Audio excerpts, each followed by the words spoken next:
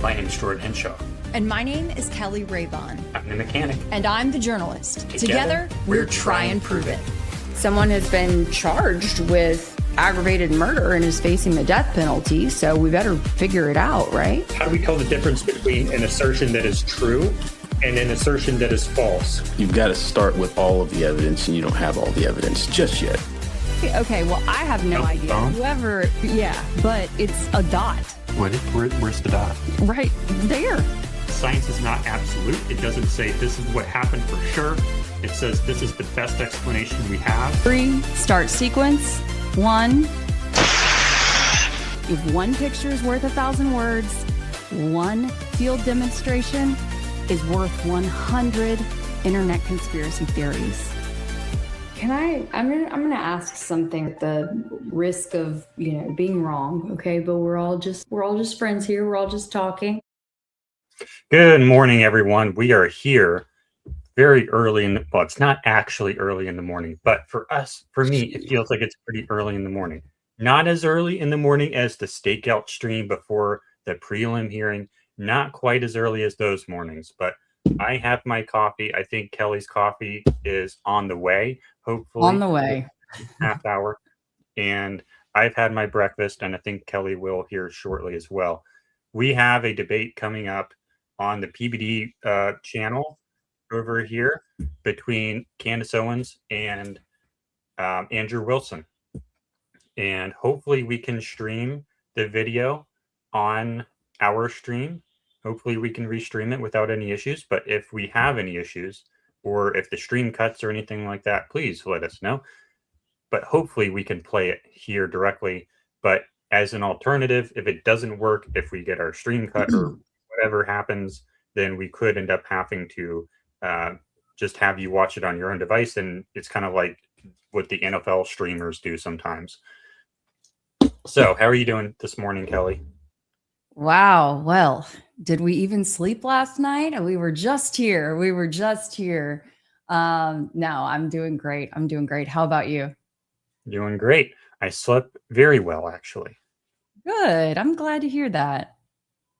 Okay. So, what? Now I have to ask, how did you sleep? I slept fine. All right. With visions of debates and insults and pseudo facts dancing in my head. How about that? Did you see our thumbnail? I think you saw our thumbnail last night. You didn't see our thumbnail? I saw it. Yeah. I did see it yesterday. I think. It's someone commented that it was a really good thumbnail. And I think it's a pretty good thumbnail too. Yeah, I did see people commenting on that as well. And I guess have we officially closed the voting? We're supposed to have, but secret. Let me tell you a secret. I have not figured out how to turn it off yet. So so if I really haven't tried to turn it off yet. So if anyone still wants to vote, you can technically still vote.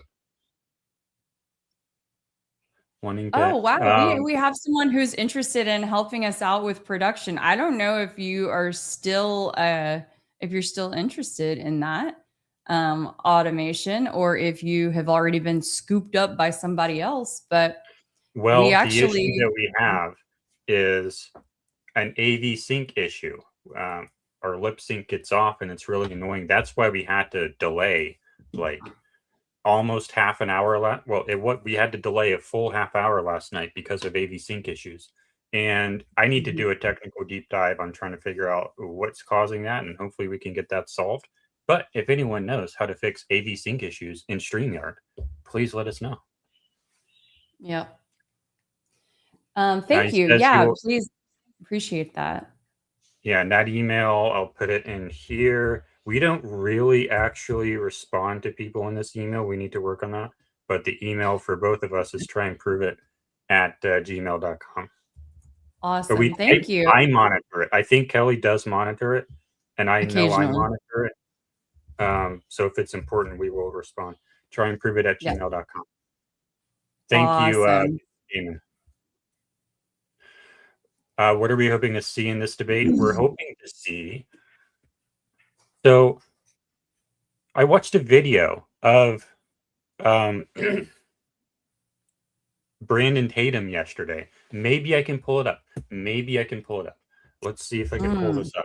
Did you see the Brandon Tatum video yesterday?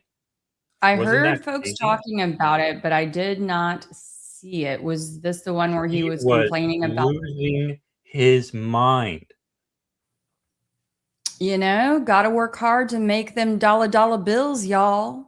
He was losing his mind over this, the stretched image. How the image of Tyler Robinson was compressed, and it's like obviously not him when he fixed the squish. This is him losing his mind over that. My life on this. My life. My kid's life. This is not the evidence, picture, video footage from the court. I was there. I watched it. I watched the prosecution move to enter it into evidence. It was admissible into evidence. The judge permitted it. The defense did not object to it. Fake. Everybody that was in the court saw this. A matter of fact, this is not some super spooky, top secret, nothing. I don't know why people are confused by this, because most people are either lying to you or you didn't watch the trial. The video that they showed the world was the same contextual video that they showed us, that they did not show to the public. The only difference is they zoomed and they put. So he's losing his mind over that because they're losing control over the narrative. So to answer that question for me, let me see if I can find that question again. What am I hoping? Sorry. I'll come back to that one. We'll go back to that one because I'm in the middle of this thought. What I'm hoping to see out of this debate is more of them losing control over the narrative, right? Like Brandon Tatum in that video. Absolutely. How can he lie so easily? That's a wonderful question. Like I was saying, got to pay them bills. So I wonder if, he gets paid by the lie, paid by the drama. But I just can tell you, literally from the moment that I heard him give the, give his statement outside of the court, and on that Friday, and then Jack Posobiec turn around and give essentially the same thing, all those talking points. Man, it was case closed to me. Like they literally are shilling. No regard for the truth.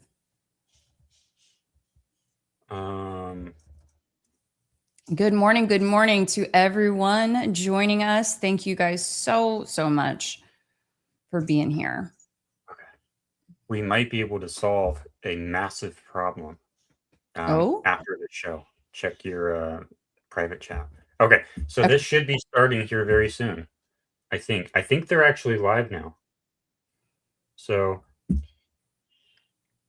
I listened to one of the Andrew Wilson debates for like 10 minutes this morning.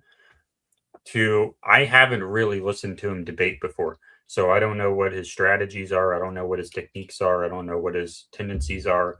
But I know that he does I didn't even listen to the Stu Peters one because, I tuned in for like 2 minutes and it was just people yelling and screaming at each other and it was not productive.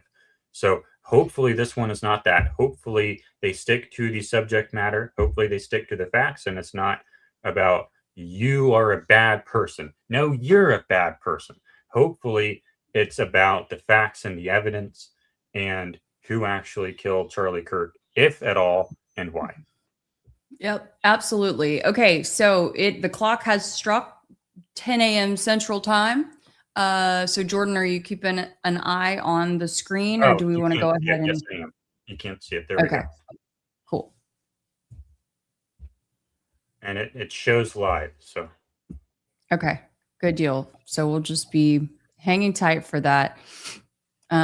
Interesting. Okay, the subtleties that they have going on here. They've got Erica on Candace's side, and look at that, Charlie on Andrew's side. Did anyone pick up on that? Interesting. They have the orange and teal. They have our color. What color scheme do they have, Kelly? Might it look like Try and Prove It? It kind of does, but it's a classic orange and teal. I don't think they stole it, but we can just like pretend for a second. We can pretend that they stole our color scheme. Oh, I see Stephen Aller said, I've missed the live chat so much since the hearing.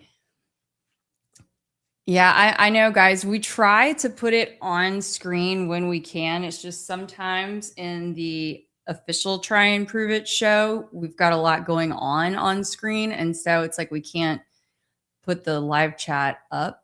But did we ever make a Discord group? Wonderful question. I was actually thinking about asking my son to help with that. Apparently, he's now on Discord. Whoops. But I'm in his Discord server, so I can keep tabs on it. But anyway, apparently he knows how to set it all up. So, but I do need to ask that lady who is offering, Jeannie, it's her name, who is offering to give me a server that she'd already set up.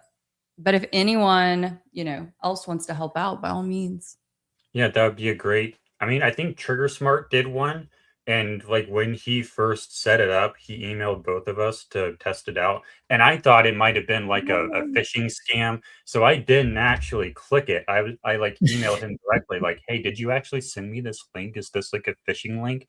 And he said he did, and that you had apparently gotten one as well. But do you know, have you been in his Discord at all? Yeah, he doesn't use it. He doesn't use it. No, but I think Bays uses his Danks uses his a lot. His community is super active. And then I had been invited to be in some other ones. And then anyway, got booted the first day that I joined. Oh, yeah. Okay. I think you remember. Yeah. I think I remember the story behind that. Yeah, apparently Andrew Wilson paid Candace like $300,000 to cost.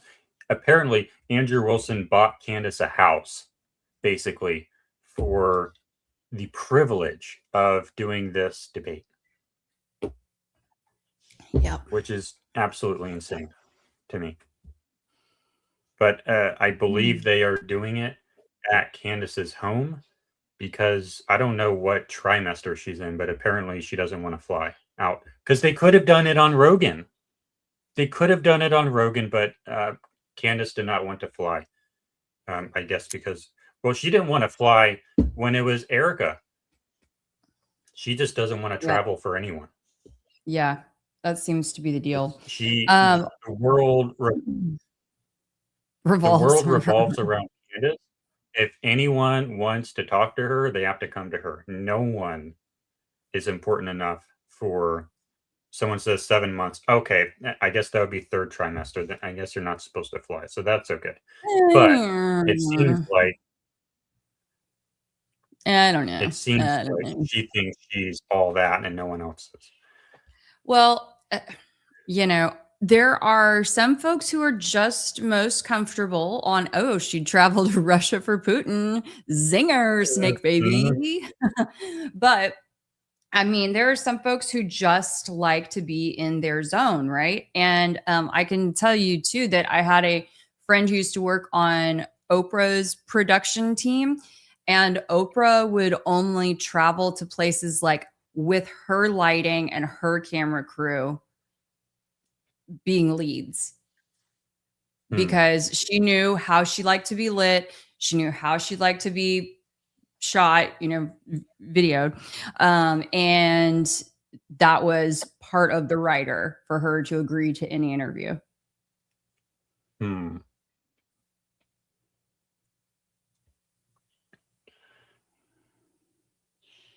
If she would have done it on Rogan, it would have been $500,000. That's why it's 300,000. I don't know why there has to be an exchange of money. Why can't you guys just talk like normal people? I don't get it.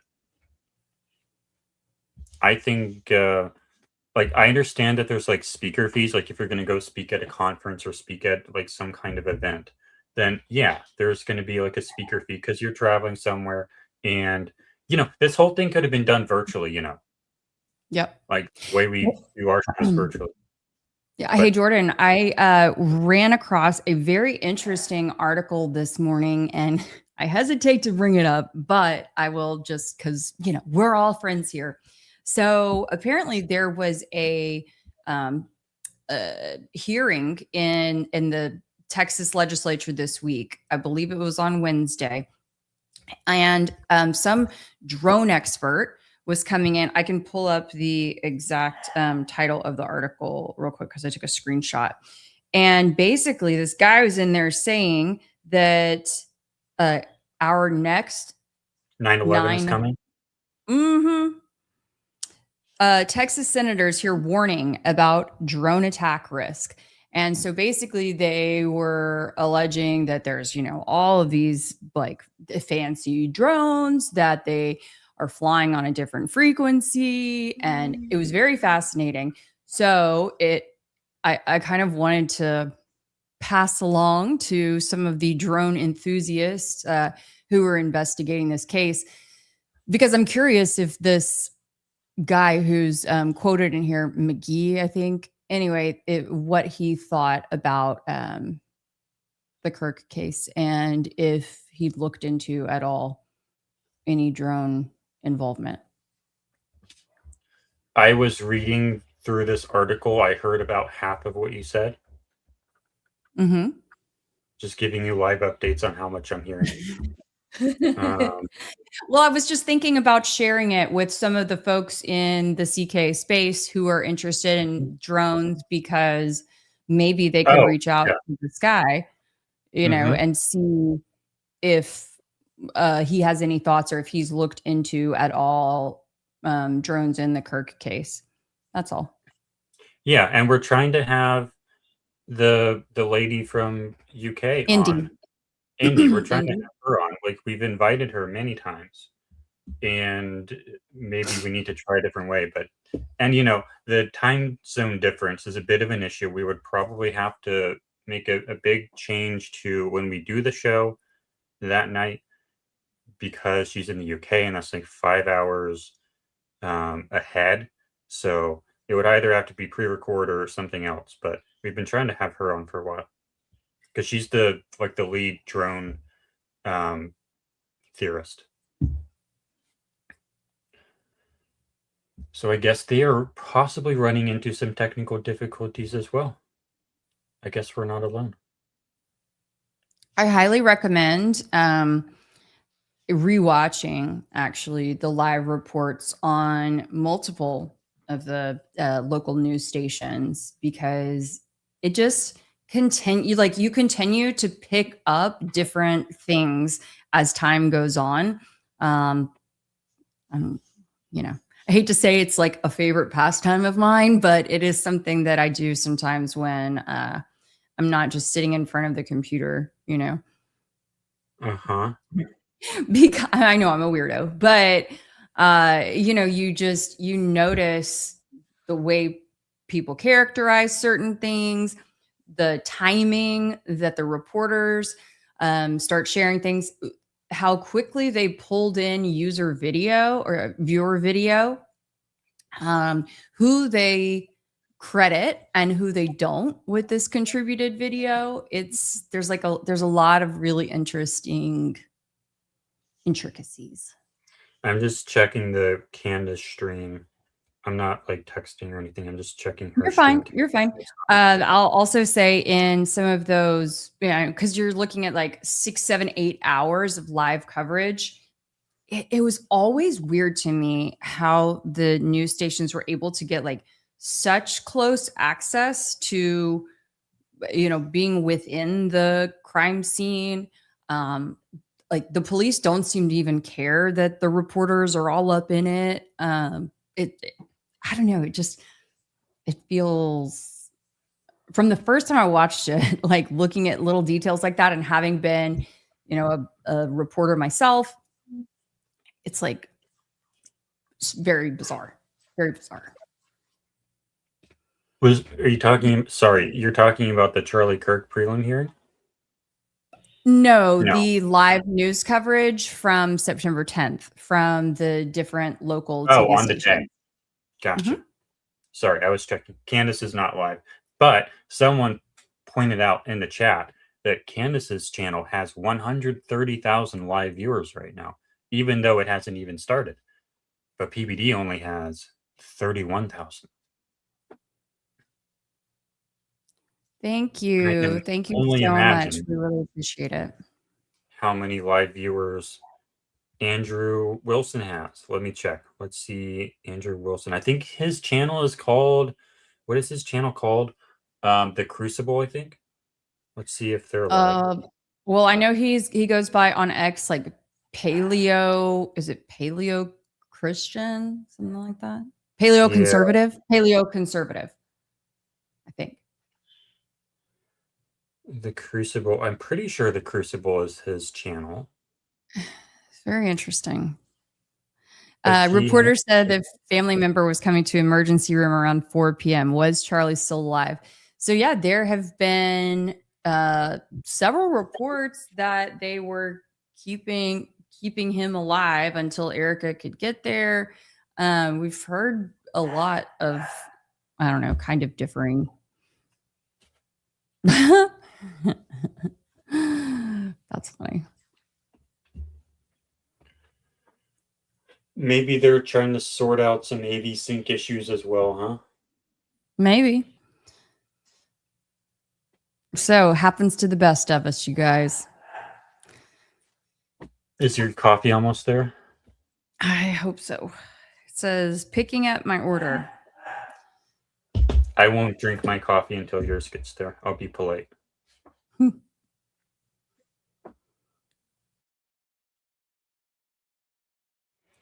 Okay. So have you seen that footage of Candace in some kind of hearing or congressional hearing or something, and she's being attacked, and she goes into basically demon mode, and she knows exactly what she's doing? Say that again? Who Who goes into demon mode? Candace. Okay. Candace Testifies, I think, is the clip. Oh, you know what? That's very interesting because YouTube has been trying to put that in my like recommended or watch next videos. Yeah. In Congress, I actually want globalism. Globalism, socialist, but dreams. First question is to Ms. Hershinoff. Ms. Owens said, quote, if Hitler just said he wanted, does that feed great special district work along with the Trail of Blood synagogue prophets? DL has for element. I know in this clip, not this lady. Not this lady. Come on. Sorry, guys. Here we go. Would you like time to respond to that? Yes, I think it's pretty apparent that Mr. Liu believes that Black people are stupid and will not pursue the full clip in its entirety. He purposely presented an extracted clip. The witness will suspend for a moment. It is not proper to refer disparagingly or to a member of the committee. The witness will not do that again. Witness may continue. Sure, even though I was called despicable. Witness may not refer to a member of the committee as stupid. I didn't refer to him as stupid. That's not what I said. That's not what I said at all. You didn't listen to what I said. May I continue? Please. As I said, he is assuming that Black people will not go pursue the full 2-hour clip. And he purposefully he cut off, and you didn't hear the question that was asked of me. He's trying to present as if I was launching a defense of Hitler in Germany, when in fact, the question that was asked of me was pertaining to whether or not I believed that whether or not I believed in nationalism, and that nationalism was bad. And what I responded to was that I do not believe that we should be characterizing Hitler as a nationalist. Okay. He was a homicidal, psychopathic maniac that killed his own people. A nationalist would not kill their own people. Okay. So anyway, that's how she performs under pressure. So that's a good thing to know. Ooh. So maybe we'll get into some of that, or not into that topic, but into some of that territory. We are 16 minutes past start time.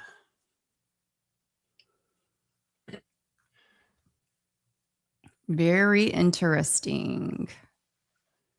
I'll tell you one thing, Andrew. Oh my gosh. Like, I didn't know who he was before I heard him on Uncle Tom's Space, I think. Maybe now that was 2 months ago or so, 6 weeks.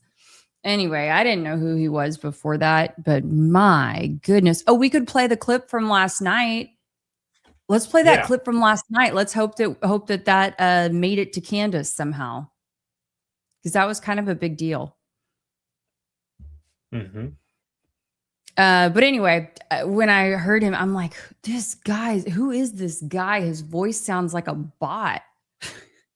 And then I just realized that's just Andrew. The one that was like an hour ago or something before you went on? It was real. It was so bad. Yeah, where they have nothing. It's disgusting. And I feel terrible for the Kirks. They just want, they at least at this point, just want the basic justice of apprehending the suspect. And this is terrible, man. Do you think that there's a chance that they don't catch the guy? No chance. They're going to get him? You why. Oh, just for people who are unaware, this was filmed, we believe, on September 11th, the day after the shooting, before Tyler Robinson was apprehended. Let me tell you why I think that. There have been people who have murdered cats online, and internet sleuths will figure this shit out. If the FBI and law enforcement doesn't solve this, you good people on the internet will solve this. And you'll put clues together, which will assist them in figuring out who this person is. In fact, I'm willing to make the prediction tonight that the FBI only solves this through the help of internet sleuths like you guys. They're not going to give justice to the Kirks. You guys have to give justice to the Kirks, because this is fucking insane. The FBI has very little. Law enforcement at this event was a joke. I watched the first FBI brief. Brian, they said there were 6 cops there for a crowd of 3,000. And then they said, well, Kirk has his own private security team. Well, that security team is looking for problems from the crowd of people rushing the stage, things like that. They're not up there looking for snipers and this type of thing. That's not their function. That's police officers' function. This was a failure at basically every level.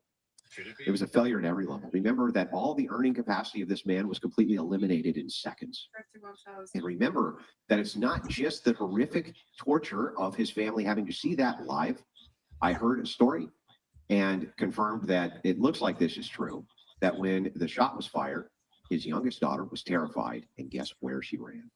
She ran right towards the arms of her dad, and she was caught. And what I heard on the ground was she said, "Why can't I get to daddy?"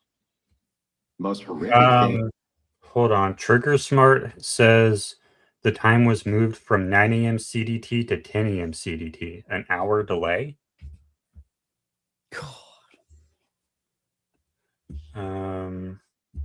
They don't have that posted on here. Come on, people. Do they have, is that official? I need another source on that. Let's take this off the screen and let me check. What about her ex? Yeah. Yeah. Or it'll probably be PBD. Is PBD on X? He probably is. PBD Podcast. Nothing on PBD that I see initially.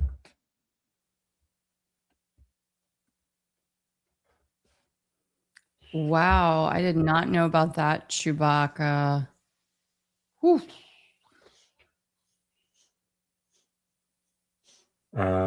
Said they want to see Candace rip him a new one. No, 1212 Chewbacca. Andrew famously said, "Great women who enjoyed it is affirming consent." Can you click it? Yes. Yeah, PBD does not have any update. Let me check, Candace. Thank you. Heather Jones also says it's 10 a.m. Central now, but yeah, it is 10 a.m. Central now. So we just need to figure out if we can find I an don't see official. anything on PBD, and I don't see anything on Candace. And let me check Andrew Wilson, because they're live right now.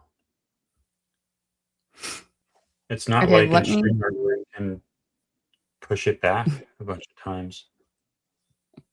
Nothing on Andrew Wilson. Is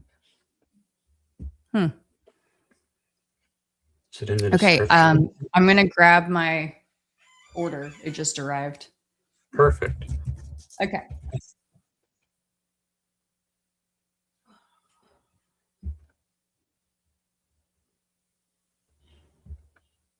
So we're trying to confirm, because we are a real professional news reporting. No, we're not actually a real professional news reporting agency, but we don't want to report on something that we just heard someone else say, right? If people are saying there's an hour delay, we want to get two sources confirming that before we just say there's a full hour delay, because the only source I see so far is Trigger Smart, and I'm not able to confirm it yet. So as far as I know, it's still starting any moment now, but people are saying, oh, Candace tweeted 11 a.m. Eastern. Yeah, we don't know when the start time is. We think it was 20 minutes ago, but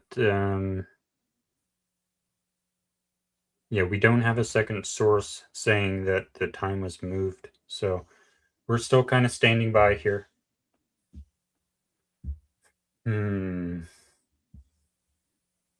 We are trying to find out whether or not anyone has actually officially announced a delay to the start. And I'm still looking for any indication from anyone. And I still see no indication from anyone. So let's check PBD again, since he is the host or the moderator of the podcast. I still see nothing on his X profile. Are we live? Oh. Okay, so we're officially live.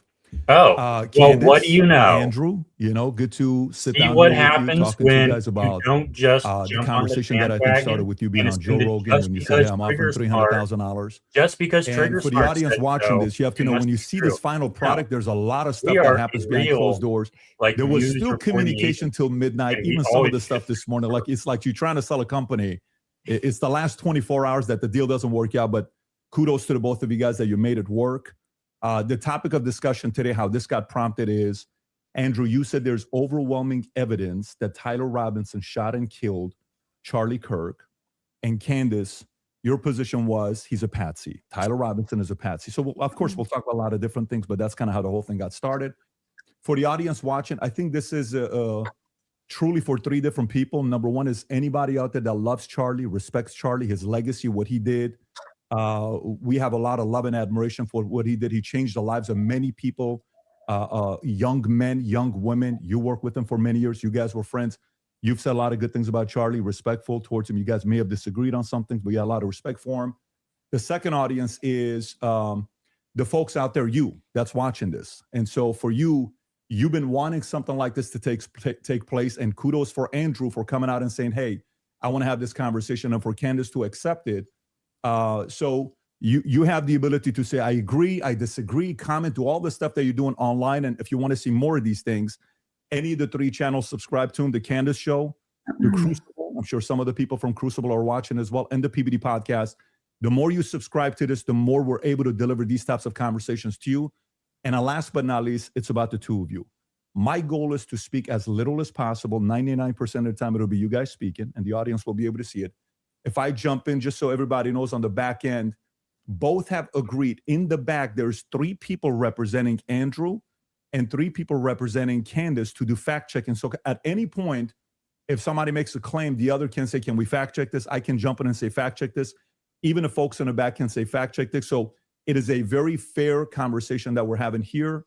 And so with that being said, kudos to Michael Knowles. Your name was mentioned a lot. You missed out right now. The last 10 minutes, we talked about you. There's a lot of love and respect here mutually from both parties, all three of them here. And then, of course, the great Joe Rogan that started this conversation. And he also volunteered, but it ended up being this format that we have here today. So with that being said, Andrew, your claim is overwhelming evidence that Tyler Robinson killed Charlie Kirk. Opening statements, opening comments. Sure. And what I mean by overwhelming is I just find it very convincing. That's I think that's what most people mean when they say overwhelming evidence. Why does he have his phone? So I have a brief opening statement. On September 10th, 2025, Charlie Kirk was murdered. Many of you already know a lot about the events which occurred after Kirk's death. You remember the ghoulish laughter, celebrations, and madness we saw from leftists all over, from TikTok invasions, debates, posts on social media, destruction of memorials, and things like this. Within weeks of Kirk's death, a cottage industry began to form, peddling various alternative theories on how he died. What special interest may have killed him, what nations were involved, and was our own government one of them? Because this was the first nationwide traumatic event in Gen Z's lifetime, the demand for answers was severe and palpable. The leading theory from the conspiracy verse is that Israel worked with the United States government to murder Charlie Kirk.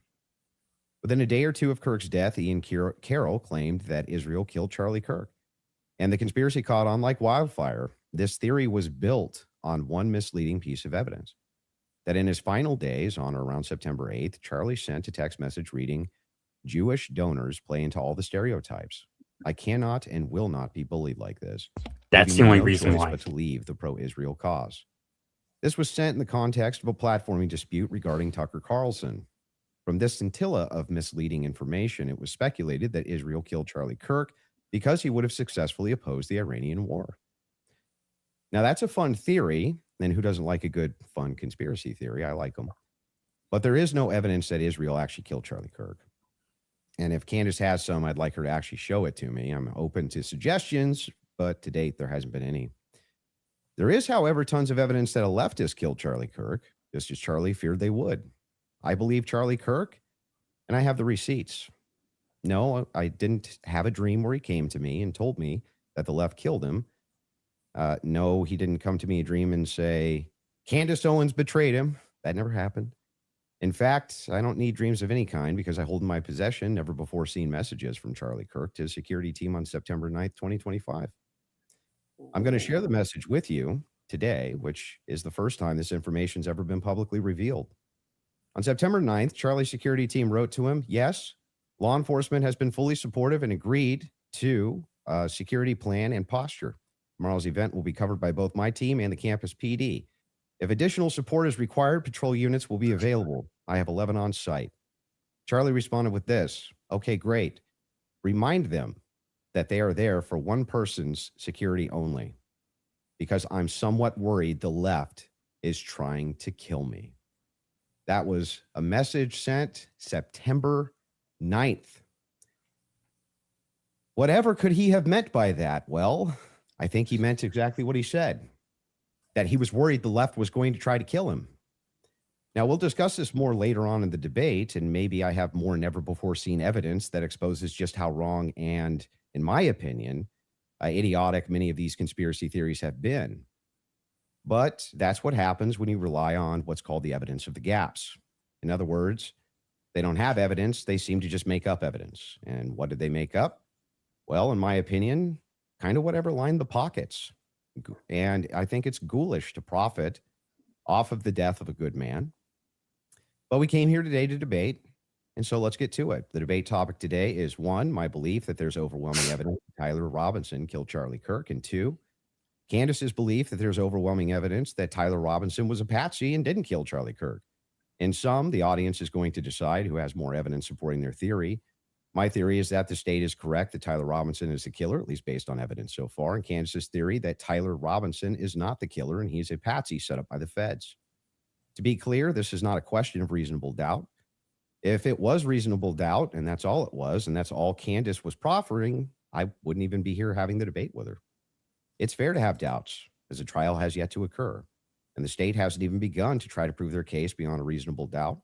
But Candace makes a more forceful claim. She claims that there's more evidence that Tyler is not guilty of murder and was set up as a patsy than there is in the state's case. And I just think that that's absurd. And she will not be able to demonstrate that in any way.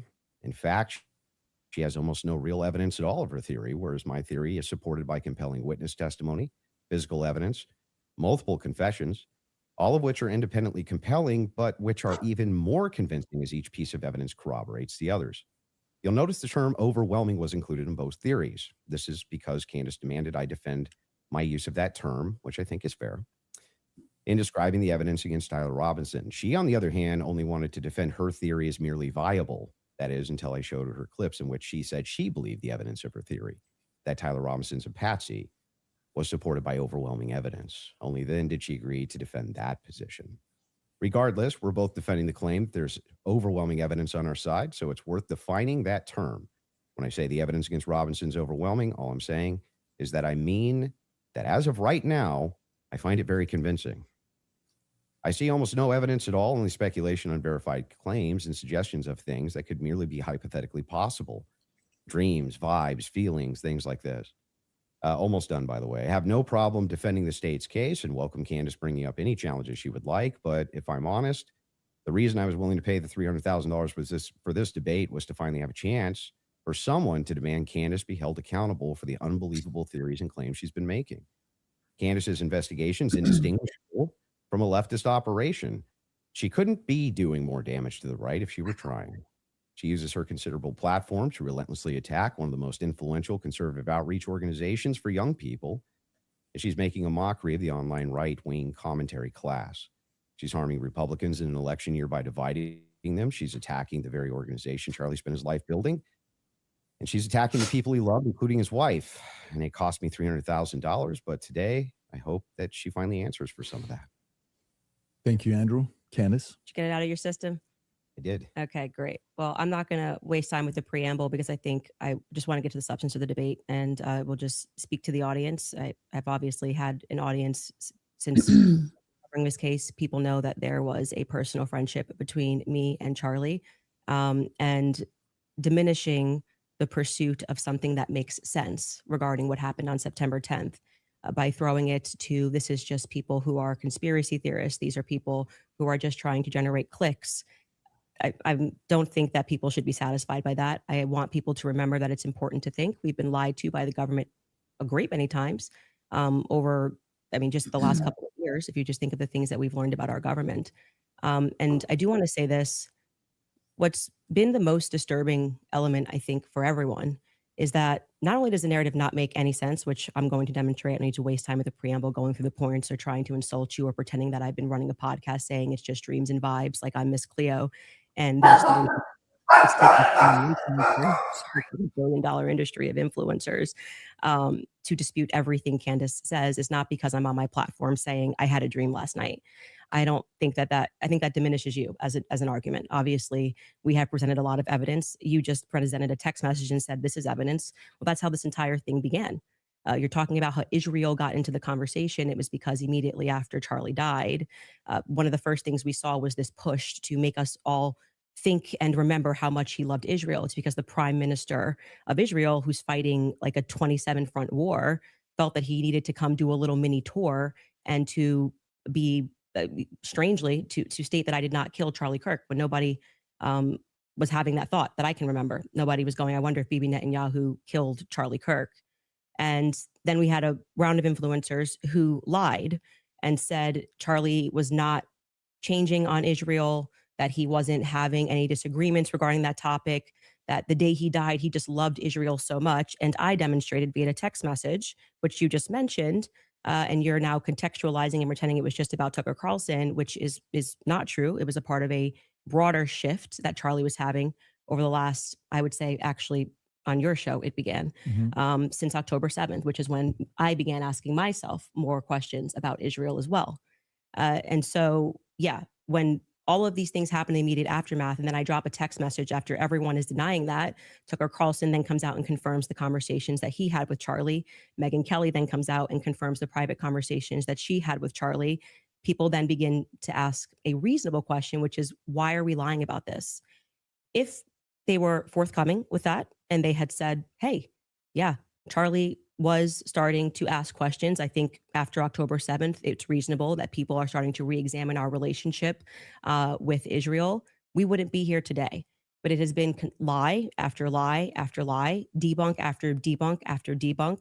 Yes, I did share that I had a dream that Charlie was betrayed. It's not a dream anymore. It's a reality.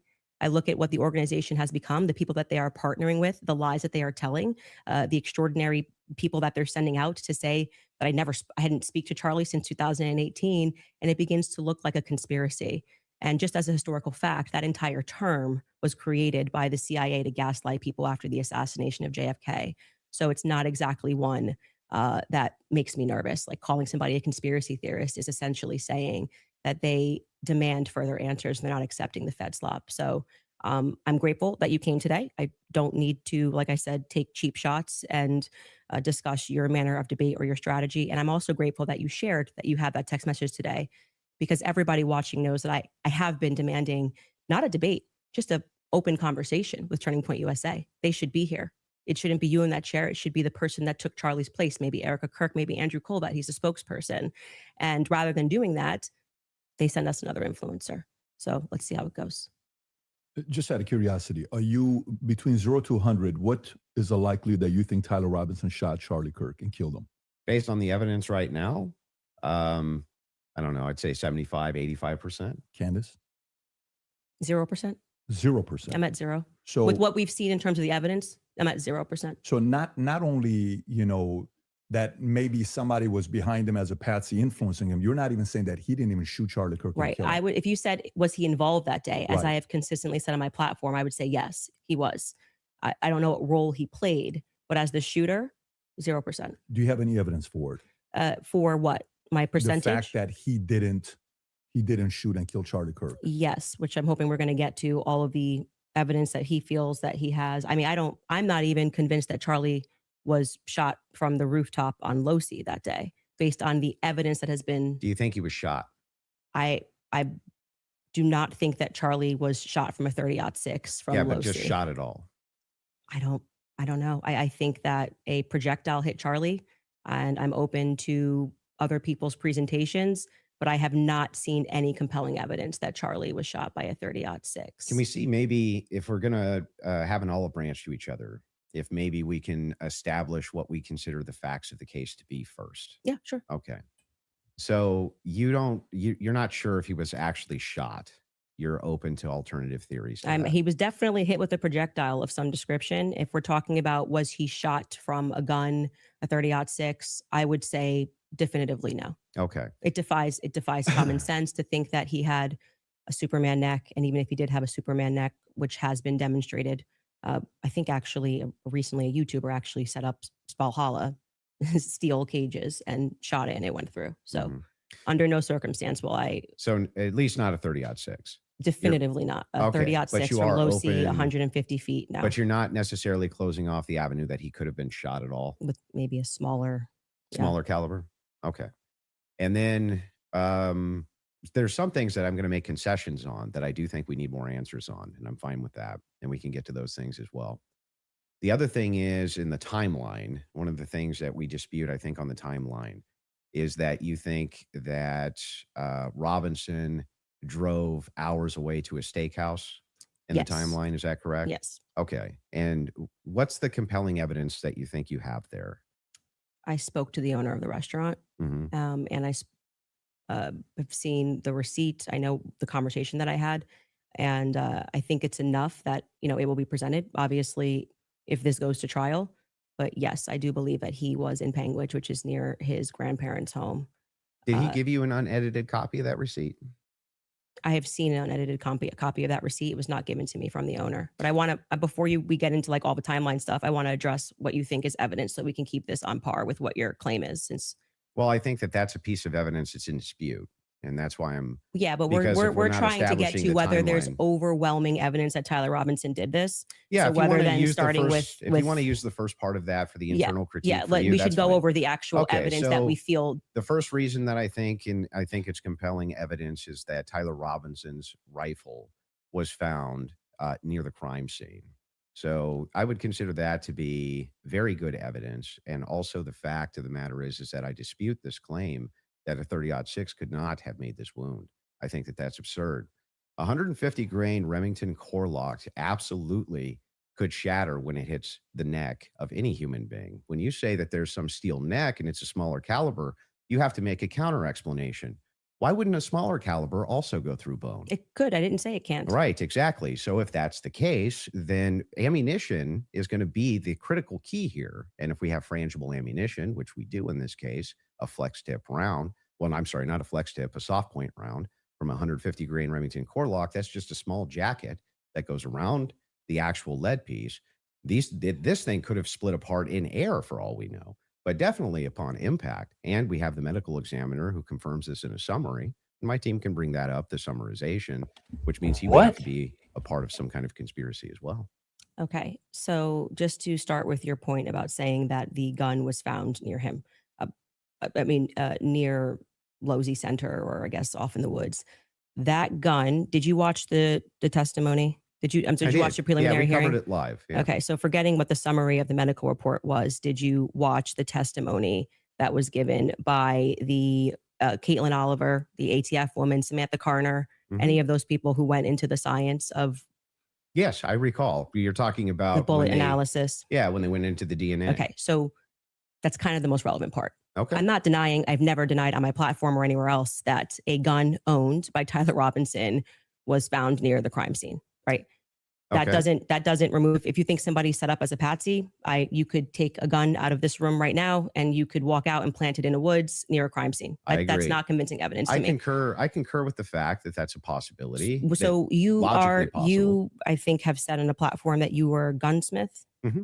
Okay. And for how many years? Many, many years. For many years. Mm-hmm. You also said that you were an Army sniper. I wasn't a sniper in the Army. Okay. And I never said that. Sorry, your wife tweeted that you were an Army sniper. Yeah, I don't know. Like 15 years ago, she said something. Does it change 15 years later? She said that it was colloquial. So Army sniper is a colloquial term? Yeah, I was never an Army sniper. Okay. What did you do in the Army? Did you teach this? Then I corrected it and said you taught rifles in the Army? No, I didn't teach rifle. No, I taught rifles as a private citizen. Okay. Mm-hmm. And I was an NRA instructor for many, many, many years alongside my gun shop. As with your expertise, when she gave testimony on the stand, Samantha Carner, that there was dust and there was debris that was found in the gun barrel. Yep. And then when we had the person who, and this was, I believe, Caitlin Oliver, who explained painfully about the DNA, the prints. Well, let's start with a point at a time. I'm not done. You said something, so I'm going to finish my thought, right? You don't want to do a point in time? No, well, sure. If you want to respond to, well, I want you to respond to 2 points. debris. I want you to start with 2 points. Okay. Dust and debris in the gun barrel. Yeah. Secondly, the fact that there were 5 sets of prints, 5+ actually by the end of the testimony, 5 sets of prints for which we already had the woman who worked for the FBI forensics testify that above 2 prints, if you're taking a sample, it's no longer a science, right? She testified that when they took the sample of what was on the trigger, they saw 5+ prints. And among those 5+ prints, Tyler Robinson's was the most degraded. So I would like you to explain how Tyler Robinson's prints could be the most degraded when she said, actually, you could have DNA on something that you've touched. You could have DNA on something that you've never touched. And to get DNA degradation, they've looked at pieces, items 20, 40 years on that don't have degradation. Yet Tyler Robinson's prints, amongst 5+ other prints, were the most degraded on that weapon. Yeah. So let's get into all 3 of the claims. First, with debris. When it comes to debris, firing a rifle doesn't always blow the debris out of the barrel. Okay. You think there could be debris and dust. Yeah. He just fired the weapon. Sure. Okay. Not only that, he left it in a forest. Now, I don't know if you agree with me, but if you leave a rifle in a wooded area, it's also possible that debris could get in that way. But I'm not even sure that that's what the case is. I think it's far more likely that he fired the shot, it just didn't blow all the debris out, and it often doesn't. You'll find this if you take Grandpappy's, dirty rifle and it's all dusty inside the bore and you go fire it, you'll often look down the bore and there's still dust. Okay. Happens all the time. Okay. And the prints? Yeah. So the prints, we don't know all of the details on just yet. We do. It was excruciatingly long testimony on the prints. We don't, because they haven't gone to trial. So we don't know on the print front, but Tyler Robinson's DNA was on there. You made the claim that Lance Twiggs' DNA was on there, and it was not. Well, when she gave the testimony, no, hold on. First, let's go to your first point, because that's wrong. We can get a fact check on that. What do you mean we don't know until it goes to trial about the degraded prints? She testified, and this is the person who took the prints. Yes, but the problem is that inside of this particular testimony, you agree with me that there's going to be much more of the DNA analysis in the trial, right? But you also would agree that her fact is not going to change, that among the prints, his was the most degraded. Even so I'm asking you to address that. How could that be possible? Let's give it, let's just grant this for a second as a possibility that his fingerprints were degraded. It's not a possibility. It's a fact. The person who took it. I'm just granting it for the sake of argument. You should grant it because it's a fact that she presented. So now it's granted. So what? What do you mean? So what? Yeah. So what? What does that prove? It proves that if his prints were the most degraded amongst 5 of them, you're going to have to explain how that's possible if he's the one that recently fired the weapon. Yeah. So wait a second. You're saying that it's an impossibility that if his fingerprints are the most degraded. I'm telling you to explain it. You're the gunsmith. Well, so wait a second. How would a gunsmith give an analysis on fingerprints or DNA? Do you think that I work in a DNA laboratory? So with your fingerprints? answer is I don't know. You can just say you don't know. But you don't have to. But I did. No, you said so what? So Yeah, say I don't know. I actually don't have an explanation for that, prove, Candace. though, is my question. Well, I think that what it would prove is that it is a more viable theory that people who had stronger prints on the gun may have used it more recently. Did they say who else had fingerprints on the gun? They named Matt Robinson explicitly. Okay. And this was a part of the testimony where she was speaking about how they got samples of elimination samples from the home of Amber Robinson, Matt Robinson, and Lance Twiggs. Those were the 3 names they named. So are you saying that Twiggs? Would you like me to finish my statement? I just want to make sure I'm clarifying. I'm trying to finish the answer, but it can't be clarified until the answer comes out of my mouth. Okay. So go ahead. This was a portion of her testimony where she was explaining how they got elimination samples from the home. And she named Matt Robinson, Amber Robinson, and Lance Twiggs as the elimination samples that she was using. And so she explicitly said, some of them, so we can assume 2 out of the 3, were their prints were found on the gun. She explicitly named Matt Robinson as someone who had prints on the gun, and then said there were 5 people that they had taken that sample from. And again, what's also relevant here is the earlier testimony, which came from the FBI forensics analyst, I believe it was on day 2, where she said that when you're using those mixtures and those samples and you get up to 5+, it's really hard to make any sort of a determination. So both of those things are relevant. If you can't explain why his prints are the most degraded and you're saying he is the shooter, it's not really a so what. It's an open-ended question that people have a right to pursue. It's not a conspiracy. It's actually proof of my claim that there is evidence that he was set up as a patsy. That wouldn't prove anything about him being a patsy. It said it's evidence to support the claim that he could have been set up as a patsy. So this is why I said earlier, so what? Because even if it's the case, this doesn't have an explanation for it yet. That doesn't actually give you any evidence in your corner for Tyler Robinson being a patsy. Okay. Hang on. I didn't cut you off. Right. You would need to actually explain how this would demonstrate Tyler Robinson. This is tied into Robinson being a patsy. Are you claiming that these fingerprints were Lance Twiggs or that he had any DNA there? I'm saying that it could be Matt Robinson. It could be Amber Robinson. That sort of information is going to come out during the trial. How would that tie into the idea that he's a patsy? Yes, because if his is the most degraded prints and the information that I shared on my platform is true, that this gun was given to Tyler Robinson as an heirloom. I had conversation with members of the Robinson family, Twiggs family, both of them. Like I said, we're not just dreaming. And if we're having those conversations and they told me that gun was only given to Tyler Robinson because it was a family heirloom. Okay, so it was his grandfather's gun or great-grandfather's gun. Okay. I don't remember the difference. I don't remember which one it was. And so he got it because he's the firstborn. So, but he's not much of a shooter, is what I was told. And so he has this because he inherited it, essentially. So if I get something from my grandpa and I put it up on the shelf and I own this, you could see that could be. How do we get to the Patsy part? You don't let me ever get to the end of the sentence. So how could we get to the Patsy part Okay, if I can't get to the end of the I'll wait sentence? patiently till we get to So the that Patsy could be a part. reasonable explanation as to why there was dust in the barrel, because he doesn't often shoot this weapon and he is indeed a fisher. And it could also be a reasonable explanation for why we have Matt Robinson's prints on this. Obviously, Lance Twiggs, even if he has prints on things, they live together. That doesn't really mean anything. But that could demonstrate that somebody took his weapon and put it somewhere.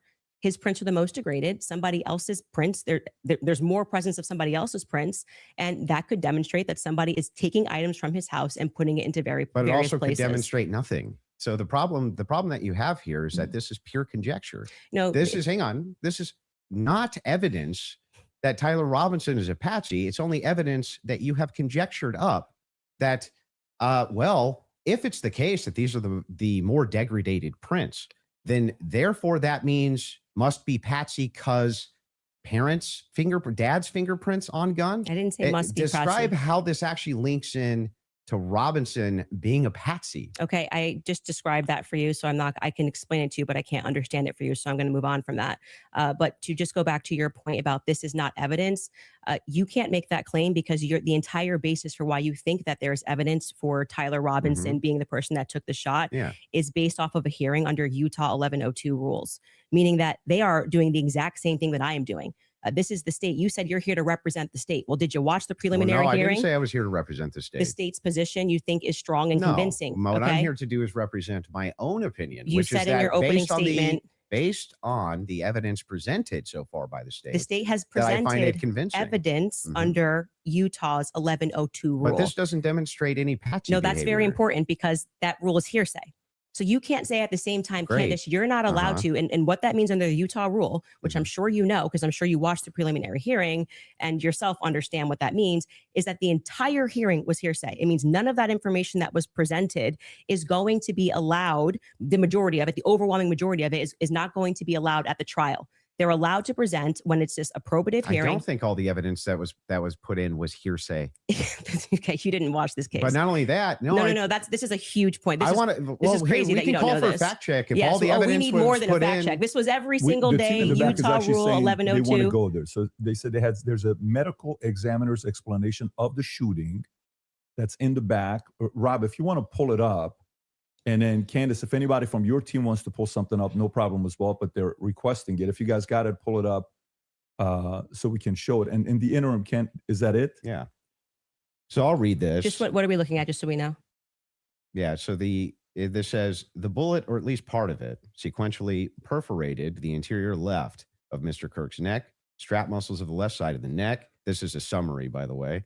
Left common cartoid on the left internal external jugular veins. The bullet also obliterated the left side C27 vertebrae, transacted the cervical spinal cord. Medical examiner observed a significant portion of Kirk's cervical spinal cord was traumatically absent. Mr. Kirk suffered from other severe injuries, including bilateral, apical, and posterior intercausal hemorrhages, pulmonary, apical hemorrhages, multiple disruptions to the thyroid, et cetera, et cetera. So the summary of the examination is that he was shot. Okay. That was what they were pulling that up for. Okay. And I'm not disputing that he could have been hit with a projectile. We're not disputing that. So I don't know why this was brought up as a fact check. Could you bring up 1102 Utah rule? Because this is an unbelievable point that you're making by saying that I am not allowed to infer off of evidence. You can infer. I'm trying to follow the inference. But your entire reason, like you asserted that you believe there's overwhelming evidence on the basis of what we saw in the preliminary hearing. The entire preliminary hearing was hearsay. Yeah, I'm fine with your inferences. But no, you just literally said I couldn't do that. Yes, I can. No, I didn't. I'm just saying from your inference, how do we get to Patsy? This is how you got to Shooter. The Tyler Robinson did it No, the same way that you got to Tyler Robinson. Shooter from that. Yes, you did. You again, this is something important. So we should pull up a fact check about what the 1102 Utah and under their constitution, for the sake of a preliminary hearing, they do not have to have hard evidence. They don't have to put people on the trial, swear them in. But no, that's why the entire hearing was basically hearsay. Officer Bagley but was not saying, all of it, like I said. The overwhelming And majority. again, no I mean, dispute. outside of the one But that you don't want to give. Please don't cut me off. Though. outside of, no, that is what's in dispute. It It's means not. that your entire brand of saying you don't have evidence falls apart when the entire preliminary hearing is based off of hearsay. In fact, Lance's testimony before they had about an hour debate, actually, maybe it was more than an hour debate before he sat, and they said, this is not going to be allowed. You wouldn't even be allowed to do this. We'd be able to cross-examine him. The questions that they're asking Lance are all leading. And what did he say? Well, I'm the magistrate under Utah Constitution, 1102. It is my job to allow all of this so we can see if the state has enough here that we can then move to a trial, which will then, they would not allow this stuff. They would say we get to cross-examine Lance. Lance But just you're can't arguing willy-nilly things I'm not say, disputing. but the entire substance of your argument is that people can't infer off of evidence. No, That's what you're saying it's to not. me. When you say, Candace, Here, you I'll can't give talk you the about the degraded argument prints, which is a now. fact. Yeah, I'm not and then saying infer that. off of that Didn't say that. Tyler could have been a patsy. You're just telling you, making stuff up. So I'm here's not what the making stuff position up. is. I'm I'm not making asking stuff this. up. I'm saying that I think you, let's pull that up. Let's pull that up. I am doing exactly what the state did. Okay. I'm looking at a piece of evidence and I am saying, But you're not showing me how you get there. Can you from the describe to inference? the audience what Rule yes. 1102 So means? this, just so everybody who's watching this at home understands what I'm saying, even if he doesn't. What Andrew is arguing is that I don't have the right to extrapolate from Never a made that fact argument. like Just making it up. Just purely making it up. I'm asking based on Andrew. based on can I your show my evidence? You just showed yours. Reliable hearsay. You'll get a chance. Reliable hearsay in criminal preliminary examinations. The entire preliminary hearing that you just saw was on the basis of reliable hearsay. And what that means essentially is the people who are making the statements can just say, Patrick told me that he did this on Monday. Patrick's not here. And that is, they can allow that into the hearing. That's just because it's just meant to be probative. And so it's the state saying, here's what we have inferred. So you are allowed to take a piece of evidence and then you are allowed to infer off of that evidence. Okay. Case in point, that's a demonstration that's a demonstration of what I just did. I said the prints were the most degraded off of Tyler Robinson. And from that, what I am inferring is that it's plausible that Tyler Robinson was set up. That doesn't, that's the point in contention. That's not a point in contention. That's the point in contention. It's not a point in contention. If you're saying it's a It point, is the point in contention. It's not the point in contention. I'm telling you that was what the entire hearing allowed for. So the evidence that he is describing, we're asking you that he is using to argue his case is all based on inference, not fact. Great. Inference, not fact. So what they are inferring off of the facts. So again, we're going to take this and I'm just going to even grant it because it's irrelevant. I'm asking how you get to the inference that even if you dispute that piece of evidence, that means patsy. I'm looking for the logical chain for how you get to that inference. What I am telling you is it's the exact same way that when you tweeted, I think that this evidence is overwhelming. When they say that looks like Tyler Robinson's car, he drives a similar car. Okay. They are inferring that that's Tyler Robinson. Can you walk me through the inference?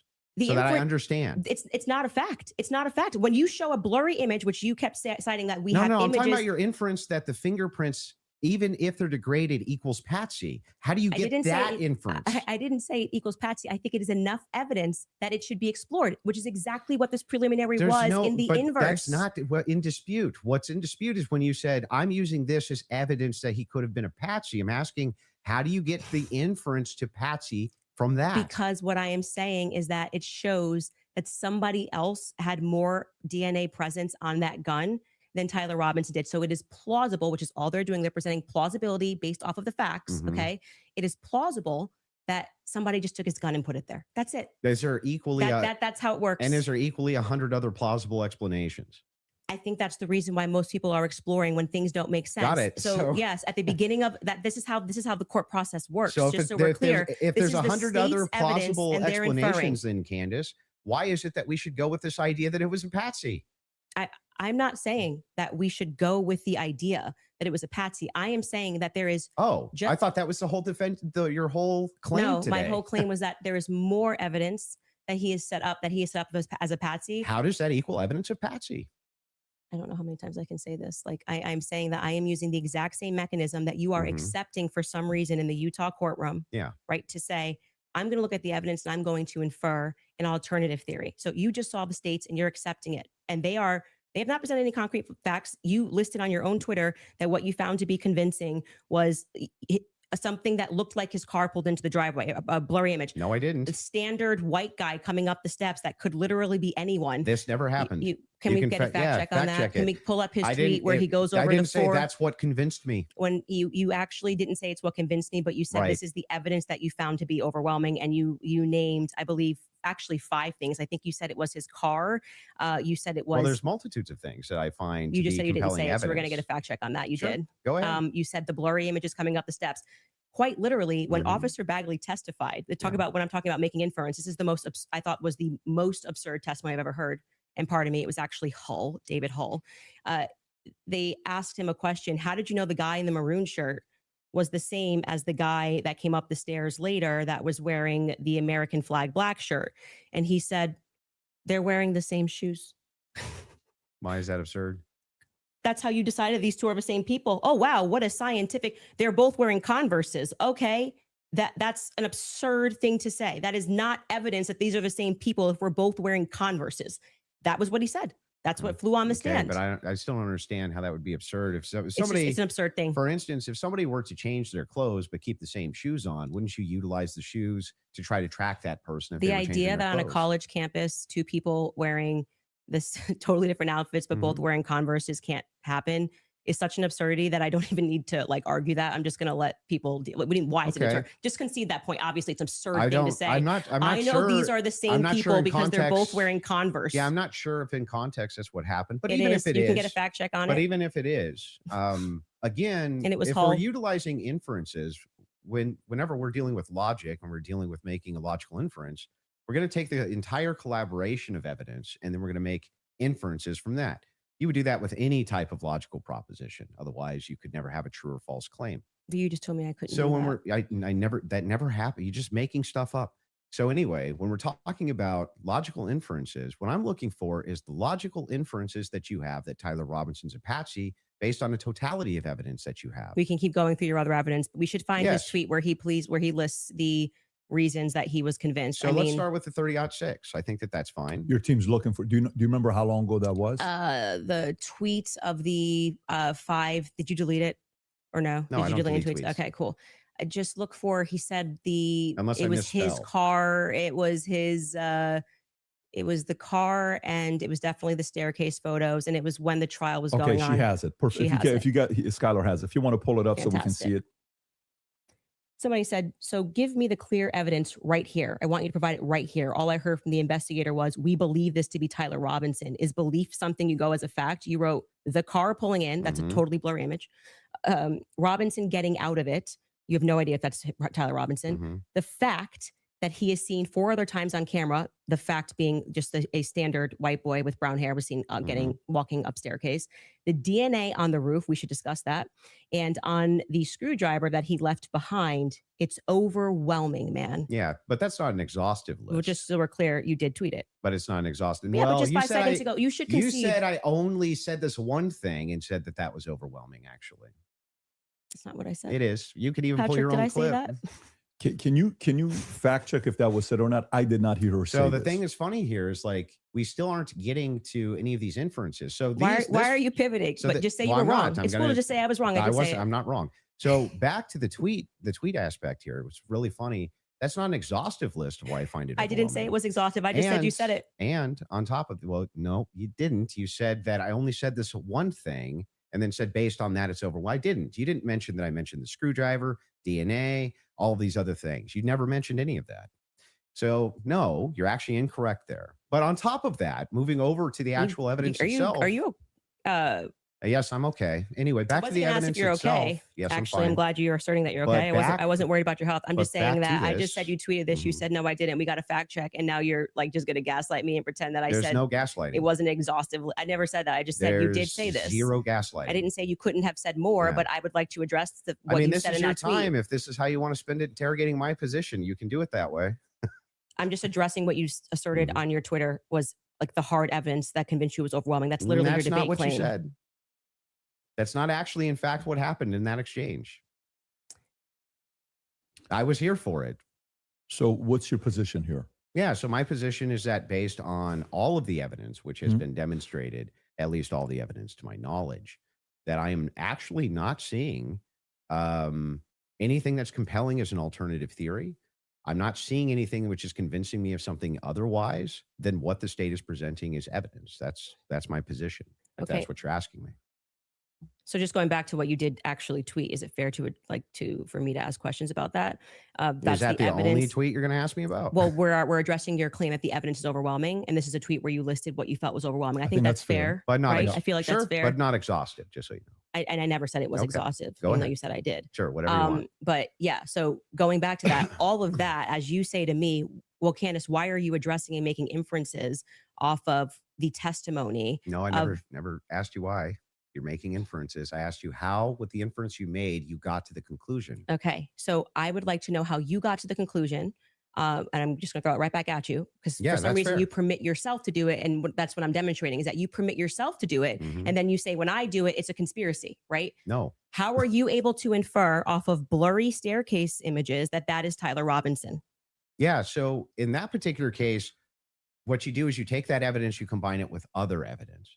So it's not just that Tyler Robinson is seen in the staircase. Why are you calling him Tyler Robinson in the staircase? That's what I want to get to. Yeah, because I mean, we'll just use this. If you don't agree that that's Tyler Robinson, then you would just have to humor me. I think it is, so I'm using the name. But why do you think it is? Because you make everybody, you call them conspiracy theorists. That's literally what I'm trying to explain to you. Okay. So if you're asking for my inference, why I think it's Tyler Robinson is because Tyler Robinson said in his text messages, you'll be able to see me on security footage at the campus.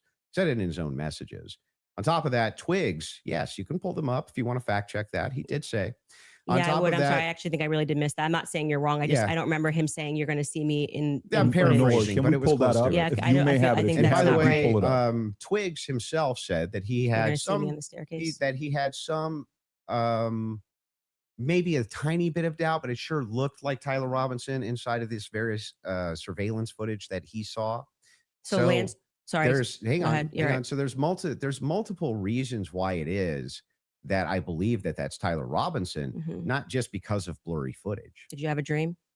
Just kidding. No, it's because I combined multitudes of evidences. Okay. So let's address those multitude of evidences. The first one we're working on a fact check on because I do not ever remember him tweeting. That's me in the staircase. Or he didn't tweet it. Texting that's me in the staircase. I think that I didn't say that. I said I literally didn't. What I said is that he texted over, you'll be able to see me in footage at UVU. And I'm paraphrasing, but that's what he said. Yeah. Could we get a fact check on that? The second thing you said was Lance's testimony and actually what Lance says is I'm not 100%. I agree. But in terms of what he wears, again, me pointing out the absurdity, he wears Converses. He wears sneakers. If his boyfriend is not 100%, I'd like to understand why Andrew Wilson is overwhelmed by it. That's what I'm trying to get to. And lastly, I would like to remind you that Lance's statement would not be permitted. This was a huge part of the preliminary hearing, that they were leading. All the questions that were asked of him were leading, so they would be struck down at the actual trial. And also, I would like to remind you that he got use immunity for that. Use immunity. I understand. Which means that happens, by the way, all the time in these cases. And I'm wondering why it particularly happened for Lance and this testimony. And I would also like to point out that something that's remarkable about this, again, leaning to my perspective, that Lance has a lot more, which I have said many times, Lance has a lot more involvement than the feds are letting us know. I think more is going to come out because they interviewed him on September 11th. And then for whatever reason, just ahead of what was supposed to be slated as the preliminary hearing, which was initially supposed to be in May, they bring him back to do this interview, which in my opinion should have never been allowed. And I actually agree with the defense that it's a violation of his constitutional rights not to allow them to have cross-examined him. But I understand Utah 1102, do what you do. It's all hearsay. But to allow it in that way for him to just be able to also have use immunity, knowing that he's not going to get in trouble. He could literally get up there and lie about anything and he's not going to get in trouble because the use immunity was given to him in April, I believe. April 28th is when they gave that testimony to the defense. I think they shot it in like April 20th of 2026. That is not compelling to me for somebody who has use immunity to give a testimony and to say, I'm not really sure, but definitely like he wears jeans and stuff. That's not what he said. He did. Actually, you can get a fact check on that. Yeah, that's Skyler, not, I think he said pull much it up more if you than want that. So a couple things we have. We have Rule 801, Tyler's messages, that says it's not hearsay. But first, go to what Candace is asking about. Skyler, I think you have it. You just text me if you want to pull it up. You said you have the text. If we can put that up on the screen. Thank you. It was me. Look at the pictures from the surveillance footage. It was me. Okay. I literally said to you, it's not an oof. I said I didn't remember this, and I'm happy to have a fact check on that. Okay. I didn't call for the fact check saying you're wrong. I literally said I don't remember that from the Well, text I'm just messages. saying to you, like, Okay. I'm trying to be concise for you. And then also bring the 801 that you just said. What was the other one? Yep, the 801. Tyler messages saying it's not hearsay. If you have that as well.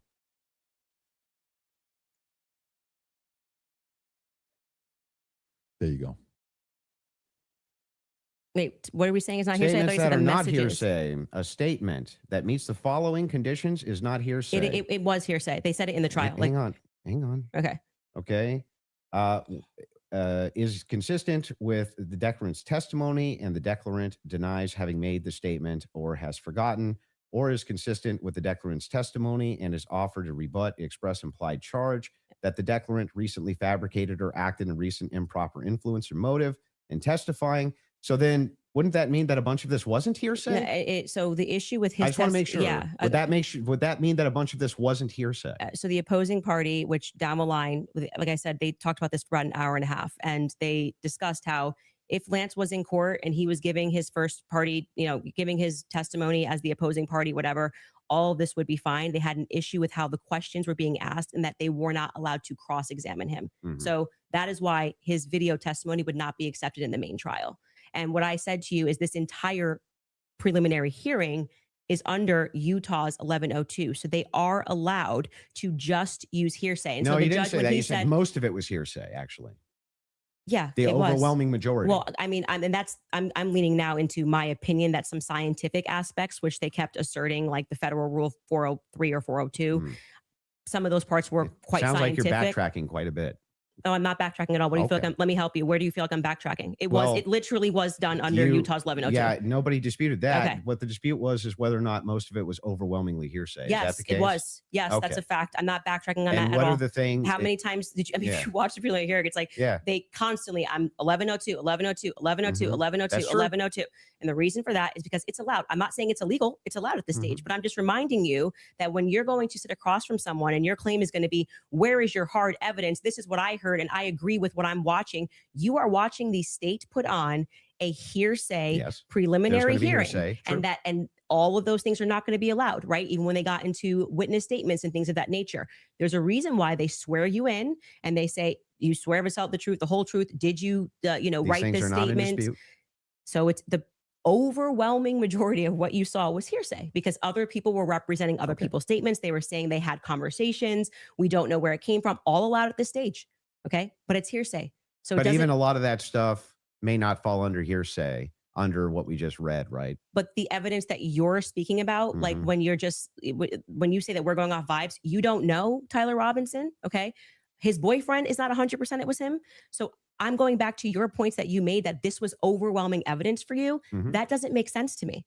Well, overwhelming just means you can't convincing. consider another option that there could have been another white guy wearing Converses on campus. Yeah. Do you agree with me that I said that what overwhelming means to me is that it's just very convincing to me? Yeah. And I find it to be completely unconvincing. And that's fair. I understand that I looked at those blurry photos that they presented and said, your statement on right now is that he's wearing Converses and he also that's just crazy. But these aren't to me. the evidences that I find the most convincing. Well, you said that in your Twitter. That's not the only thing I've ever said on my Twitter about this case. Right. But the question that was asked of you was pretty direct. Yeah. Right. What did you find this to is be? not an exhaustive list of all the things that I find Well, that's not what you said in the convincing. tweet. You can tweet longer too. It's not like we're limited now to 240 characters anymore. So anything that I tweet and all other tweets that I've ever made are now excluded because I used the word overwhelming in this one. Well, even though all of this information I've said so publicly over and over and over again is what informs my position for why I'm convinced on the case. That's bizarre to me. I feel like this is Andrew versus Andrew. Somebody asked you a question. What are the points that you find to be the most overwhelming? And you answered. You mean from that day, from that particular day of the hearing that I was responding to? Okay, this is something you find to be more overwhelming? Let me ask you that question. Yes, okay, that's what I do you? was saying, okay, go on. What do you find to be more overwhelming? Yeah. Can we do this? Do we want to get into it, or do we want to do a quick ad break? Are you guys good to keep going, or I'm fine to keep going, but we can also. Would you like to take a quick break? Doesn't matter to me either if way. we're going into a different topic, that may be another 30 minutes, 40 minutes. I don't want to stop you guys in the middle of it. Let's end it on what you find to be more overwhelming. Yeah. So if we're for me, it's the confessions, the text messages, all of that is what I consider to be, from my opinion, that's the most convincing for me. Okay, we should discuss the text message confessions when we get back, if you'd like to. Okay. That's a good idea. Folks, we're going to take a quick ad break. We will be back in 3.5 minutes. Thank you. All right.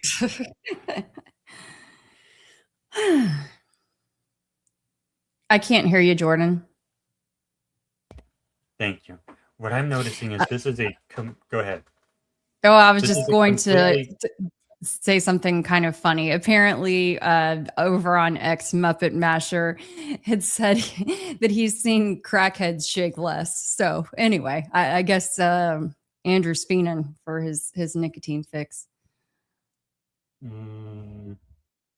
Yeah. So what I'm noticing is, maybe I can pull that up real fast.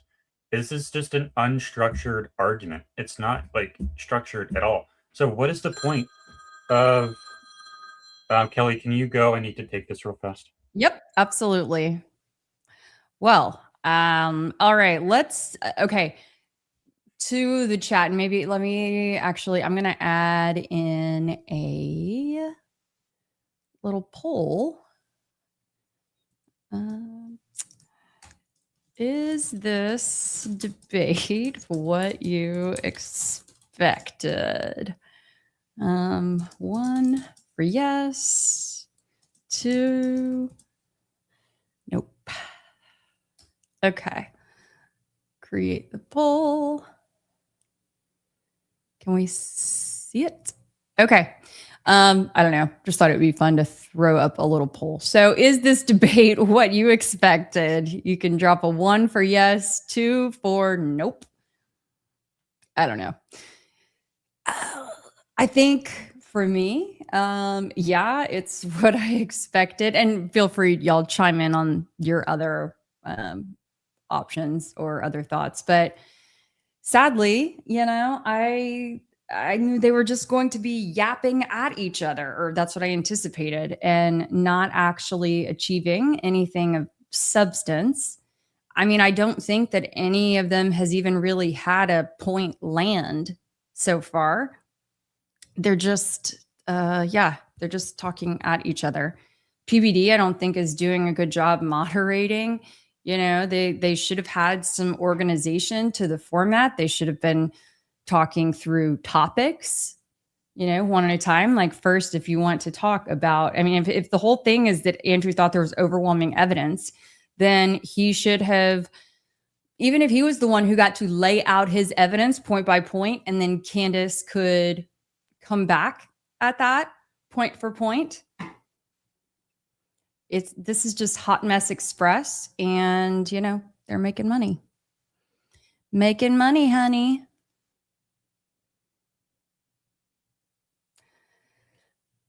Yes. In terms of presidential debates, but this is also like why I am not big. I don't know why it's not reflecting the results there. Normally it reflects in real time. Maybe there's a bug. But anyway, y'all can still keep weighing in. I mean, even with presidential debates, especially, oh gosh, I'm about to sneeze. So excuse me in advance. But when they have, all of the candidates up there in the early on debates, rarely do you get to hear them actually land points. It ends up just being a whole mishmash of thoughts and insults and zingers. I mean, I'm just personally not that into debating. I'd rather just present my case, and then have a conversation. I find that to be more productive, because then you can actually hear why someone believes what they believe. Show me the firm evidence. And even if it's inferences, at least allow those to be explained. And then the other side can come back at it. I'm wondering that, actually. She has flesh-toned earpieces, but I couldn't see if maybe her earpiece was on the other side. Let's see. I have this, like this one. Maybe I'll put it. Anyway, I have a clear one. And this was like custom made for me back in my TV days. Yeah, so maybe she is getting, I don't know, too much chatter in her ear. She doesn't seem like she's calm and composed, but I don't think that she's really sharp and landing any solid points at this point. What do you guys think? What do you guys think? I really wish that we could bring y'all in kind of the way that we do on in X Spaces, because I just love getting to hear from everybody, you know, actually hear their voice, hear the inflection in their voice, hear the passion in their voice, or there's just so much to be said. And we, as you can tell on Try and Prove It, we love the interaction with the audience.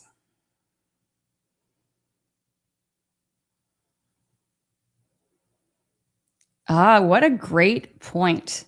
It does make TPUSA more suspicious. Erica met with Candace in person and didn't show her these messages. But as I was saying earlier, I think that it really kind of can help the fake death idea to show that Charlie was just one more piece of evidence that Charlie was like planting. Okay, that we could reflect on after the fact. You may be muted, Jordan. You okay? Yeah, I'm okay. All right.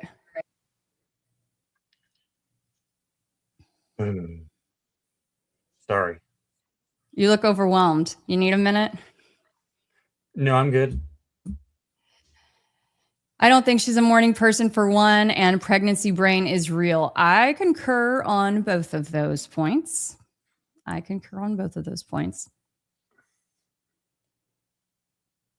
And yes, I also, Stephen, I feel like it's all a blunder. And by the end of this, everyone is going to be aggravated.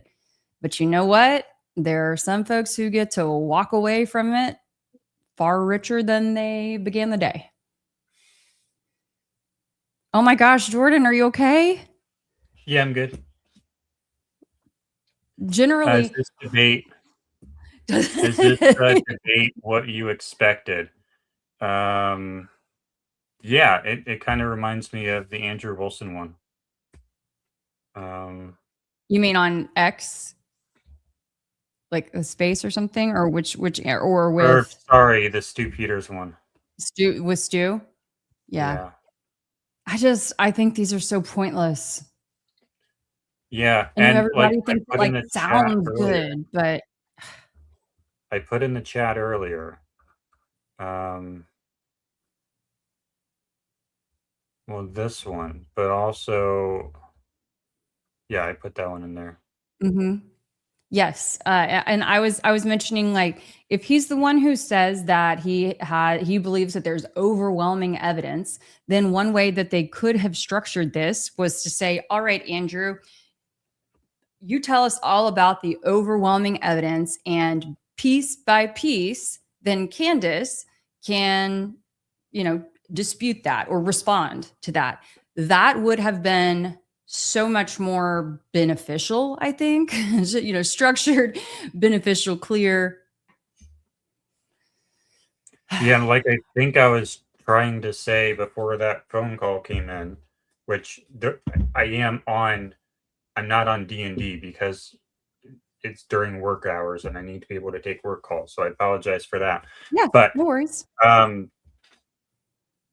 Try and Prove It debates are like 1,000 times more productive than this. They're not separated by topics. There is no moderation. It's just a complete free-for-all, and it's not productive. By the way, just an FYI, for those of you that are watching The Crucible, there's 30,000 concurrent there watching. Support Andrew Wilson. That's your fans of his. Click that subscribe button and helps him grow his business. If you're watching Candace, I think there's 225 to 250,000 concurrent right now. We'd like to see that 300, 400,000 number on there. Click that button as well to subscribe and share it with your friends and family. And if you're watching it on PBD Podcast, do the same there as well. This allows us to have more conversations like this. The mainstream media hates the fact that we're having these conversations right now. Just so you know, they want to control it. This is free for all. This is what's best for the audience.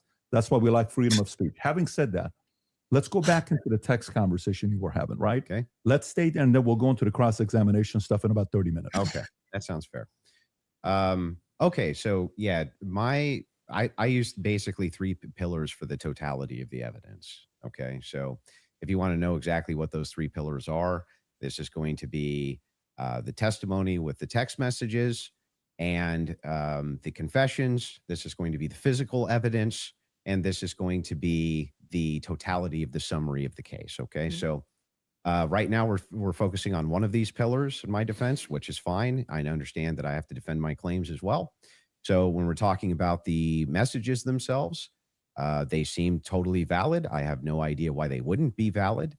And I have not heard any good explanation for why it is that these messages should even be questioned. The defense hasn't questioned them as far as I'm aware.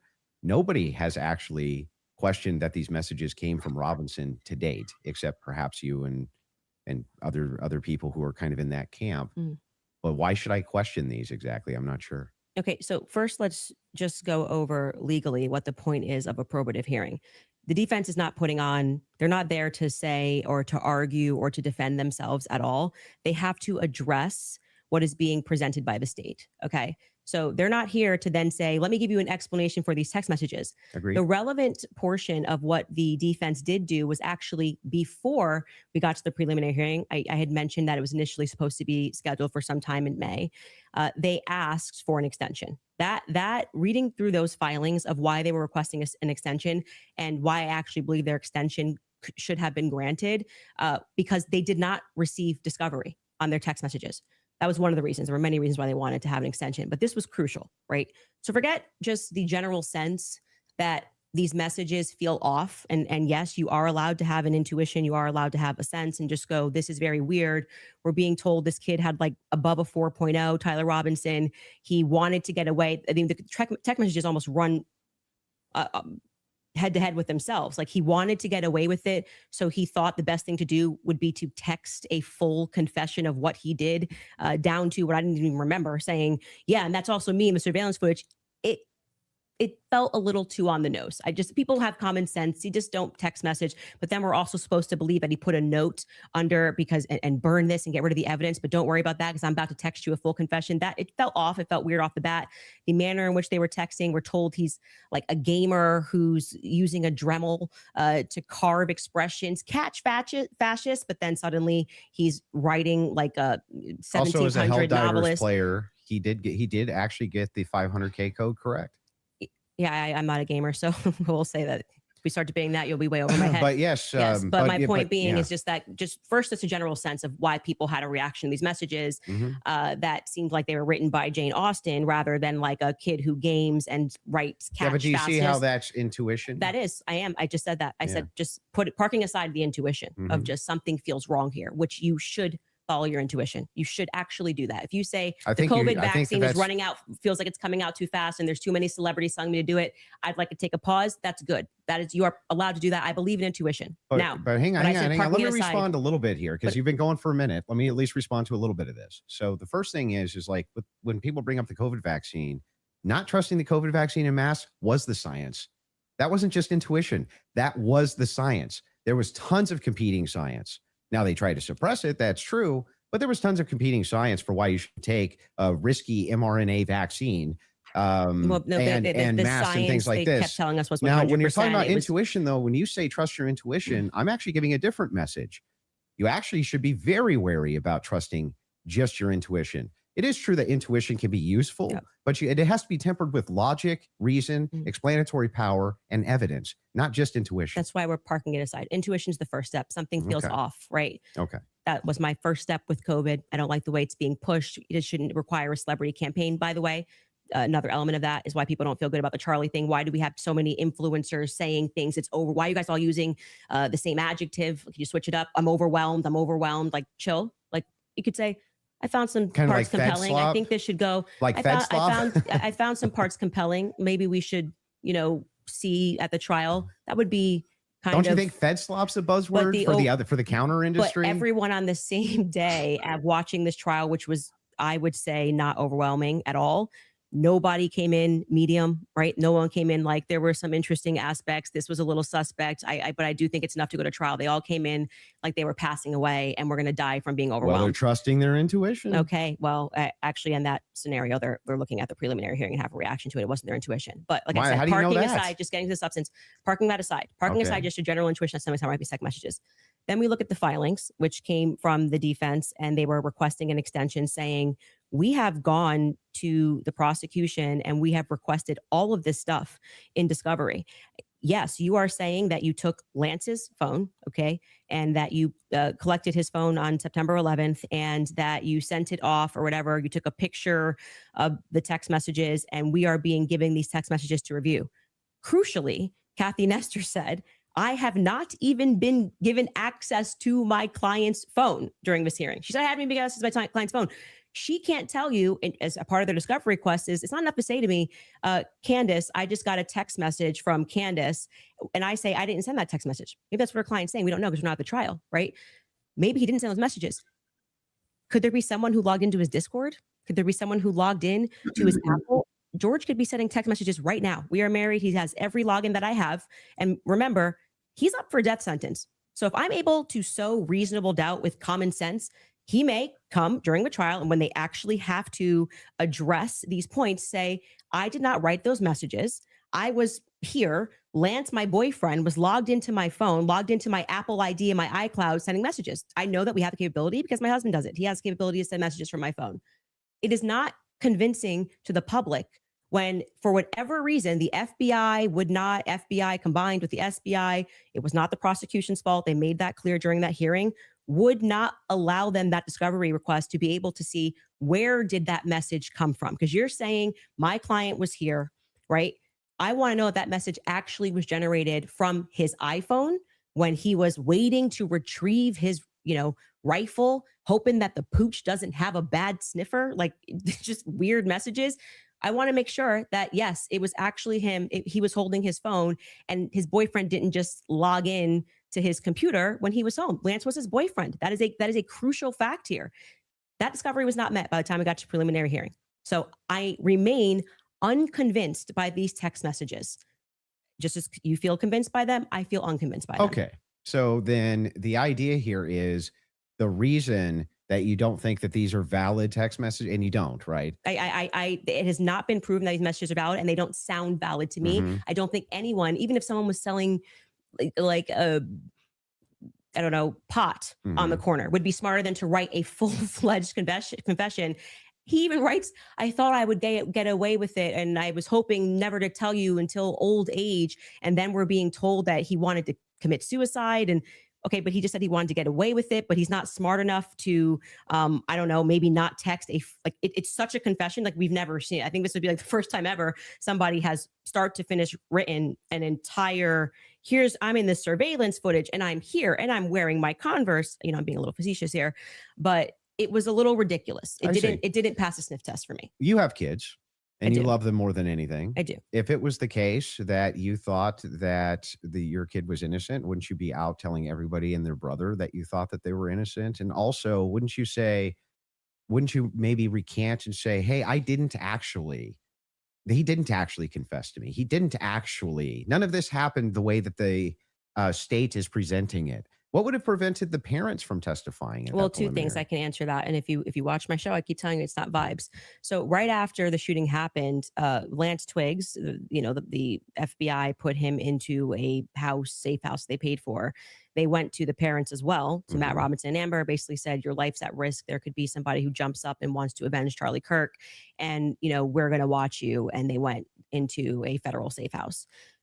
What happened next is that they started thinking that the feds were maybe gonna, maybe not as honest as they thought.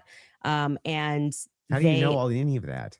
You gotta watch the show, right? Yeah, no. How do you know that? I had a source within the Robinson family. You have a source, an anonymous source, of course.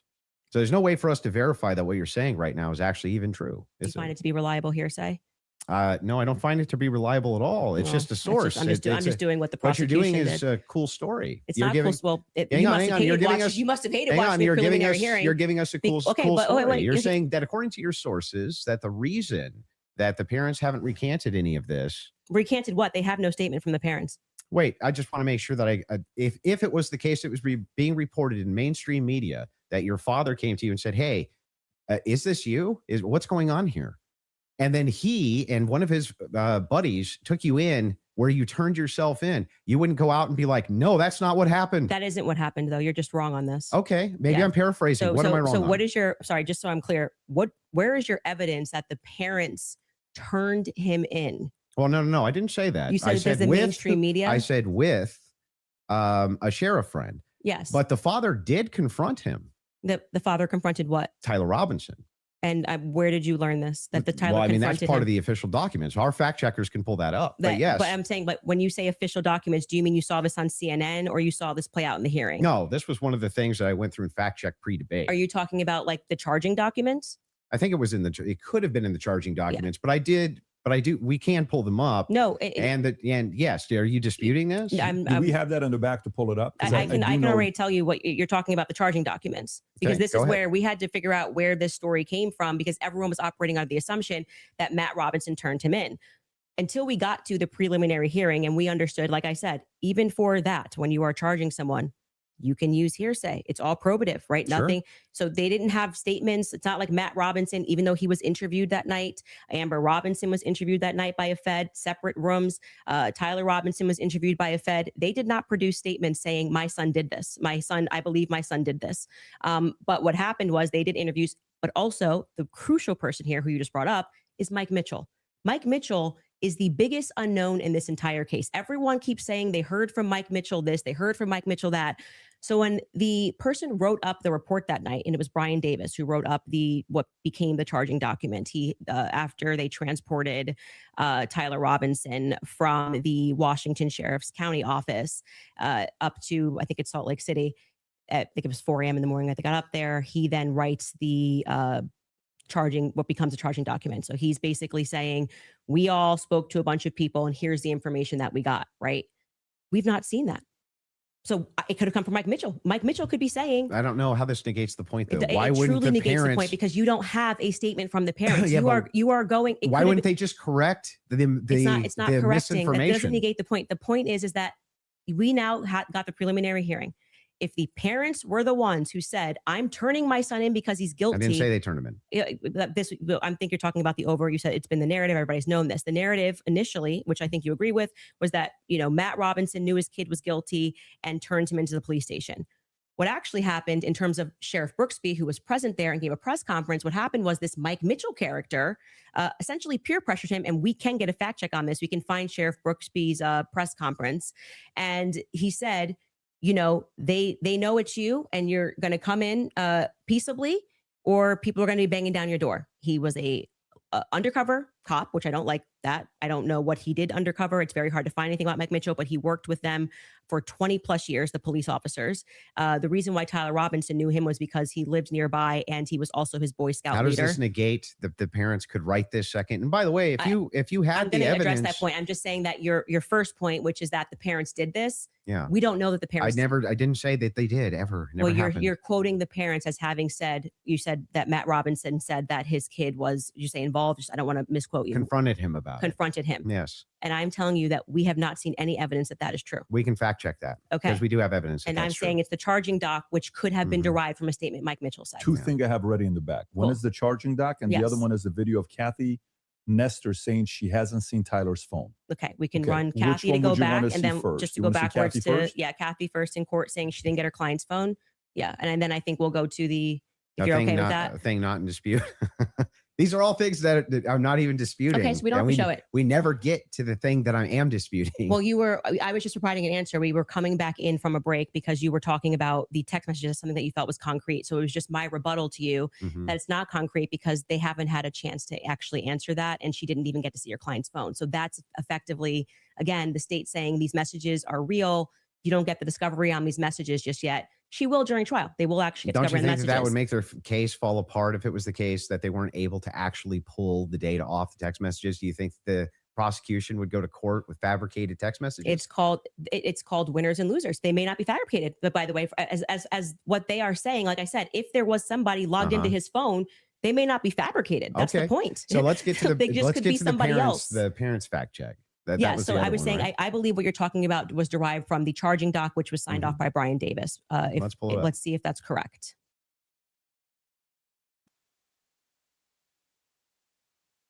What are we looking at Robinson's mother explained that over the last year or so, I'm sorry. Can you zoom in a Is little this bit? the charging I doc? can't see it. Robinson's yes. father reported that when his wife showed him the surveillance image of the suspected shooter in the news, he agreed that it looked like their son. He also believed that the rifle that police suspected the shooter used matched the rifle that was given to his son as a gift. As a result, Robinson's father contacted his son and asked him to send a photo of the rifle, which makes sense with the text messages. Robinson did not respond. However, Robinson's father spoke on the phone with Robinson. Robinson implied he planned to take his own life. Robinson's parents were able to convince him to meet at their home. Yes. So this is proving my point. This is from the charging document, correct? Yeah. So what I'm saying to you is that 3 people got interviewed on that night. Mike Mitchell got interviewed, Amber Robinson got interviewed, and Matt Robinson got interviewed. Of the 3 of them, only one of them actually wrote a statement, which was referred to in this preliminary trial. He came in, I believe, in March, Mike Mitchell, and he wrote a statement, which I find to be very shady that they decided to bring. But why aren't the parents disputing that? No. Well, first off, That's the question First I've off, been the asking. parents are not going to ever play in court, play to the cameras in court when they have a legal team that is going to be advising them not to speak to the court because your son could go to prison But forever. they're playing to somebody else who's your source? I'm not going to address that. They're 'cause playing to I don't- someone I- else I who's don't your think- I don't source, think but it's- won't go publicly tell the media this yes. is not true? Well, what I did not say to you that I just said I have a source, so I want to be very clear and take it from somebody who is involved and permanently sued. When I have to take my lawyer's advice, I mean, there's so many things that I want to respond to when people are speaking about. Yeah, but it's bizarre that they would utilize a source which would get the information to you, but wouldn't just go to the media and be like, actually, that's all wrong. I am telling you that you would nary find a lawyer who would advise you to go to the media. Oh, and speak. this mother, especially when your son if I thought that my kid was up for death. If I thought that my kid was in any way, shape, or form going to be up, you couldn't shut me up. Or my wife, she would be like, that's not true. That's ridiculous. There's no possible, that never happened. These people are lying through their teeth. They'd be public whether you like it or not. Yeah, that's for you and your wife. But when a judge issues a gag order in a case and your son is up for death, and your lawyers could be advising you that if you say anything, you could blow the case, you would have a more responsible consideration. I see. And we're speaking opinion here. You're like, well, I wouldn't care. I'd violate it, and I'd violate the judge's orders and see what would happen. If you have a source, it seems like they're violating it with them. I'm not speaking to a source, but what I am saying to you is speaking just relevant to what this is. We have not seen any proof that statement that is included in this charging document. I think it is highly likely on the basis of the preliminary hearing that all came from Mike Mitchell, and Mike Mitchell would be a part. He's based saying, on the statements of it's parents. him saying the parents told me this. The parents could dispute that. That's going to come down the line, right? They're going to be able to seat the parents. I will say this, putting together context clues. If the state had it on, 100% certainty that Matt Robinson and Amber Robinson said it, a 5-day preliminary hearing would be a good time to say we have enough evidence. And I can tell you why Matt Robinson made this statement, and here is his statement that he signed. That would have been a good time to present that evidence. That would also be a good time for the defense to say that's just totally fabricated. No, it's not. It's the wrong time. Why couldn't they? That is completely the wrong time. Why couldn't they? Because what they're doing is they already said they didn't receive discovery. They literally can't. They literally can't because they can't. They did not You're receive saying that discovery. they didn't receive that information? No, they just received the text messages. But in order to... That's not the text messages. The probative information. Yeah, we're talking about the information that we just reviewed. That's not the text messages. They never presented it. The state never put it on. Yeah, they didn't. The defense could easily still have presented this. Yeah. No. They could have said they're no. They're not allowed to. Are you sure? In a preliminary hearing, yeah, the defense is engaging with whatever evidence the state decides to put on. They did not put this on as evidence. Brian Davis was up there. So they're not allowed to present anything? They're responding to the state's I'm asking, evidence. are they allowed to present anything? They are allowed to say, Like if there was a conspiracy that they could prove right then and there, would they present that in one of these hearings? No, it wouldn't be the right time for I that. disagree. I think It's that not a they, I disagreement. think You're- that they not only could do it, but they would do it. In fact, when I talked in depth with my attorney, they said that's exactly, if you had actual evidence that there was fabrications by the feds, that's exactly when you would introduce that. So when in the document that they filed yesterday or a couple of You days should ago, say, does your attorney know Utah law? at this stage of the hearing is the state is saying we have enough evidence Yep. that we think this needs to go forth to the trial. Hence the reason that there's this extraordinary, we allow hearsay because it doesn't really need to be perfect. It can be enough that we feel like we can move forward. Right. And okay, I disagree with that in general when somebody's rotting in prison, but whatever. The next phase is for them to meet in court and for the defense to essentially present an argument to the state that says, we find this filing to be defective in and of itself. We don't even have to defend ourselves because you, the state, have enough, you know what the laws are on the books, and this filing is defective and you should get rid of these charges because they don't make sense based on what you can decide based on a law on the books.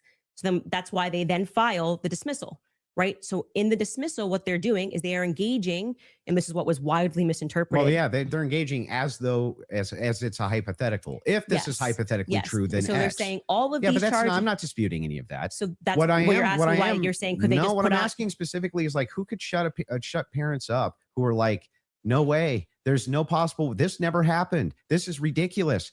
They would be shouting it on CNN. They would be shouting it from the rooftops. They would be losing their minds. And you're like, nope, the gag order would be enough to keep them quiet. Not enough for them to talk to your source, but enough to keep them quiet. I think that that's quite ridiculous. But I'll even concede this whole point to you. Let's just say maybe this was misconstrued, right? There's a little bit of reason to doubt it because we're still waiting for the evidence for trial. If that's the case, then why not take the same standard for the evidence that you present? You're just waiting for trial. Well, you didn't do that. Wait That's a the reason second. we're here. Wait a second. I just want to make sure that I got this right. That's your argument to me, right? My argument to you is what? My Sorry. argument, your argument to me is that, hey, wait a second, Andrew. There's not enough here that convinces me, right? Well, that's actually my rebuttal to you is that you are saying, why are people engaging in what you term to be conspiracy theories? No. I term it to be thinking. They're Mhm. just thinking because they're recognizing there are a lot of holes in these stories and that this is not strong evidence, right? This is the reason they're doing it. I'm explaining to you, this is the reason that they're doing it. I'm addressing what you view to be Yeah. overwhelming evidence. And by the way, I want to be clear. That which What convinces you're, me. yeah, well, but thus far, And this is every just like, every that's- point that you've doesn't brought convince up, you.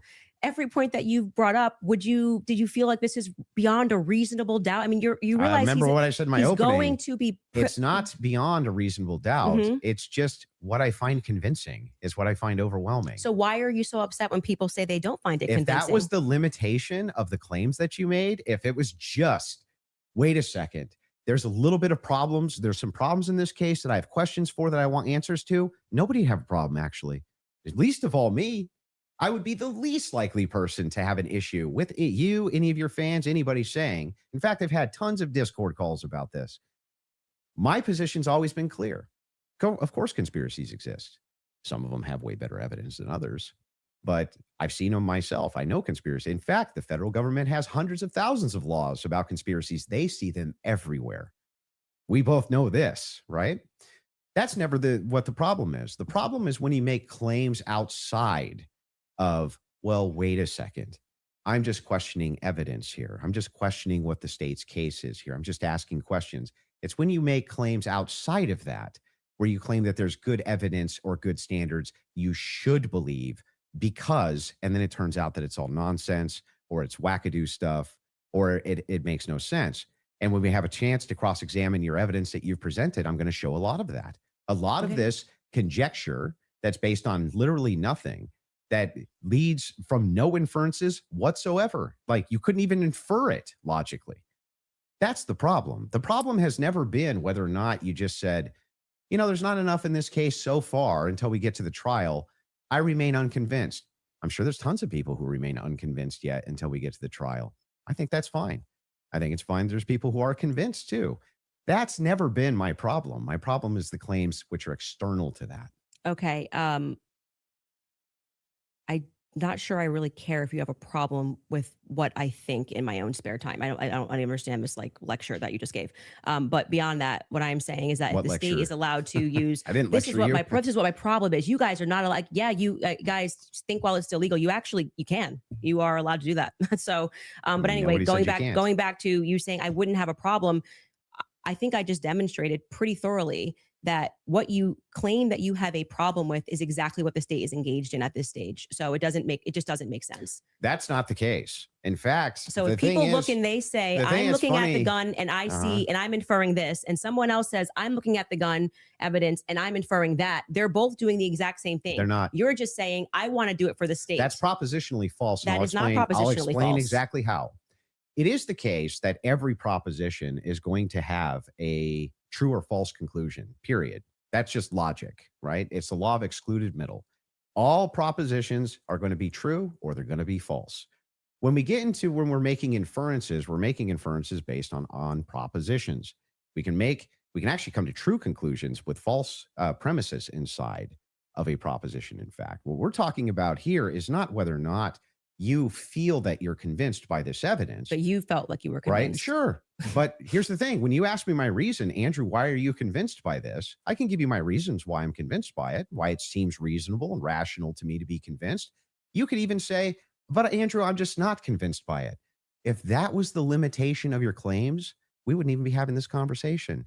That's why I wanted to have the conversation, in fact, was so that we could move into your actual claims that you've made, which transcend the idea of I'm just asking questions. Before we get into that, your team has one thing they want to show before you go into that. Okay. So if you want to pull that up, this is the prosecution filing showing defense had full discovery by April 1st. Oof. They did not. That's not true. Wait a second. Yeah.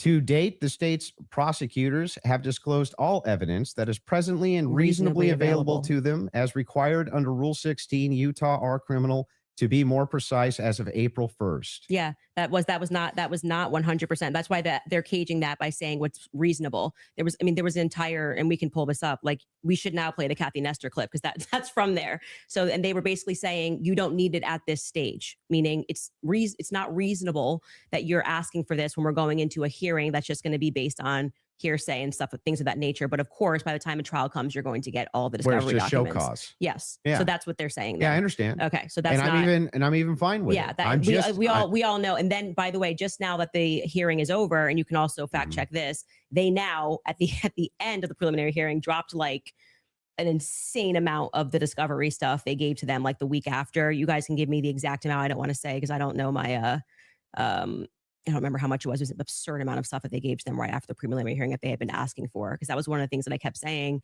on my show is as we were watching that preliminary of the preliminary, why not just give them the stuff now so they can engage in these arguments? Because I feel like you, it's like, I want to hear what they have to say about the text messages. Why can't you just give them what they're asking for so that they can actually engage you? And it didn't happen. So, but the judge ruled that it wasn't necessary at this stage. And that was the whole point of that because it's preliminary to the preliminary. Yeah. Would you like to play the Kathy video?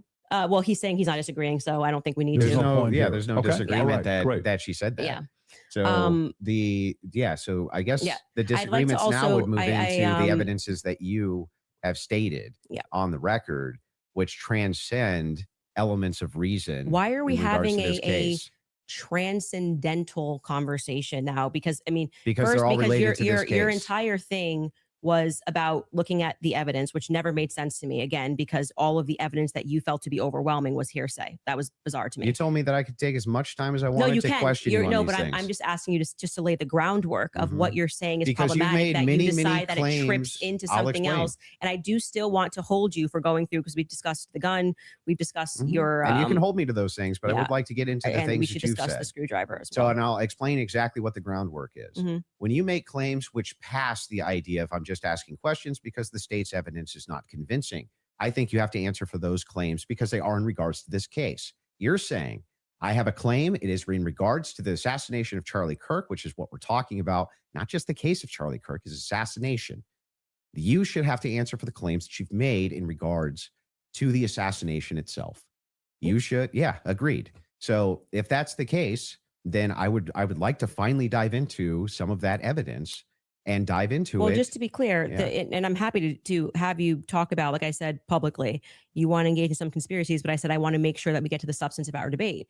The substance of our debate is the major is me substance. demonstrating that all of the quote unquote evidence that you feel that you have, which demonstrates that Tyler Robinson shot Charlie Kirk. You don't find convincing. I get it. It's been invalidated by the testimony that we saw. And in your answer for when I you haven't explained to you that he had invalidated the it. most degraded prints was, I don't know. Okay, well, there lies my ability to process that. It's just fine for you to not be convinced up to this point. All of your viewers, everybody watching, you're conceding. Nobody's giving a dispute that if all your claims ever were just up to now, the evidence that the state's given, I'm just kind of not convinced.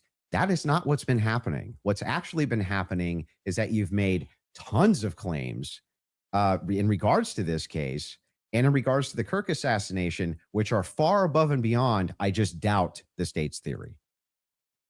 Okay. Yeah. I mean, sure. And those are the I do things doubt the state's theory. I also am welcome to say what I think. If you want to move into opinions, if you want to talk about Erica Kirk, if you want to talk about Turning Point USA, I'd like to talk about all and of get it. into it, I'm totally happy to do that. But I just want to say that, like, I do not feel, because I've said what's important to me is that we exhaust this topic first of our actual debate claims. I do not feel that you sufficiently have argued that the evidence is overwhelming. Candace, question for you. But I am sorry you feel that way. Candace, one question. What evidence do you need to see for you to say Tyler Robinson killed Charlie Kirk? That's a great question.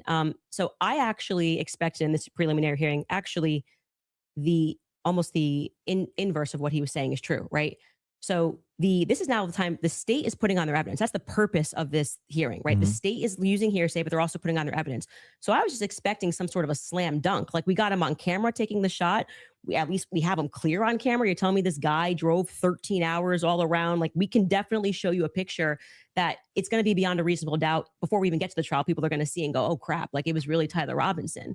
I was expecting to at least see evidence that, because I had reported early on that the source was saying that Tyler did not step foot on campus that day. It is my perspective that he had something to do with something. I do believe he was disposing clothes at this stage, at this phase. I do believe he was disposing clothes. He was involved somehow. I find Lance to be more suspicious, if I'm being honest with you. And also, like I said, the use immunity that was given to Lance by the feds, the fact that the feds didn't ask him any questions, the fact that I spoke with Lance Twiggs' family, and they were like, it's very weird that the feds are not asking him more questions. He's exactly the person that I would imagine to be involved in some stuff. Allegedly, I'll say allegedly. But when we got to the preliminary hearing, there was not a single piece of evidence that I felt was slam dunk. I was waiting for that, a photo. I mean, anything would have made me go, all right, I think this could be the guy. If they had handed over the discovery on the text messages, since that was their big ta-da, we've got the text messages, that would be the first thing that I would hand over. But actually, who was holding them up? Like I said, it wasn't the prosecution. They're right to say we were handing things over, and we heard the defense argue on behalf of the prosecution, saying it's not them and it's not the SBI, it's the FBI that's holding on to things. Is the FBI took everything. The FBI took the gun. The FBI took initially the screwdriver. And then when I heard testimony about the things that they found that were suspicious, example being the backpack, that's something that really bothers me, that they say they traced the shooter, they traced the route that he went on, and then there was an abandoned, we know it looks like he's wearing some sort of a backpack. We know that there was an abandoned backpack found at the bus stop in front of a library, and they felt that this should be taken into evidence. They took it. The FBI, this was the testimony of Amanda Baker, I believe her last name is, but you might want to fact check that because I think I'm blending last names. She was the forensics for the FBI. And then she says she gets a call on the 13th and they stop testing on this backpack because they find that the backpack actually belongs to somebody on Charlie's team. But if you know the map of the layout of the campus, you're going, well, what the hell are they doing all the way up? This is nowhere near anywhere.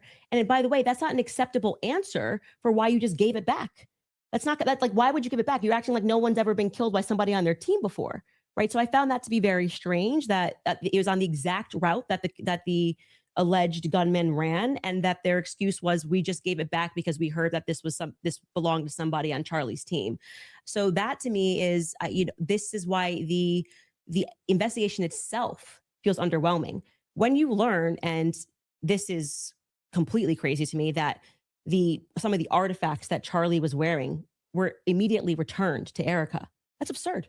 That is absurd. Everything should be in evidence. When you learn that the car that they carried Charlie in to go to the hospital, they had immediately towed, cleaned, and back up for resale, that's absurd. That should be sitting in evidence. And any police officer that you speak to will say, or a person that's been involved in a crime will say, I didn't get my stuff back for years. That had nothing to do with anything. It was just around. And they kept it into evidence until the trial was over, and it has to be approved. I think somebody said by the attorney general has to sign off on giving you those objects back. And we were told this is all fine. And we see, this is just one example, Erica holding the crucifix. That should be in evidence. Irrespective of if you feel bad for her and think she should have it and it's sweet, that should be in evidence. Immediately paving over the crime scene. This is like the craziest thing ever. This is like defies common sense. You immediately, and when you heard the guy who did it actually go up on a podcast and explain, I got the call. They said it was a paver emergency. And I've never in my entire career heard of a paver emergency.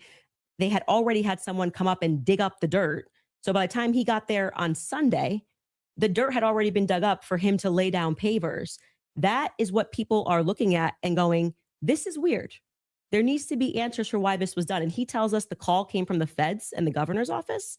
UVUs washed their hands of it. And what he's saying sounds true, because we heard during the testimony, one person described the regions of who was in control of everything. Mm-hmm. The feds were in control of the courtyard. So in order for anybody to have paved anything, that was federal territory, so to speak. I'm maybe not using that in the best cop term, but the feds were in control of the courtyard.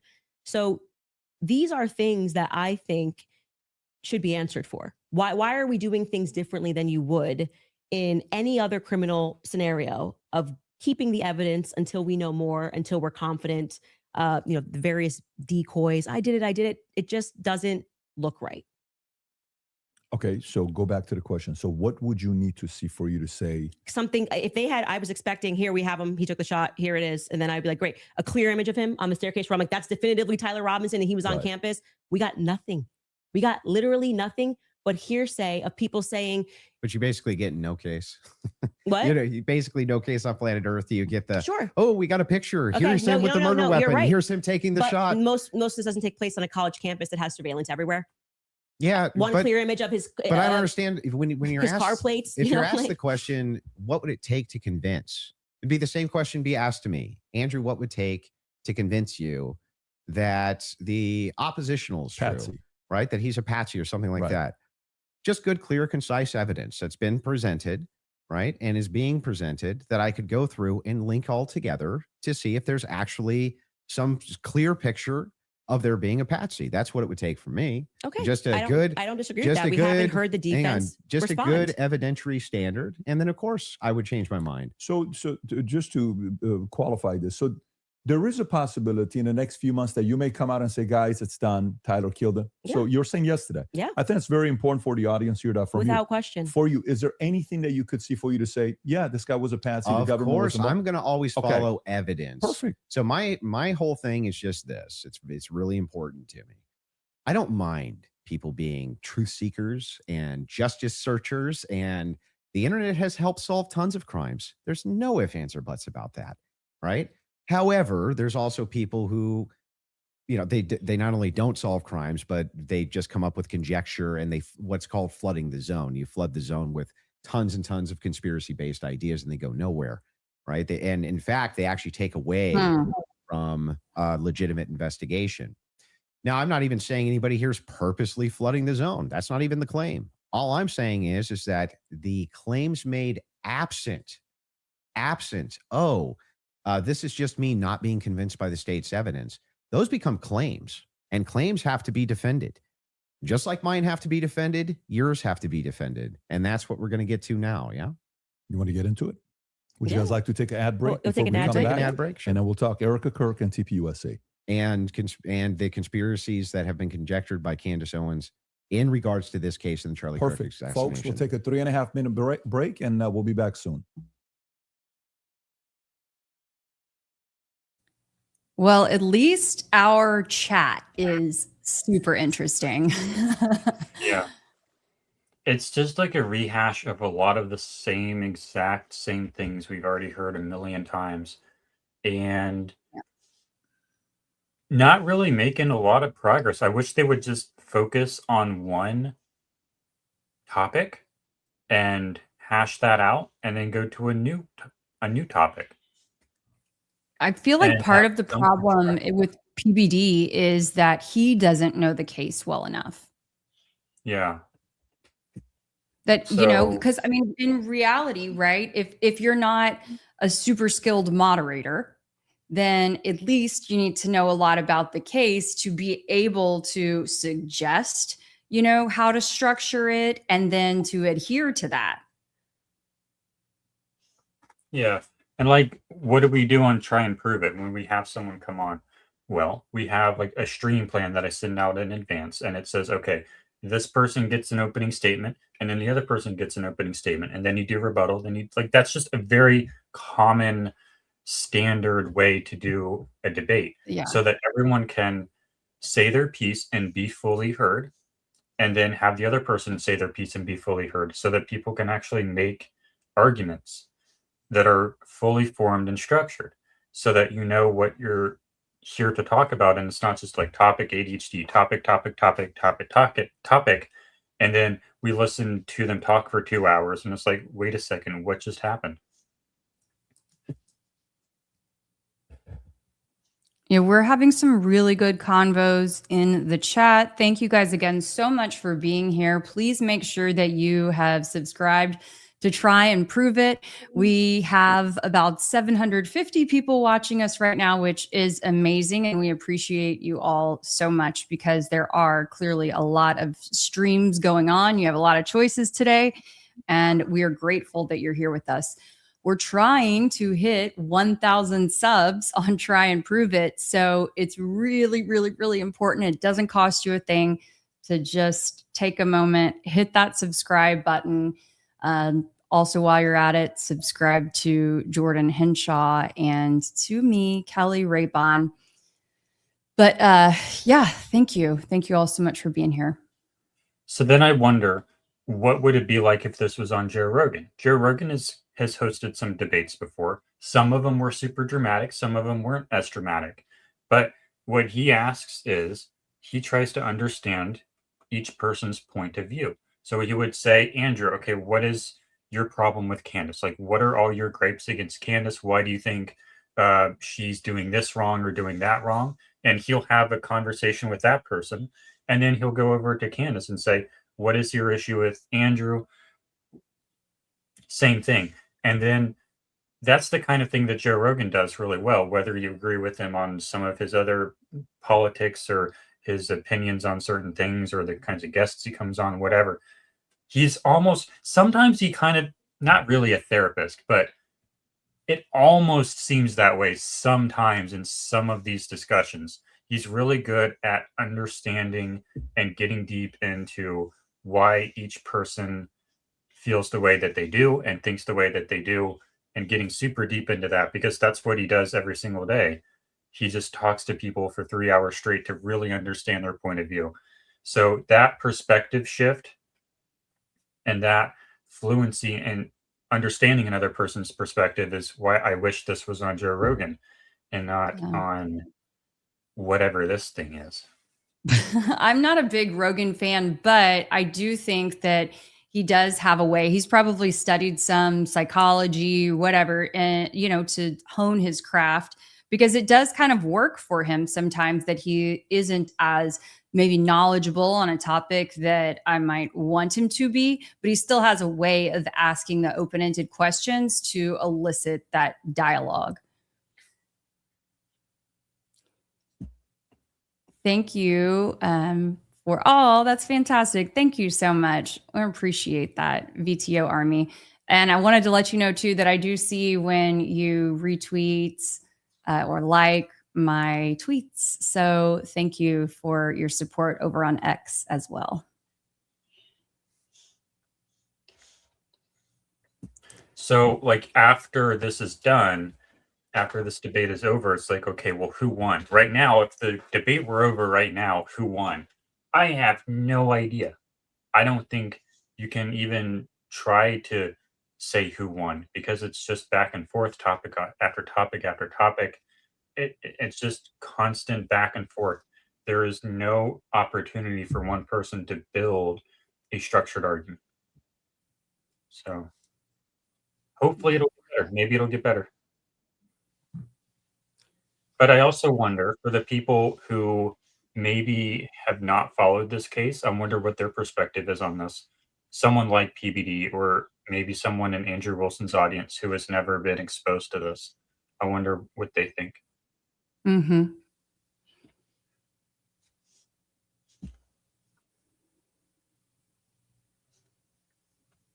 But I don't think anyone is becoming convinced of the other side as a result of this.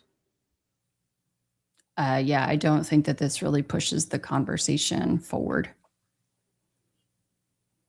But I don't know how long it was intended to be. I think it still has a little ways to go. So maybe someone will put their boots on and get it going. This is a good point. Why do we even have a moderator if they're just going to constantly be talking over each other? Mm-hmm. Like the stuff that they're doing right now is the stuff that you typically do at the very end of a debate, of a structured debate, not the entire debate is just a back and forth. And okay, why do you keep it? This person talks for 5 minutes and that person talks for 5 minutes. It's because it allows the audience to understand the person's perspective better. When it's constant back and forth where one person only speaks for like up to a minute at a time, you can't really understand their perspective very well, I think. And that's really what debates are. It's understanding perspectives. And like when I think about debates that I remember on like this topic or that topic, like which debates do I remember? It's the debates where someone tells a story where they explain like how this thing impacted them or how that thing impacted them. Those are the debates I remember because it is helping you understand what it's like to be that person and why they believe what they believe. But Candace has touched a lot of the topics that a lot of people have been talking about. I would not say that she has skipped over anything. I think she's done a very good job of presenting all of the main, I guess, I hesitate to say talking points, but all of the main talking points, all the main topics that are worth discussing here. So she has not mentioned any sort of explosion yet, has she? I don't think so. Some people in the chat were suggesting that she had. I didn't pick up on that, but she certainly has not overtly brought that up just yet.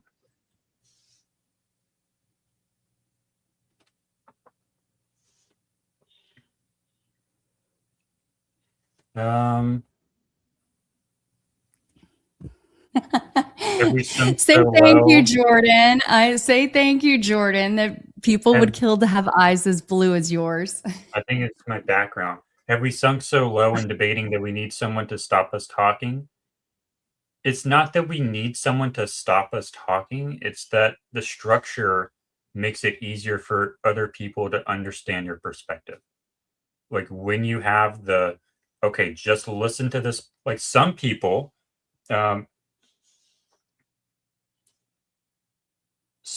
when they even have an argument, they will elaborate for 5 minutes and then naturally let the other person talk for 5 minutes. And then it just naturally goes that way where each person has as much time as they need to fully build what they want to say. Other times that doesn't work out. And I think that the happy medium there is about 5 minutes that you need to explain what you want to explain with the floor before someone else has a chance to undermine. Yeah. And in this case, it doesn't seem that they're really supplementing with a lot of research, exhibits, specifics even. If they were doing that, and for instance, like we're constantly pulling up documents or evidence to support their claims, then, that's a different story, but we're kind of all over the place here.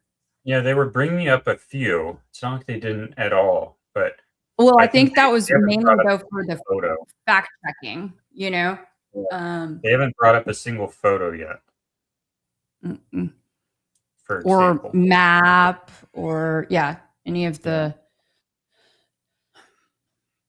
sort of evidence like that.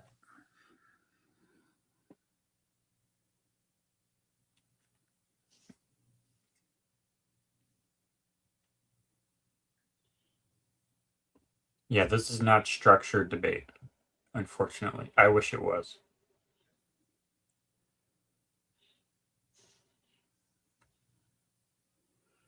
And in terms of winner, I did ask that question of Barron the other day if he had any idea if they were going to be declaring a winner, but it sounded like no.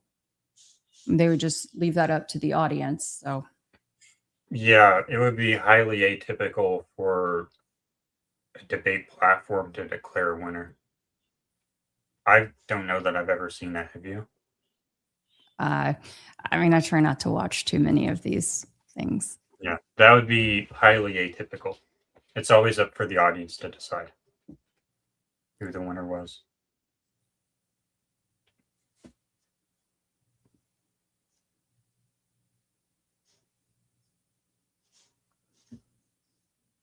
When you read what?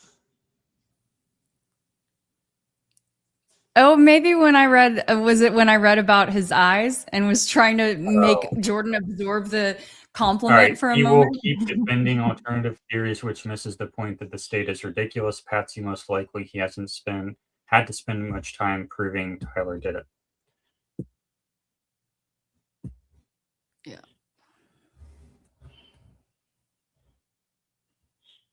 Your message was deleted? I don't know. I didn't see what it was. I don't know. I think we have two moderators, one on Kelly's channel, one on my channel. But maybe there was a bad comment that was removed correctly. I don't know. But we don't have your email.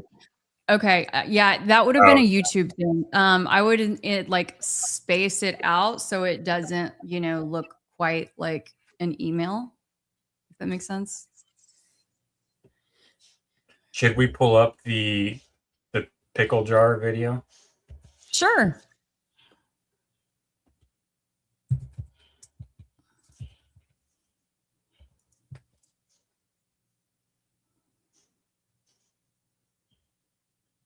Uh-oh. Come on, you can do it. Okay, we can't see it yet. Yeah, but it seems slightly. Here, you can't open it either. Oh, Jordan, we can't see it yet. There we go.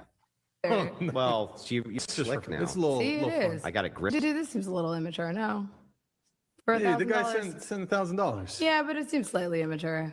It's all fucking It's just slick now. It's a little. See, it little is. I got to grip it. Uh-oh, Andrew. If you can't open it either. Well, your hand greased the whole top of it. My hand are fine. Here, high five. It My literally. shoes are slow. It's look, feel it. Isn't that greasy? It was like that already. Oh my God. No, way it to go. wasn't. Okay, they're back. They're back. Jesus, Andrew, if you can't open the olive jar, you cannot Here, blame my while we're doing hand. olive jar. If you're so strong, you should open it. Yeah, I got to be able to grip it. Okay, we'll grip it. Let's It's go. literally slippery. Uh-oh. Back. Grab me a paper towel so I can dry the top of it off. Oh. Uh-oh. Okay. All right, I think they're back. Depose me. I'm not deposing you. I just want to ask you some questions. You literally said that I want to be able to Well, question this is you. a meta conversation. Right, We're having but a meta okay, so debate. now we're transcending. Like, let's use a I mean, word there's no- to there's use a no- word nothing that you're saying. transcendent. But this is what you're doing, right? So Okay. this part to me feels like a So bit am of I a. allowed to ask the questions? I've already said you can ask questions, Then but I let me made it ask very them. clear to you Yeah. via email and with you in conversation Mhm. that we should be speaking. This Yeah, I isn't know, like but you I get to wanna- sit. I wanna if ask said you if you some want to questions. depose me, you should join I'm not Brigitte deposing Macron's you. defense team. This But is you're part- like, I'm this just is going a to ask questions. legitimate Can you part- answer it? Blah, blah, blah. Yeah. It's like, I don't know what you're going to ask. And I I'm know. going to And answer if as you I have see issues fit with it, because I'm not. I get it. Yeah. I okay, get it. Just If- so we're clear. 'Cause- Usually in the debate, if something's not loaded, I'm just direct with because the you kept question, saying with I'm the Joe answer. Rogan. They have no evidence. They have no evidence. And now Mhm. you're like, let's move away from the evidence. You Just talk about actually, transcendentals. yeah, okay. Anyway, so direct question, super easy. Was Lance Twiggs DNA on the rifle, as far as you know? We can't say that for certainty. As far as you know. I already answered that in the first part. We can't say that for certainty. I told you the context of which they spoke about those things. So was- no, as far as you know. We can't say that for certainty until we know what other the 5 sets of prints were So on that there. would be no, as far as you know. We can't say that for certainty. You can say no, as far as I know, for certain. We can't say that for certainty. I actually, You can I, say just so that you for know, certainty. if your energy here is going to be like you're my dad and you can tell me how to speak or what I'm supposed to say, you're just going to come up against the wall. I'm Okay, familiar with but- this debate strategy. but I like, am just yes or no, telling yes or no, you. yes or no. We're not debating anymore. We're having a conversation. So I already addressed that in the first half of this about why. No, we're still there's- definitely debating. This is still no, it's not a debate. This is Now inclined this to is your, you saying I want to probe Yeah. things that sit outside of the evidence. I actually already That you've addressed this. stated. You asked me. Uh-huh. You're not going to go like where you're Okay. sitting and I'm on trial. I'm not on trial. Okay, great. So let's you talk can about have a the conversation let's as talk we've about the agreed French. to. Let's talk about the Foreign Legion. Sure. Was the Foreign Legion, do you believe, trying to kill you? Yes, that's why I reported it to the correct officials in government. That's what I was told, and I handed over that information to Tulsi Gabbard's office. What's your best piece of evidence for that? Well, it was Positive evidence. It was told to me by somebody who is high up in the French government. I passed off that information to Tulsi Gabbard's office. I also passed it off to Trump's office, Donald Trump's office. And that's all I can tell you. I wouldn't be able to probe any evidence because I don't have the power to do that. I'm not the federal government. And I would also like to say that this becomes this other piece of what you do, which is when people say, I was told this, and this is the evidence that I have, and I'm willing to have that conversation and write the email to the correct government body that deals with this. Like, I can't hack into Emmanuel Macron's bank account and say whether or not the information. I agree. But then you go, well, where's your evidence? It's like, well, my evidence is that I reported it. I did the right thing that you're going to do. So if somebody calls and says, hey, Andrew, there's a viable death threat against you, and that person definitively has the rank to be able to tell you this, and you say, well, what I'm going to do now is I'm going to report that to the feds. And then I go, what's your evidence? It's like, well, I got the information and I gave the information that I got from who I got it to the right body of people. And that's Okay. what I did. Got it. I just want Cool. to make sure. And so I'm not I- trying to trap you. Well, I just want to make sure I got it clear. and that's why I say I want to know what you're doing now, because this has always been the thing. It's like, we actually can't win on the overwhelming claim. So we're just going to go and bring up everything that I think can try to embarrass her. I reported I'm exactly not as I trying to received embarrass it. you. I just want to make sure that I get your Yes, positions I clear. have not said, yeah, go ahead. Now you have stated multiple times that you believe that Israel's involved in the death of Charlie Kirk. Can you give Yes, me? we can pull up the clip. Can I'm sorry. I'm just saying. I finish the sentence? Go ahead.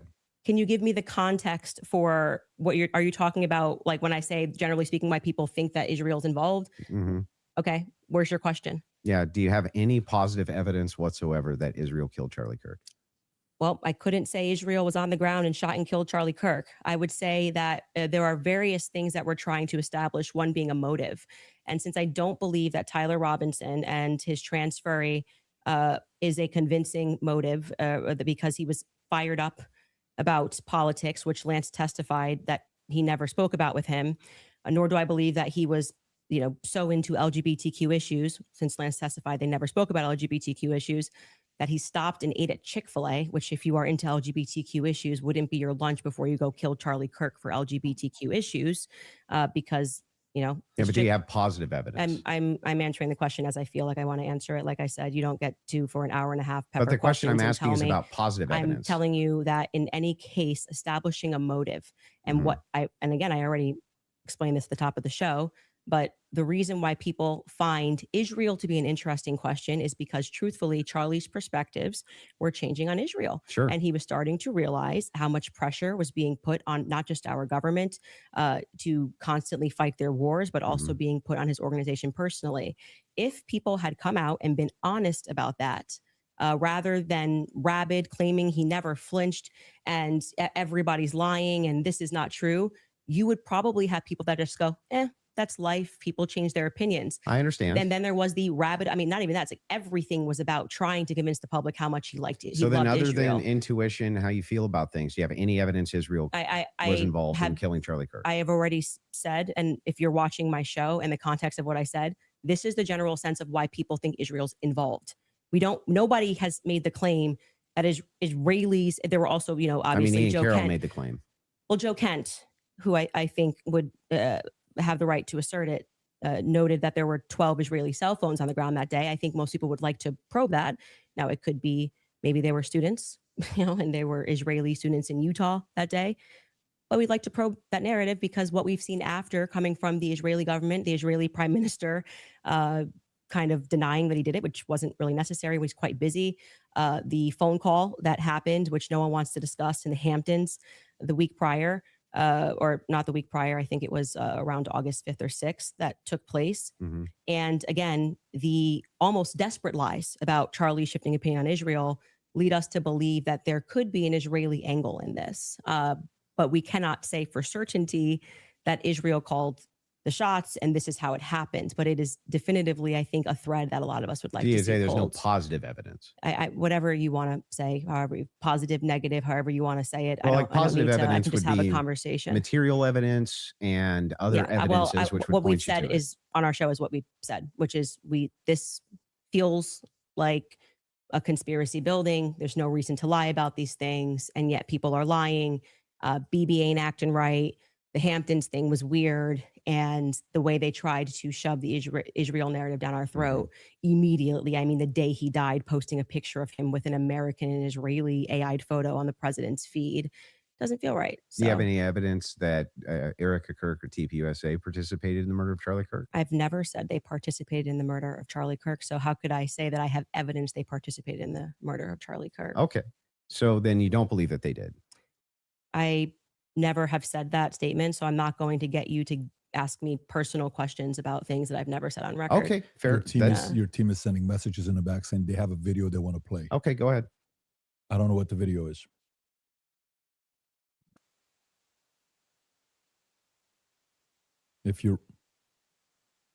Yes, you said that there's a video you want to play that Candace said she has full confidence Israel was involved. Yep. Yeah. He said evidence that they killed him. I said this is why people think their involvement. So if they have the clip, they can play the clip. Yeah. They're referring to a clip. Yeah. Via whom? My guess is Pierre. Erica. I think that there's a reason Pierre knew that Charlie was dead first. I think there's a reason he was a priority. How? Why? I think France and Israel are involved in Charlie Kirk's assassination. And I'm going to put that out there with full confidence. Okay. I also involvement. I understand. Yeah. So you think you with full confidence, you think that I think Israel's France involved. and Israel. Yeah. I mean, the person that gave me that thing that I reported said that French Foreign Legion were on the ground that day. Mm-hmm. Again, this would be at a professional limitation for me to then go and probe that information that I handed over. I can't do that. I'm not. But the you don't United have States any government. positive evidence of that. Okay. Right? Liz, I don't. Can you just stop? It's actually just like annoying to hear you keep saying positive evidence. I just asked me what I think, and I just tell you, yes, I think they are that's involved. a claim. No, I said here's what I think. I have every right to ask you about your claim. Yeah, but and if there's positive evidence in for this your statement, claim, I literally just said I think, and I am allowed to think. And yeah, you you're keep allowed saying, to think, do you have but you're making a evidence? claim. I have tons of positive evidence that I'm allowed to think. I agree. You're allowed to think. Okay. So, nobody's disputing whether or not Candace Owens is allowed to think. What I'm asking is but you have what's your issue then? What is your issue with the statement? evidence. I think that Israel is involved. That's not just what you said. You said I did say it's with full confidence. Yes. You would think that if you had full Can you have confidence confidence to think when you think? If I said, for instance, I think I'm going to be late to work, right? With full confidence, I would say my evidence for that is that I'm 20 minutes away and I need to be there in 5. Andrew, that's how you would know whether or not you had full confidence. I'm going to tell you something. Hang on, let me finish. Sure. Let me finish. If it was the case that I said I have full confidence I'm going to be late to work, I would say my evidence that I'm going to be is that work is 20 minutes away, right? And I have to be there in 5. So I have full confidence. That's why I would think that. So I'm asking, if you think that Israel and France were involved in the assassination of Charlie Kirk, and you say with full confidence, I'm just asking for the evidence, or at least walk me through the mindset of why it is that you could think that with I evidence. actually don't have to walk you through why I think.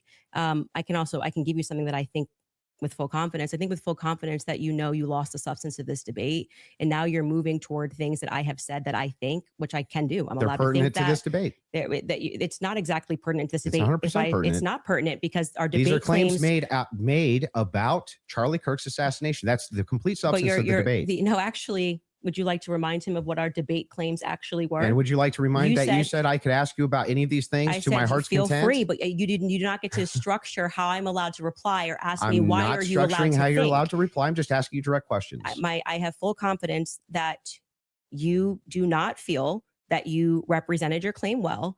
And so now what you came That's prepared nice. to I just do wanna is to know- present yourself like a professor of I fallacies. just want to know. And to say, you're not allowed to say that. You can't. It's You my can say podcast. whatever you want. Well, Nobody's I said disputing that. It I'm seems asking. like you are disputing I'm asking it. I think that specifically when this why is you all think said that. and done, I've already explained to you. I explained at the beginning of this Mhm. why I think Israel is ultimately going France. to be proven to have involvement in this. Mhm. I just explained to you in the middle, and now you're wanting me to structure the sentence or provide evidence. You don't have to. You're just allowed to think. And I've explained to you my thought process. I don't need to structure it in a sentence. If you feel like a professor today, you picked the wrong day. Don't you think that like tens of thousands or hundreds of thousands of people would want to know what Candace Owens' positive evidence for why it is No, I that don't- Israel and France were involved in the most traumatic public assassination of Gen Z's lifetime is? That's why they watch my podcast. So you're just going to drip to them? Like, here's why It's I not think dripping. that? Every time we come across any of these discussions, they're watching this in context and they know why I'm saying it. So, for example, when you're bringing up, well, Candace, where's your evidence for France doing this? I just told you someone who was high ranking in the French government, right? Who's nameless? Of course. Of course. Of course. Of course. But So there's good reason to so it's not doubt a this. conspiracy, though, if I then took it to the federal government. Like, you can't just go out there making a claim to the federal government. You get in trouble for making false statements and things of that nature. So, and then you go, well, I'm going to probe that. Well, how can you probe that? This happened I to can me. ask you, well, This that's is not my what I'm probing podcast. specifically. This is my podcast. I am sharing my life and my experiences and what has happened to me. Mm-hmm. And you're basically coming in like you're gonna regulate how I'm allowed to say Nope, it. If I'm I'm not allowed trying to say regulate it. anything. I'm asking you're, very you're pertinent sounding a bit questions. like a professor trying to regulate and say, Candace, You sound very can't say, I defensive and think. like you just don't want to answer questions. I did answer your question 3 You times. I just didn't literally- say it in the way that you wanted you me to just say kind of it. obfuscate and you run away from it. But I would like for you to let's actually just go through focus every on it. clip that you guys have prepared because it's pretty. I think with full confidence, people will recognize the strategy that you're trying to employ. So let's get to the next clip you have prepared.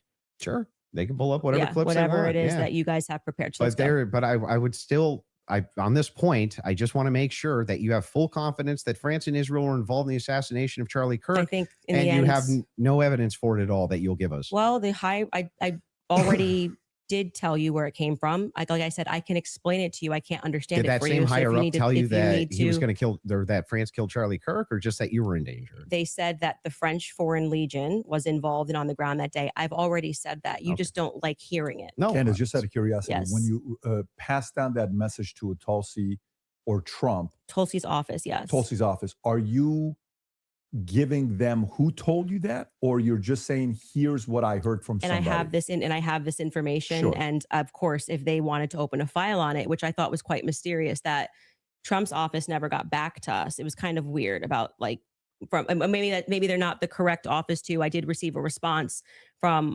Tulsi Gabbard's office, but I don't think there was ever any investigation into what I Got said. it. So the call was, hey, I've been Emailed. told It's- the email. Yes. Email was, I've been told I have somebody is- information, that the French Foreign Legion was on the ground during Charlie's assassination, and that, it was a lot of information, but well, you didn't give specifics who it was from. not in the first email because I figured they would Perfect. Yeah, So if they do contact you, 100. are you yes, comfortable giving 100% who it is? I would absolutely give them as much And information can I as ask a possible. question? If whoever's the U.S. government, why are you not? Yes, it's very strange to me. So if that's the case, now they may respond back and say, we did, that's their position. I did. I'm That's not why I involved. did it in writing. And so I'm glad that's the case Yes. because So if they And do right ask away in you- Trump's office, his like Margot got right back to me. She said it was on his desk. So he has that. There's no. And if you do say that and they Mhm. contact that individual, obviously you don't have to leak your sources here. Mhm.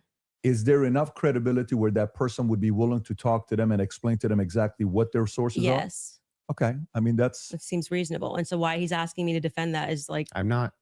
Never I did. think those are two different things. That's more Two something I'm totally asking different to say, claims. why are they not reaching out to you? I've asked that many times on my podcast. What do you think about that, Andrew? What? The fact that she emailed, she gave it, and nobody reached out to want to contact the They source. that she's probably willing didn't to think it was share. actionable, is my guess. But even if they did think it was actionable, great. Every lead should be followed up on within the confines of what's rational and reasonable. Is it fair to say that this is maybe a different individual because this is a person that was involved with TPUSA Well, we and don't- had a relationship with Wait, Charlie? who? No, her relationship. Like Yeah. this isn't just anybody. So if an average person sends it, yes. Yeah, but I mean, we don't know who the source is. We don't know any Well, of then this. if you were in that department, wouldn't you want to, even you assign it to one of your There's guys no to guarantee say- they didn't look into it. How do we know? We don't How know. could I'm they? pretty sure Cash Patel said that it was like more of the not information actually in the wrong something. file. Yeah. This is a Sorry, I was saying, I'm pretty sure that Cash Patel had made a statement. I want to say, anyway, he was like either on Fox or on with Megyn Kelly, and he had basically dismissed the validity of her claim. Thank you, Kelly. To explore every possible lead. I even texted Dan Bongino. But did So you- actually, it was three offices. Let me ask the one question and then executive I'm gonna come to office, you. Yeah. Dan Bongino, and Tulsi Gabbard's office. Okay, so a follow-up to that is the following. Mhm. If they contact you to say, is that specifically to the French government or Israel's involvement in the killing of Charlie Kirk? That wasn't about Those Israel. are two separate things. That wasn't about Israel. It was Okay, they were got it. saying the French foreign, that person as a part of it was saying that it was the French foreign legion that was on the ground that So day. I'm And surprised I they haven't think called you. Then I find that to be very strange too. I do as well. Because who would want to make a report? Like, I mean, I've never But- made a report with the federal Let me government. ask one question. but Let when me you just did ask one send question. it- Mhm. Let me just ask one question, and I'm going to bring it Okay. to you. Sure. The question is in regards to, I've not seen that clip, so I'm seeing it now. Mhm. I'm full confidence. I believe that Mhm. Israel French was involved. Is that also based on a source that somebody told you that Israel was involved in the assassination of Charlie Kirk, or is that a gut feeling? So in terms of Israel, I mean, what I've said is what I publicly have said here. I do think that at the end of this, we are going to find that Israel was involved. I do. Now, in terms of any of the hard evidence that's been presented, I think this has been a huge problem that a lot of us have had is that Mhm. they won't even explore anything else that was going on in Charlie's life personally. So if we're not satisfied that Tyler Robinson did this in any way, then every alternative theory should be explored. Other evidence should be brought forward. We've done that in our capacity. Like when people keep saying she has no evidence, it's kind of crazy. I think we've broken like more stories than any news source in the world. I mean, down to pictures, details, police officers, what the dog's name was, because we're not the only people that believe there's a conspiracy here. The police officers that were involved, the many police, sheriff's offices, that were departments that were involved that day, all believe there was a conspiracy. Down to the U.S. Marshals believe there was a conspiracy. They were, my sources at the U.S. Marshals were saying they were basically sent on a wild goose chase that day. But do you see how you say my sources? Am I not allowed to have sources? Well, Like the thing is funny. So is CNN allowed to have well, sources? hang on. I but have we can't- sources. If I said I have sources that claim none of that's true. In fact, my sources claim that her sources are lying. My sources claim that none of them believe that there's a conspiracy. My sources claim all of them really think that Tyler Robinson was a lone gunman. If I just said that as hypothetical, wouldn't you say, what?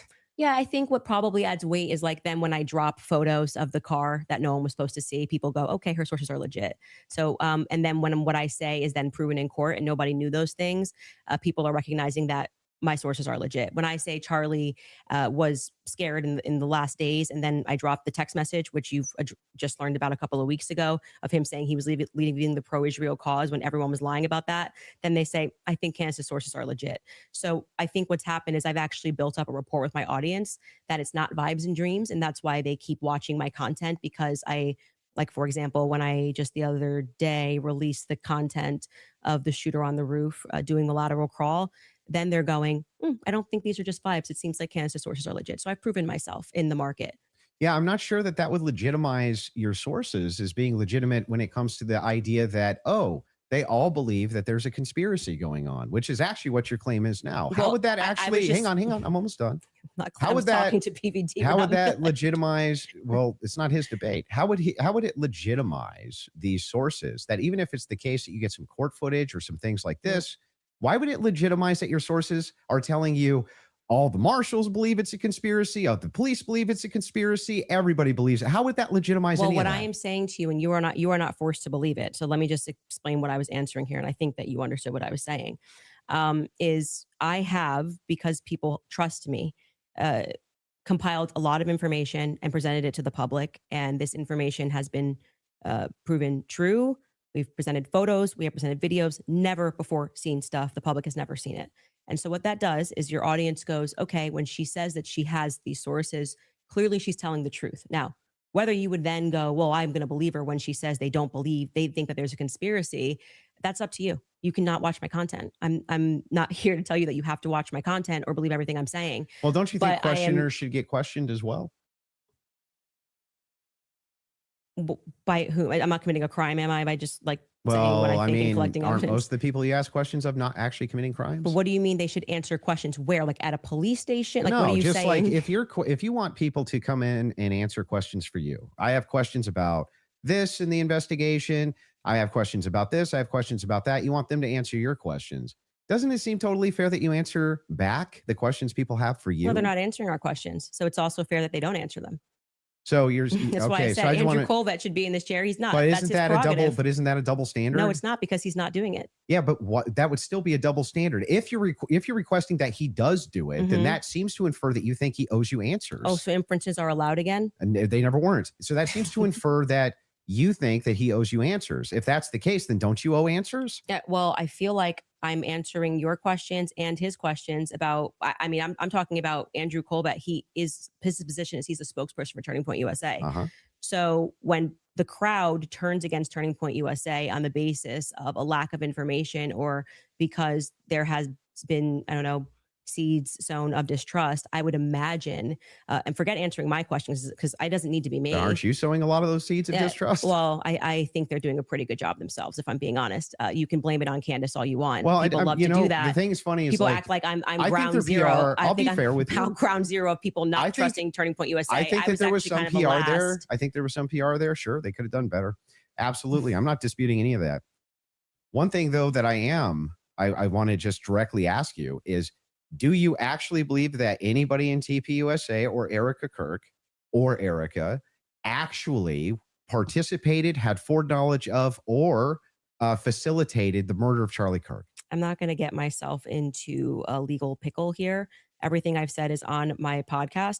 How would that get you in a legal I think pickle? firmly that if I was the investigating officers, I would seat them all and I would ask questions. I would at this phase. I would.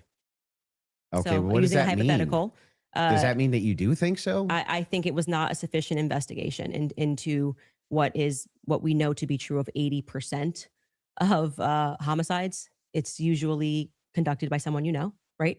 And the fact that that was never even considered, that like I said earlier, the backpack was returned. How do you know that was never considered? Because they gave back the backpack as just one example. They gave back the backpack. They gave back the. That doesn't show a conspiracy. Well, I mean, it shows that the police trusted everybody and didn't just hold things up for a Yeah, second. they and ruled them out as suspects. that quickly. I'm not comfortable with that investigation. It's a pretty big organization. There's $100 million incentive. This is What $100 million incentive? what I'm saying is his organization, it had grown to, I think it was 100 Plus per year. Yeah, per year. If that's something you want to back Yeah, up, but that's what was fine. Your team wants to play video, if you don't mind. Yeah, There's a video they want to play of Candace said it's impossible to not believe Erica's complicit. If you guys want to play that video. Could also just ask And them, so but right sure. now, their guys are going out and they're going to look for evidence. And then by May, which is fortunately around the corner, then she'll see what they found. So what the F is that performance? How could you sit up there and say, yes, I 100% believe Tyler Robinson did it. That right there is why it is impossible for me to think that Erica Kirk is not complicit somehow. Because what? Those two thoughts actually don't even follow. How would it be the case that even if Erica Kirk did believe that Tyler Robinson was 100% responsible for the death of Charlie Kirk, let's say she believed it with every fiber of her being, believed all the evidence, because she did. She just actually did. Would it then follow that somehow she's complicit in his death? I didn't say complicit in death. You added those two words. Okay. So what's she complicit in? Yes. So sowing this narrative that Tyler Robinson is guilty. So you're chopping up clips. Like I said, you didn't have the confidence to come in and tell debate. me. So What now does you're that mean? chopping What it does up. complicit mean? We are showing a clip of her on Barry Weiss, which I can't remember the date that she did that interview. And Erica, when she is asked, "Are you one? You know, do you feel with 100% certainty that Tyler Robinson did this?" And she says, "I do." Then again, context matters. I sit down with Erica for 4 hours under the assumption that she had some evidence, right? Like I'm like, I actually, this is why I did not engage in any like Erica, everyone's questioning what she's wearing and all this stuff. I was like, I'm going to wait here because I don't know, just it feels weird to think that, did I think that some of her mannerisms were weird and stuff like that? Yeah, but that's not, you can't convict somebody on weird mannerisms. And then when I sat down with her and I was expecting for her to say, well, you know, I'm obviously the victim on the case and we got to see the shot, you know, taken or this or that, whatever it is. Great. You know, that's why she has that much confidence 2 months ago. And when I sat down with her, it was nothing. It was nothing. Okay. So this is a conversation. How would that make her complicit? Complicit. And again, you said complicit in the death of Charlie Kirk. Complicit in what? Yeah. Well, if you let me finish my sentence, I could tell you that. But my point being is that then you take a look at this and you go, okay, well, this is weird. Why would you have this confidence? And then when you sit across from somebody and you say, okay, great, I want to go out there and defend you now. I want people to know that you can't say this stuff publicly, but you know more things. And she just blanks. And then she says, well, I'm going to call the lawyer.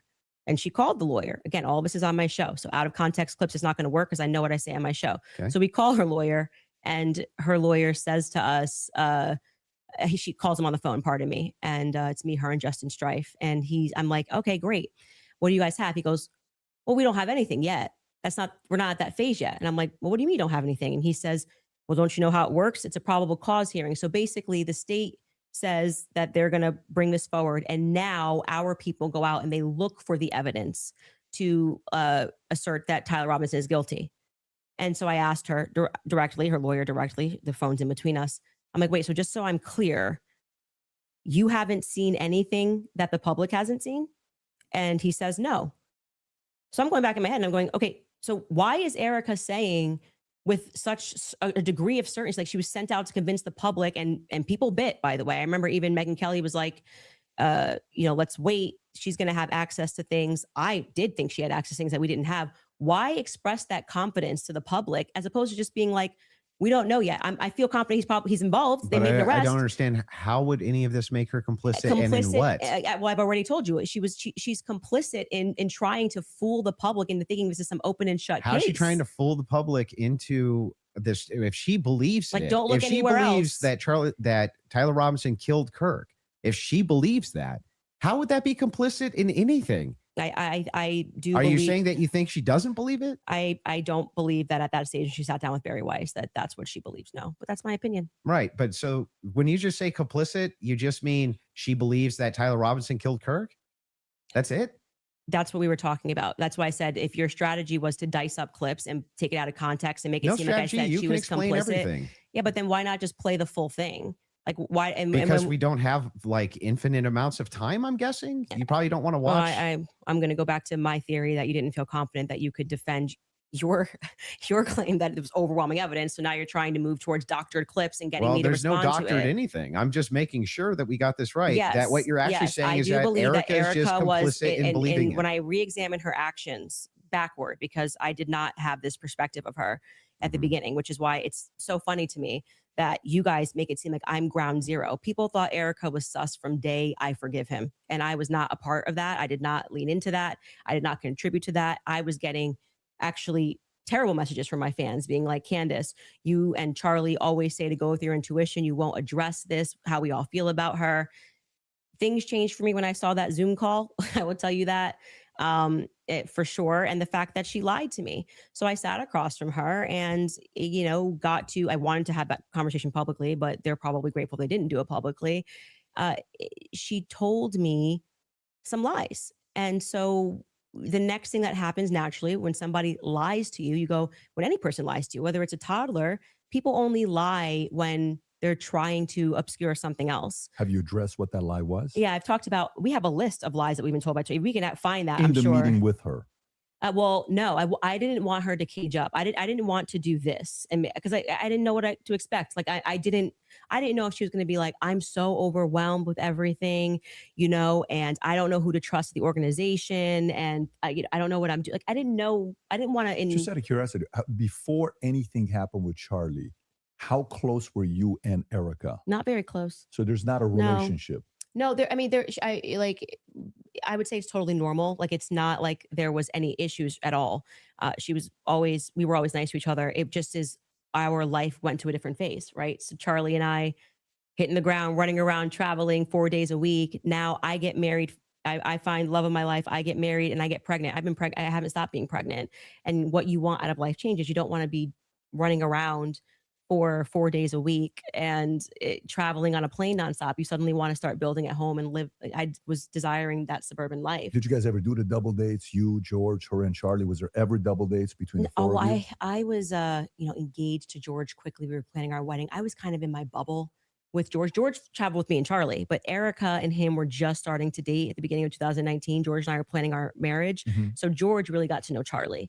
I wouldn't say that I really got to know Erica. I was just rooting for them because I knew how much Charlie wanted to, find love. And so I was kind of his wing woman throughout that phase. And I was just happy. And I never was under the impression, obviously, that they were going to get married when they were dating. So it wasn't like I was conscious that I really need to get to know this person. And so it was just kind of normal that by that time, because of where I was in my life, that I wasn't spending any time getting to know Erica per se. So the complicit part about Erica to you, is that a gut feeling? You think it transformed when she lied? You can take the lead. I'm just asking questions. Yes. Go for it. I actually I still don't understand what do you think she's complicit in? Yeah. So when I say Erica's complicit, that's my opinion. When you tweeted Erica's too retarded to kill her husband, would you like to explain how you developed your positive evidence for the fact that Erica was retarded? Yeah, sure. So I just think all women are retarded. Oh, so you're allowed to just say stuff. Who knew? So, and by the way, what dramatically transformed your opinion of Erica after going to the headquarters? Because you were pretty hostile about. I wasn't hostile towards them.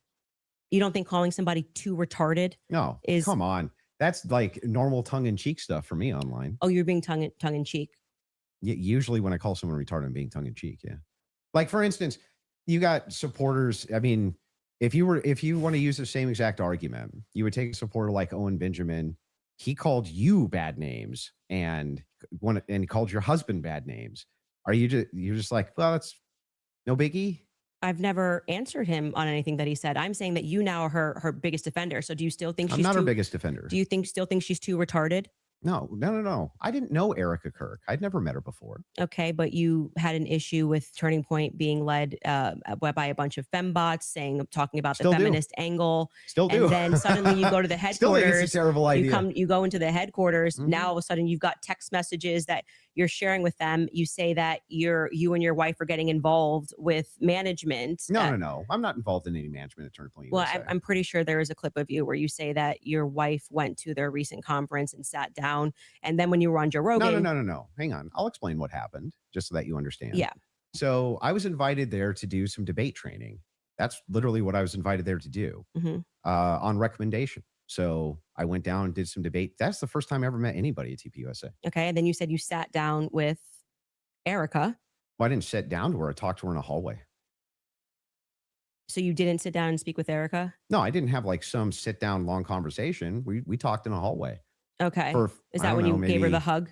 Yeah, gave her the hug right there. My wife did too. We were both very sorry for what happened. Okay, so at what point did you start receiving text messages from that you cited in your opening statement? Oh, I just reached out to TPUSA and said, I'm prepping for a debate. Is there anything that's pertinent that I can use here? Do you find it interesting that people have been asking for, basic answers to questions and You're saying that you walked into their headquarters and reached out and they instantly. It's amazing, isn't it? If you reach out in good faith and you're not demonizing them and saying that they're complicit in the murder of people's deaths, that perhaps they're actually willing to release things to you that are pertinent, other than thinking that, perhaps you're diabolical. Well, I don't know. I feel like intentions. if I was going to release that information, I didn't demand that it be released to me. I actually never demanded that it be released. I just simply said that this is what was going on in the last 48 hours. Maybe to the media, they could release it. They could release it to PBD. They decided to release it to a guy that called Erica too retarded in June. So what? Yeah, I just think it kind of shows that Turning Point is sending you as their horse. Well, I don't know. They don't have the courage to have the conversation. If they were just releasing something in good faith to answer questions. Do you have any I've never evidence demanded of that claim? It's not evidence.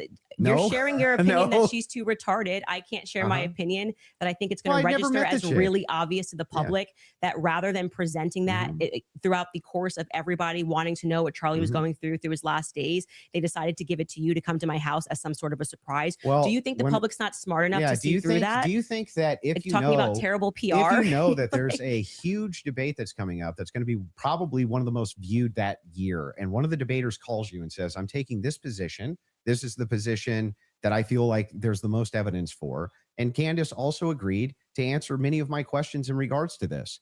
So if you got pertinent evidence here that I can use, I definitely like take a look. What is it was actually amazing to me. It really was actually amazing to me how if you approach people in good faith and just say, hey, I'd actually like to know what the facts and details are around this, they actually do talk to you. It's amazing. Yeah, I just do not believe that they are doing this in good faith. I don't believe that anything you have done is demonstrated that's in good faith. It demonstrates that you walked into Turning Point USA headquarters and came out a different man, because you were critical of the organization. You were critical of Erica, and now you're sitting here going, Candace, I want to interrogate you for an hour and a half about everything you've ever said about Erica. Have you ever been critical of somebody that you hadn't met, and then you meet them and you're less critical of them? And the inverse has happened too. I was less critical about Erica, and now I'm more critical about her. But I'm asking you, isn't it the case that there's people you've been critical of, and then you've met them and you're less critical after you meet them? Too retarded. I feel like if you think that she's dumb, and let's just talk about your record. I mean, you're a person that has spent time in what most people would term to be the manosphere, talking about well, yeah. I debate against against feminists and red pillars. Okay. And a lot of the actual, so I'm a Christian ethicist. And then you go on to Joe Rogan and you're like soft explaining away why Erica had to take over Charlie's company when they don't have a parent at home. So now you're a feminist icon. Like, you just go into the headquarters and you just shift all of your perspectives. That's a bizarre criticism. Like, nobody's in the bigger girl boss position than you. Yeah, I'm actually, no. You're in the biggest of the girl boss positions. Like, you don't have to do this. You just do this. You could definitely not do it at all and be fine, right? But you still do. I would say that you are making a comparison that cannot be compared, because Erica's husband was just assassinated in front of the world. Which makes sense. Why should we take the organization over? No, it makes sense why you would go home to your kids, just so you know. Wait a second. That's bizarre. Yeah, because they don't have a parent. They don't have a parent, and they've just suffered a trauma. You don't go into the office. You want to protect your husband's legacy, right? No. And you're trying to find some new normal. The legacy is his children, not the organization. It's both. No, yes, it is both. It's totally rational and reasonable to believe that it would be both Turning Point USA, that is part of Charlie Kirk's legacy. He worked his whole life for it. This is why people think she's sus. And his children. Now, for you, though, to say that anybody's a girl boss, right? That's like the pot calling the kettle black. That came out of your mouth. No, that was you. You brought up girl boss. Girl boss came out of your mouth. Yeah, I'm just saying, I'm telling you that you brought up this idea that I'm defending some feminist nonsense. I'm not. I'm pointing out that they're by the way, she's not qualified to take over his company. There's always objective outliers to each situation. In fact, it's the exception that proves the rule. And the interesting thing here is, like, I'm still just as critical of feminism inside of TP USA as I've always been. And I'm just as critical of any pro-Zionist position as I've ever been. None of that's ever changed. By the way, I would think it's the most rational, reasonable thing on planet Earth to do if you wanted to actually see an organization change, to try to work with leadership or reach out to leadership to try to do so. Doesn't that make the most amount of sense? I would like to state for the record that I think Erica is underqualified to run the organization. Sure. And on the more emotional aspects, I agree with what seems to be a majority opinion, because I'm not gonna say it's scientific, that any woman that would leave her kids and go right into the office after their husband was publicly assassinated does not have their priorities straight. Okay. Well, I understand that you can have those criticisms. Yeah. But I'm not understanding still how that would make her complicit. I don't have to keep answering the same question. Okay, So but let's you feel get- like you got an answer to how it's complicit? Your team is asking to play a clip. So if we Okay. want to play this clip to just finish this segment on the Erica Kirk topic, we can spend some time on that as well. So Okay. if you guys are ready in the back, we're ready.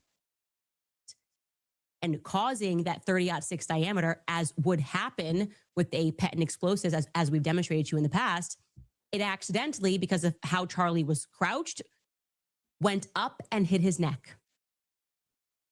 And that ruined everything.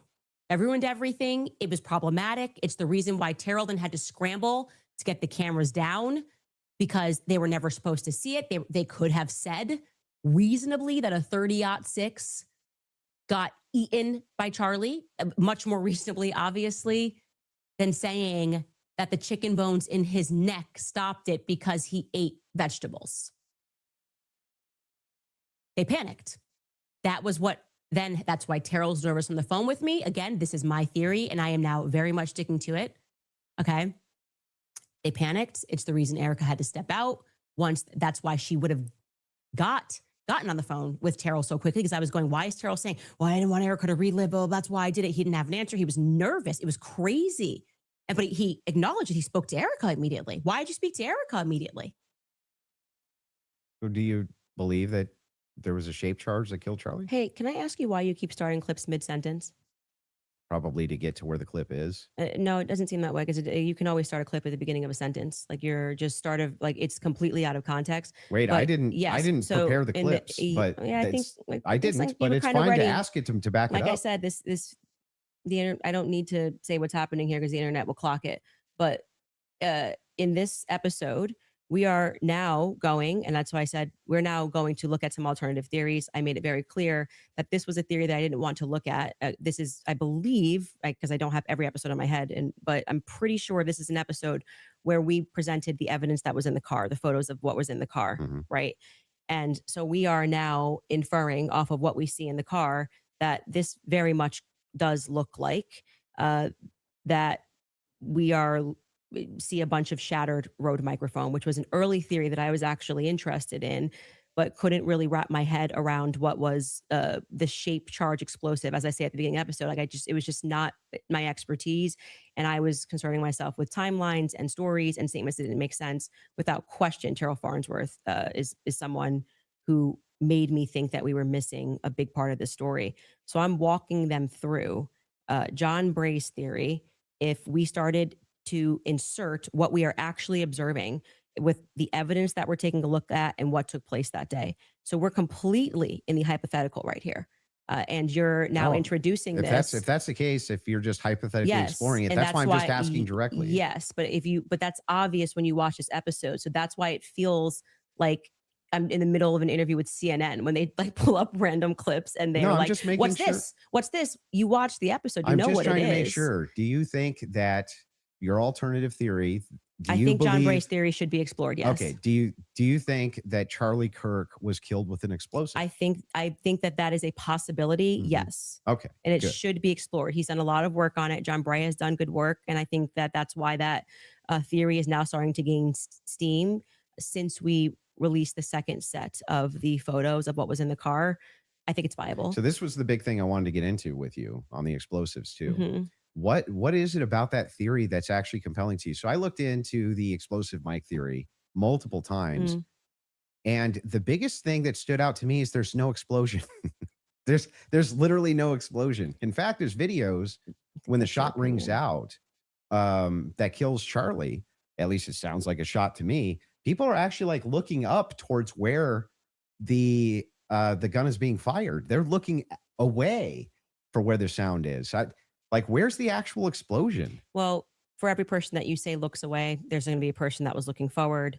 We have former Marines that have gotten on and said, it looks to me like there's an explosion under his shirt, right? You obviously saw Rob O'Neill go on to, I'm forgetting which platform it was, where he said it's the first thing I thought was it looked Rob like. O'Neill is the man that killed Osama bin Yeah, Laden. and I think he's qualified to say what he believes he saw. We should actually, since they're pulling clips, we should run that clip of Rob O'Neill and what he said and what And he that's fine. observed and his experience. Yeah. So I'm going to take that. And also there were people who immediately spoke to the media that day who said the same thing, that they thought that something happened under his shirt. That was actually, if you go back to like my first episode, when I was just observing what I saw with my eyes, I was asking the serious question. I was seriously saying, why is it like somebody shot him from underneath? Why is his shirt moving first? It doesn't make sense to me. And That's I'm not, because of air dispersal from the bullet. So whenever a bullet is shot, a projectile shot, you can actually run this experiment yourself if you have a rifle. Take like an empty box of ammunition and put it on the table, and then fire it near the muzzle, and that box will actually blow off the table. okay. So question for you. Does that box go sideways off the table? It can. It can. Yeah, it can. It depends on the dispersal. You 3,000 pounds of energy or 2,000 pounds of energy coming at you. That's how much it carries. Well, it's not 30-06. 2,000 pounds of energy. We can fact check that. That's- How many pounds of energy is it? A 30-06 being shot 150 yards away. That's a great question for Grok. I'm going to say when we looked at it, it was between 1,500 and 2,000. I'm pretty sure pounds of energy coming at you, and you just go upward and to the side. I don't really buy that. I'm going to just say I just think that that's not but possible. It doesn't go through on top of that. So there's another miracle. You didn't get blown backwards. It didn't But go if through. air is- But I also want to say that you're saying this Yeah. can happen, and Rob O'Neill is infinitely more qualified, I think, to speak on that. Why? And because he's actually shot and killed people. Why would that have anything to do with anything? Did he Because slow down all the videos of the people he shot to see if their clothes moved? why are you able to assert your position as a fact? Because I'm gonna tell you how projectiles work. He's not even gonna I guarantee you this guy's not even gonna disagree with what I'm about to say. If it is the case that you have energy and you have mass, and the mass is moving in the air has to go somewhere.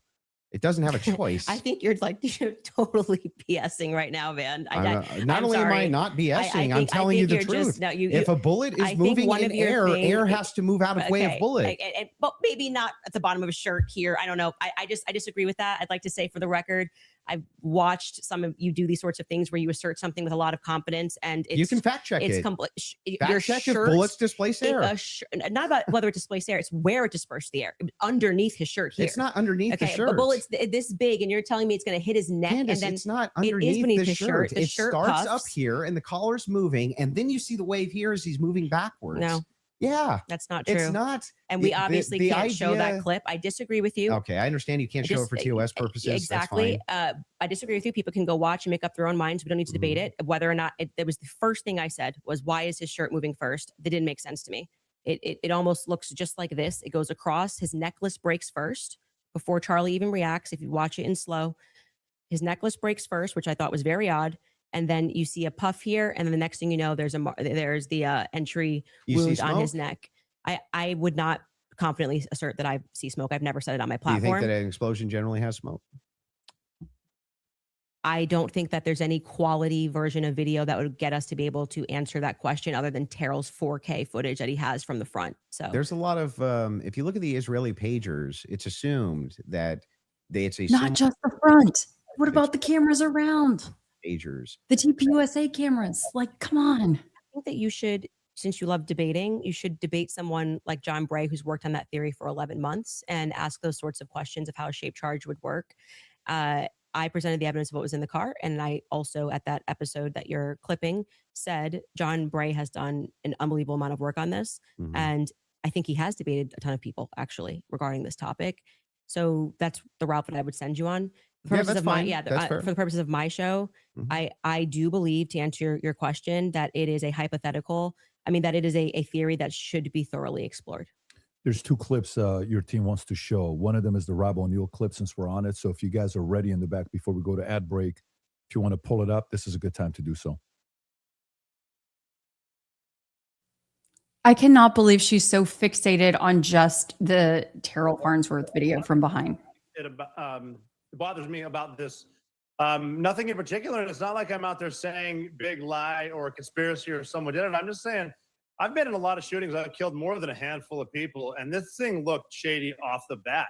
I mean, I've killed people closer than I saw the camera. And I've never seen a shirt move like that. That looks like an explosion to me. Just the fact that no one started doing first aid to Charlie Kirk. They were more concerned about getting SIM cards out of cameras, removing cameras, and then getting him off the X somehow. There didn't seem a lot of concern for his life. It seemed like just clean it up. And then, I mean, I've been told they paved it over a couple days later. And then you get Erica Kirk behind all the razzle dazzle, and she's really quick to forgive the alleged shooter, which technically says that was him because I forgive him, but then she can't forgive Candace Owens for having an opinion or asking questions. And they mock people by saying, "Oh, I'm just asking questions." Yeah, I'm a SEAL Team 6 sniper. I'm asking a lot of questions. No one wants to answer them. And you're able to ask. He's actually said very little about the explosive there. So I'm he just saying he said he's shot people up close and he's never seen a shirt No move dispute. like that. And it looked to him like an explosive. That's what he just dispute, said. But when I play that video at full speed, I can't see a shirt moving. I can only see a shirt moving when we slow it way down. So if I'm in real time, I'm just assuming this, right? If I was in real time and I was in like a close quarters combat, you kill somebody situation, and I shot them, would you even see the shirt move? Well, I just feel like 5 minutes ago you were arguing that it was because the bullet carried air. Now you're saying you don't see the shirt move at all. Yeah, but that's if you slow it down, the disbursement of air, that's where you're going to see it, right? It's going to be very quick, very, very, very, very fast. Yeah, and then that's over. not what I saw. And clearly it's not what he saw. And he thinks that there could be an explosive. So I'm just saying to you, when people disagree with you, your opinion's not a fact. That's all. I understand. I think that's a good place for us to, if we have another break, and then we can keep answering your questions. Yeah, I mean, I think, yeah, sounds good. Perfect. We'll do a quick 3.5 minute ad break. We'll be back for the last segment. Cool. All right. Thank you. All right.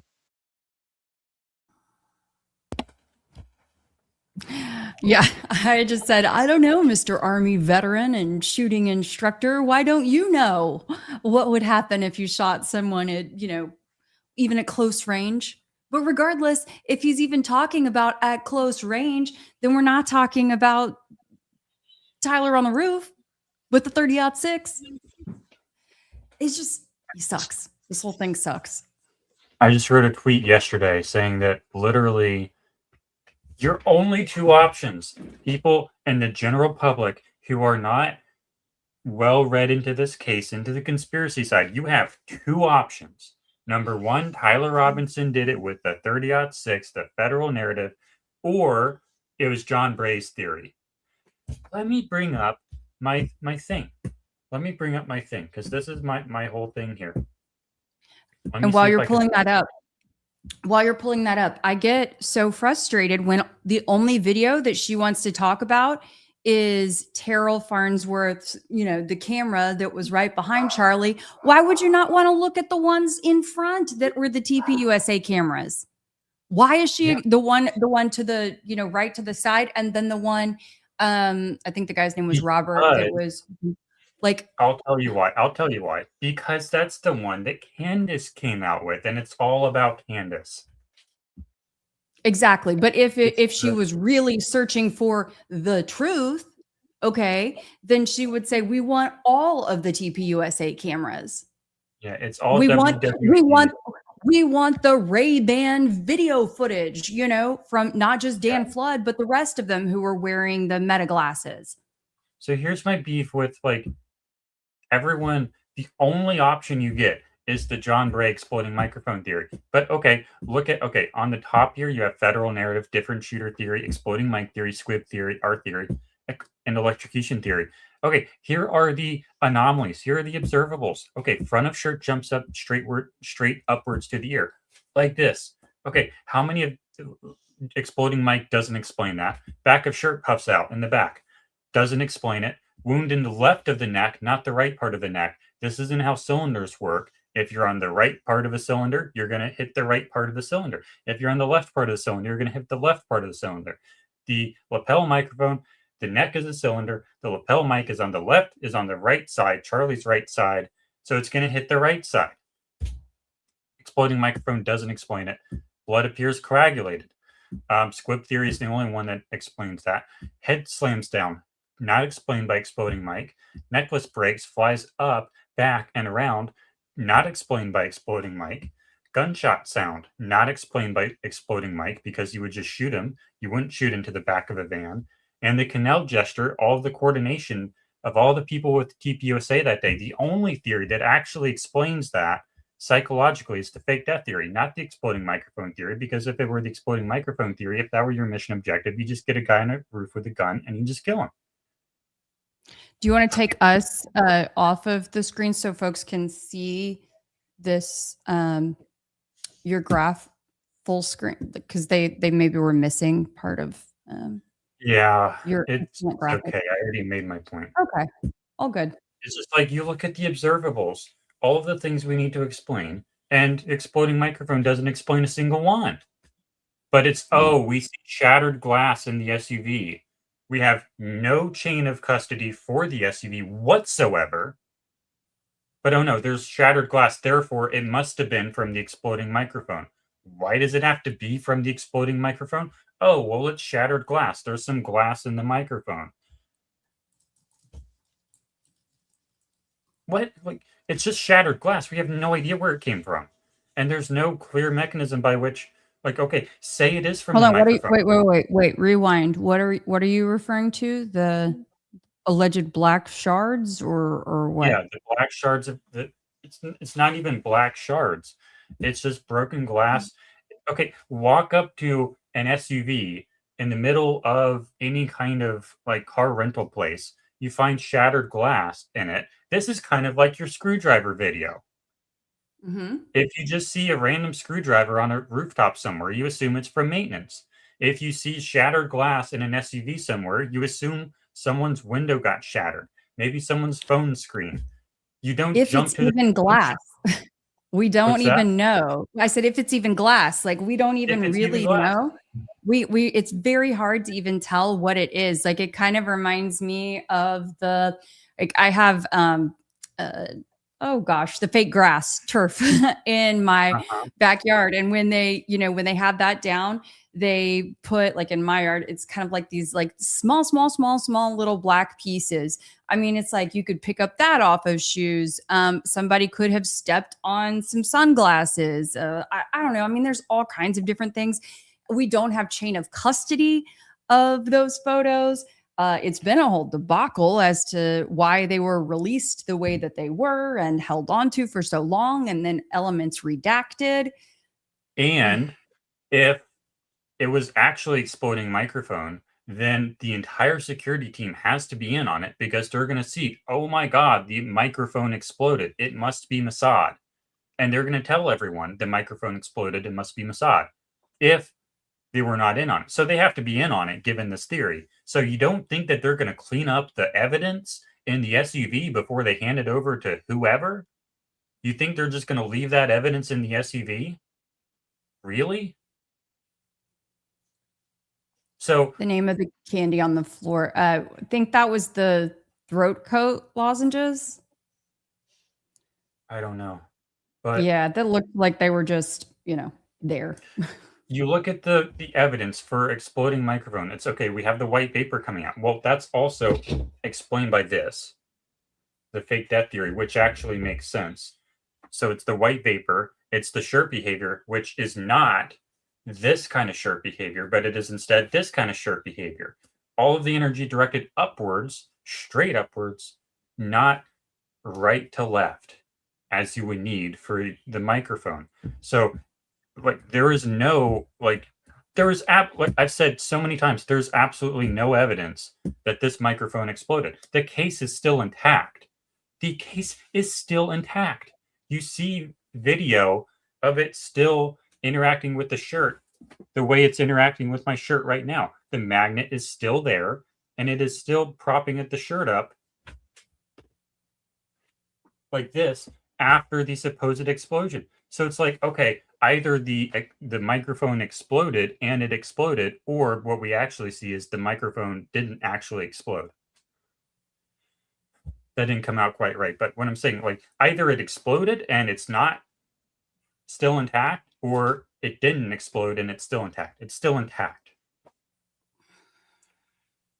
But my complaint is not that, oh, there's this theory out there and, people are entitled to have a theory, even if it's wrong, because, maybe I'm wrong. Maybe I'm like horribly mistaken. What I have an issue with is that is the only option people are aware of. It's the only one. You look at Trigger Smart's documentary. I just watched a documentary the other day. One before that. Every single person, it seems like, who is kind of on the outside of this case looking in and doing like a mini doc on it to explain everything for the general public who's not balls deep on it already, they only look at the exploding microphone theory, but the exploding microphone theory doesn't explain anything. It's very frustrating.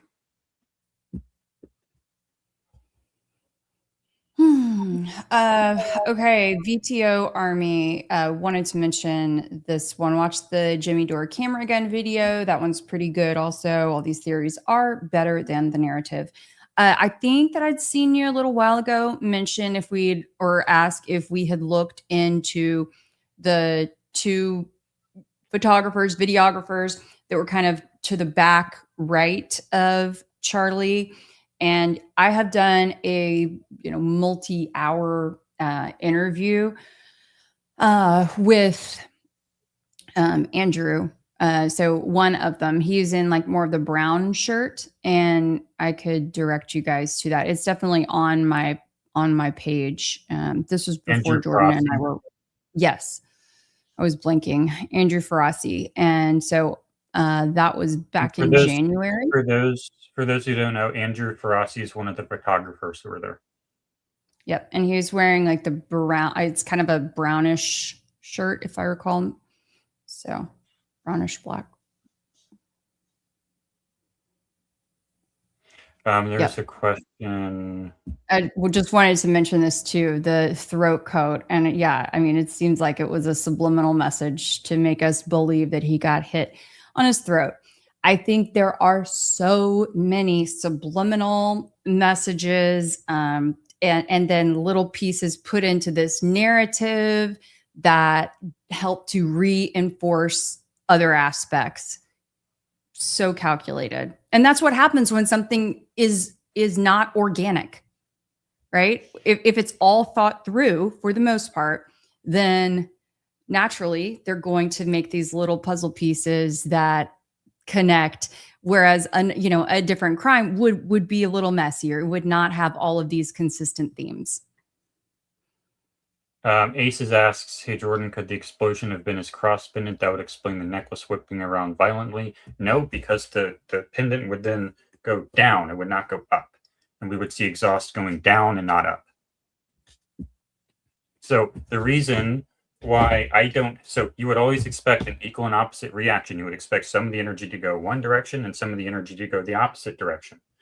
If the source were not fixed in place. But my little device here is fixed in place with a belly strap. So it is anchored, and you would not expect to see, so like all of the gas and the projectile go in the same direction, which is what we observe on Charlie Kirk. There's no exhaust because all that energy is just directed into the stomach, into the belly strap, which is in my suitcase right now because hopefully I'm going to Texas.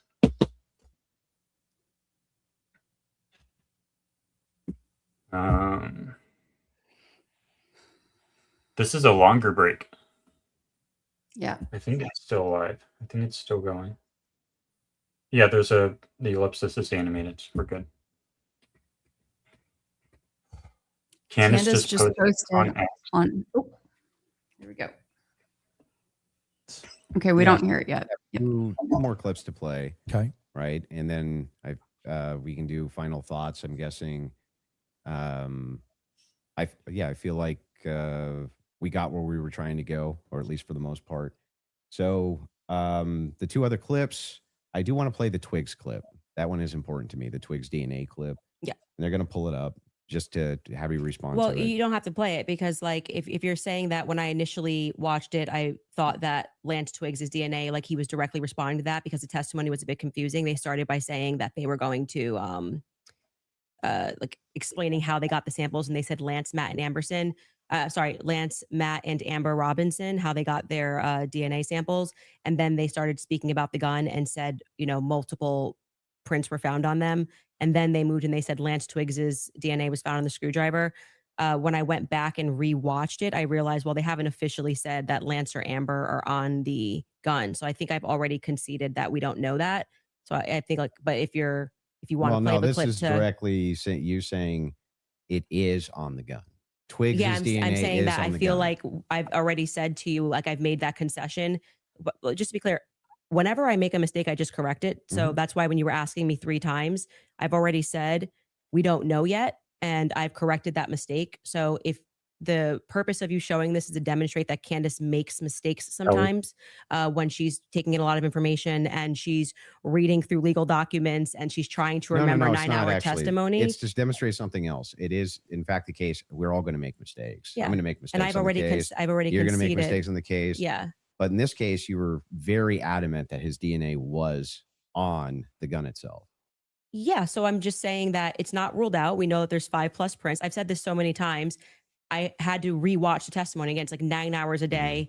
It got very scientific when they were speaking about this. And I think I wrongly extrapolated that they meant all 3 of them were on the prints when the only person they officially named was Matt Robinson. So we don't know yet if Lance Twigs has his DNA on the prints, DNA on the gun officially just yet. Okay. I've already conceded that. Sure. So that's fine. And then the last one is one with Erica Kirk. Sure. This is like the Erica Kirk.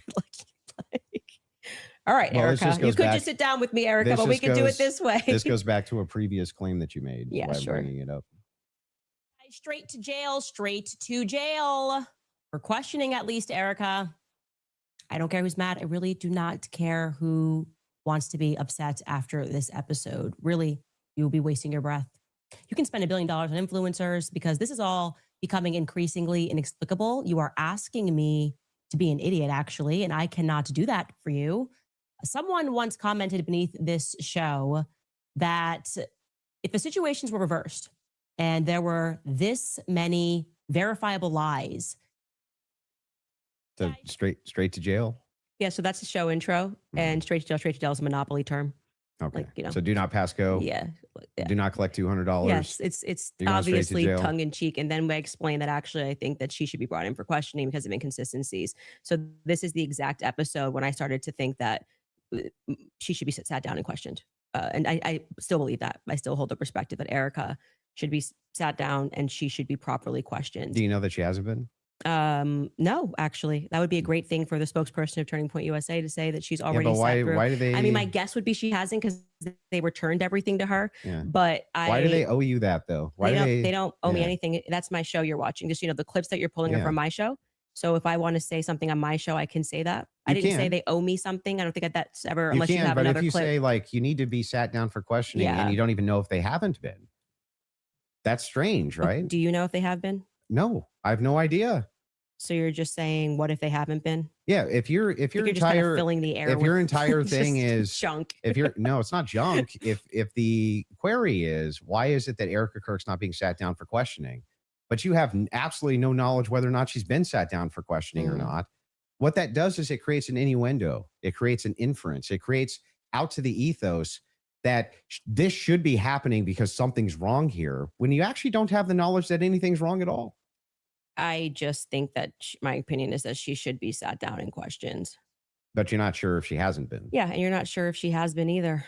So, like I said, I feel like now you're just kind of filling the Well, air to with my nonsense knowledge, because this Turning is Point's to- like, we want To my to make knowledge, sure that you go in there and nobody- you defend Erica. And I have to say, I don't think you've done an extraordinary job Great, at that. but I'm not here to defend Erica. The Yeah, thing well, is, I though, would is say like that since 4 out of 5 of the clips that you Yeah. had on the ready when we asked you guys ahead of Mhm. time, I mean, I want to just assert how professionally we have dealt with this debate. As you can see, we have not planned any gotcha clips for Andrew. I expressed to him that what we were going to do was just to use people for fact checks, and because I might not remember something, or I do remember something, and you're saying no, and that is what I think will register to people as very Well, wait, fair. I expressly We did not take out of wait, what? context clips of Andrew But to I try to repair. expressly said Please that don't I cut was me going to off. bring claims. We did not. Right? No, when you said you were going to bring claims that Your you would want me to claims. speak to, you didn't say I intend on sitting you down with out of contexted clips to which we said to you before in an email. Any clips that you want to share with us, send it Mhm. over. Let's assert a debate claim so that we can both be ready to respond to it.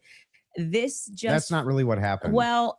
What didn't yeah, happen? the way that you're framing the exchange, What that's do you not mean? that's not actually what happened. We were negotiating. It is true we negotiated out the claim itself, right? Which one's going to take which position. I wanted to make sure that I had at least an hour and a half on mine, and you got the time for yours to question me. We did. We got through your hour and a half on mine, roughly an hour and a half now on mine. That's basically how this went. But in the beginning, I did not take an hour and a half to just pull out of context clips with Andrew. I actually debated the substance of what's going on in this trial and this hearing. And I do think that you fell short of that. There's nothing out of the, hang on. And There's I nothing did not here say, except I'm holding just you to gonna account get for you your to say claims. yes or no. Well, hold on. We were supposed to be debating the case This and is whether part of or the not case. there was overwhelming evidence. These are your claims about the case. No, you then admitted that now you're getting into another sphere and you want to talk about the transcendentals and things that I've And said. we got through. And like 4 out of 5 of your clips are about Erica Kirk. So the general I perception don't think 4 out of 5 even is were. your turning points horse. Oh, I so you think just- quite just- a few you of just- them were. you Were just- there 3 just made it Ericas up? or 4? So you're just making stuff Can up? we get a count of how many were about Erica? I feel like I think it was Yeah. 3. 3. Okay. Yeah, 3. I 3. said 4. But those are extraordinary sorry. claims, which is why you're asked about Okay, them, well, right? okay, but the point being is now you're veering into trying to get me to defend my opinions, and then you completely shirk responsibility when I point claims. out yours. No, they're not claims. When No, you they're tweet Erica claims. is too retarded, you go, that's just whatever, and then you move on. That's a claim that and I'm responsible for the claim. Well, earlier when I brought it up, you said that it was tongue in cheek. Yes, sure. That's me responding to your criticism of the claim. That's all I'm doing here. I was interested, and I'm happy to get into also the Patsy stuff now, if you would like to. Well, Your that team was has one more supposed to clip be they want the to play whole from thing. 7 days Okay, ago. sorry. They got one They more had clip. to. and we then were can getting go to into the Patsy stuff, and you stopped it, and I was explaining to you. Oh, they have one more clip. Okay, let's go. They want to hit the minimum of 4 clips you were saying with Erica. So 100%. This is absurd. okay. And this is the one you're saying from 7 days ago.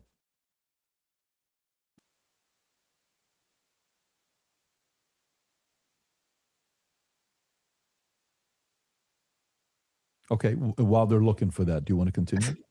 Yeah. Can he I mean, spread can his I- legs any wider? Like, Well, dude. can I ask a question? Are we Not just in really. I'm just gonna. Okay. We're going to hold to the actual contract itself.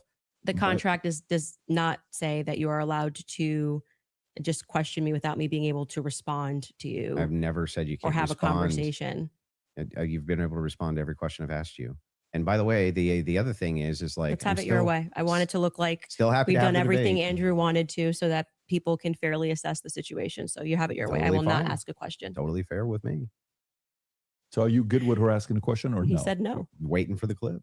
Okay. So you want to wait for the clip first. Okay. You guys have it in the back? Okay, beautiful.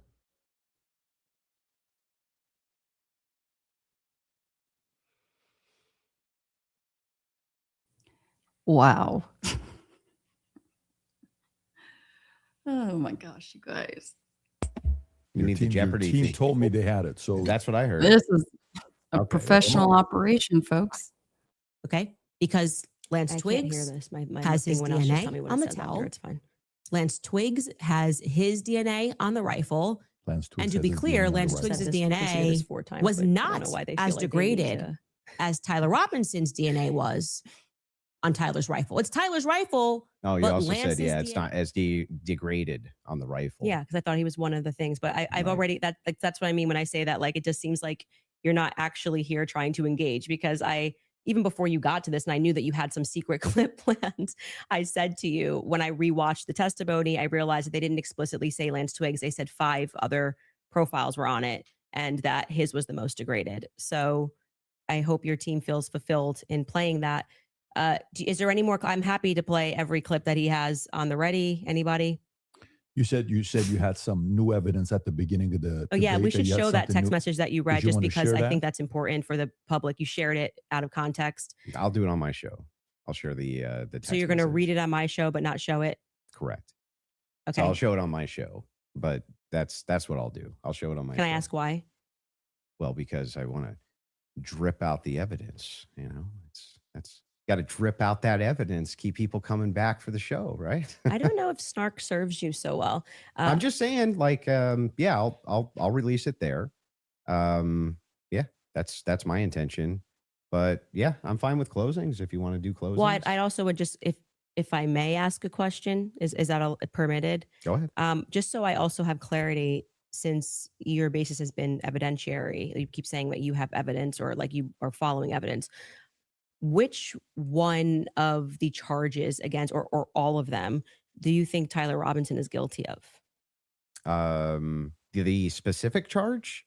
Yeah. Yeah. So I think is that Tyler Robinson shot Charlie Kirk. Yeah, but of the 7 charges that he's being charged. Yeah. Can we list them real quick? I'll tell you exactly which ones. We'll pull them up. Well, do you know any of the charges that he's up for right now?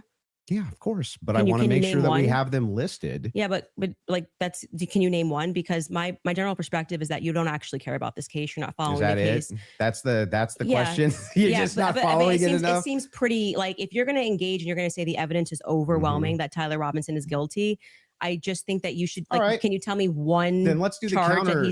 You can really, this is a great gotcha. No. You just got to ask me, play clips out of context, put me in the hot seat. So please just answer the question. This is fair. Name all 7 since you've been following the case.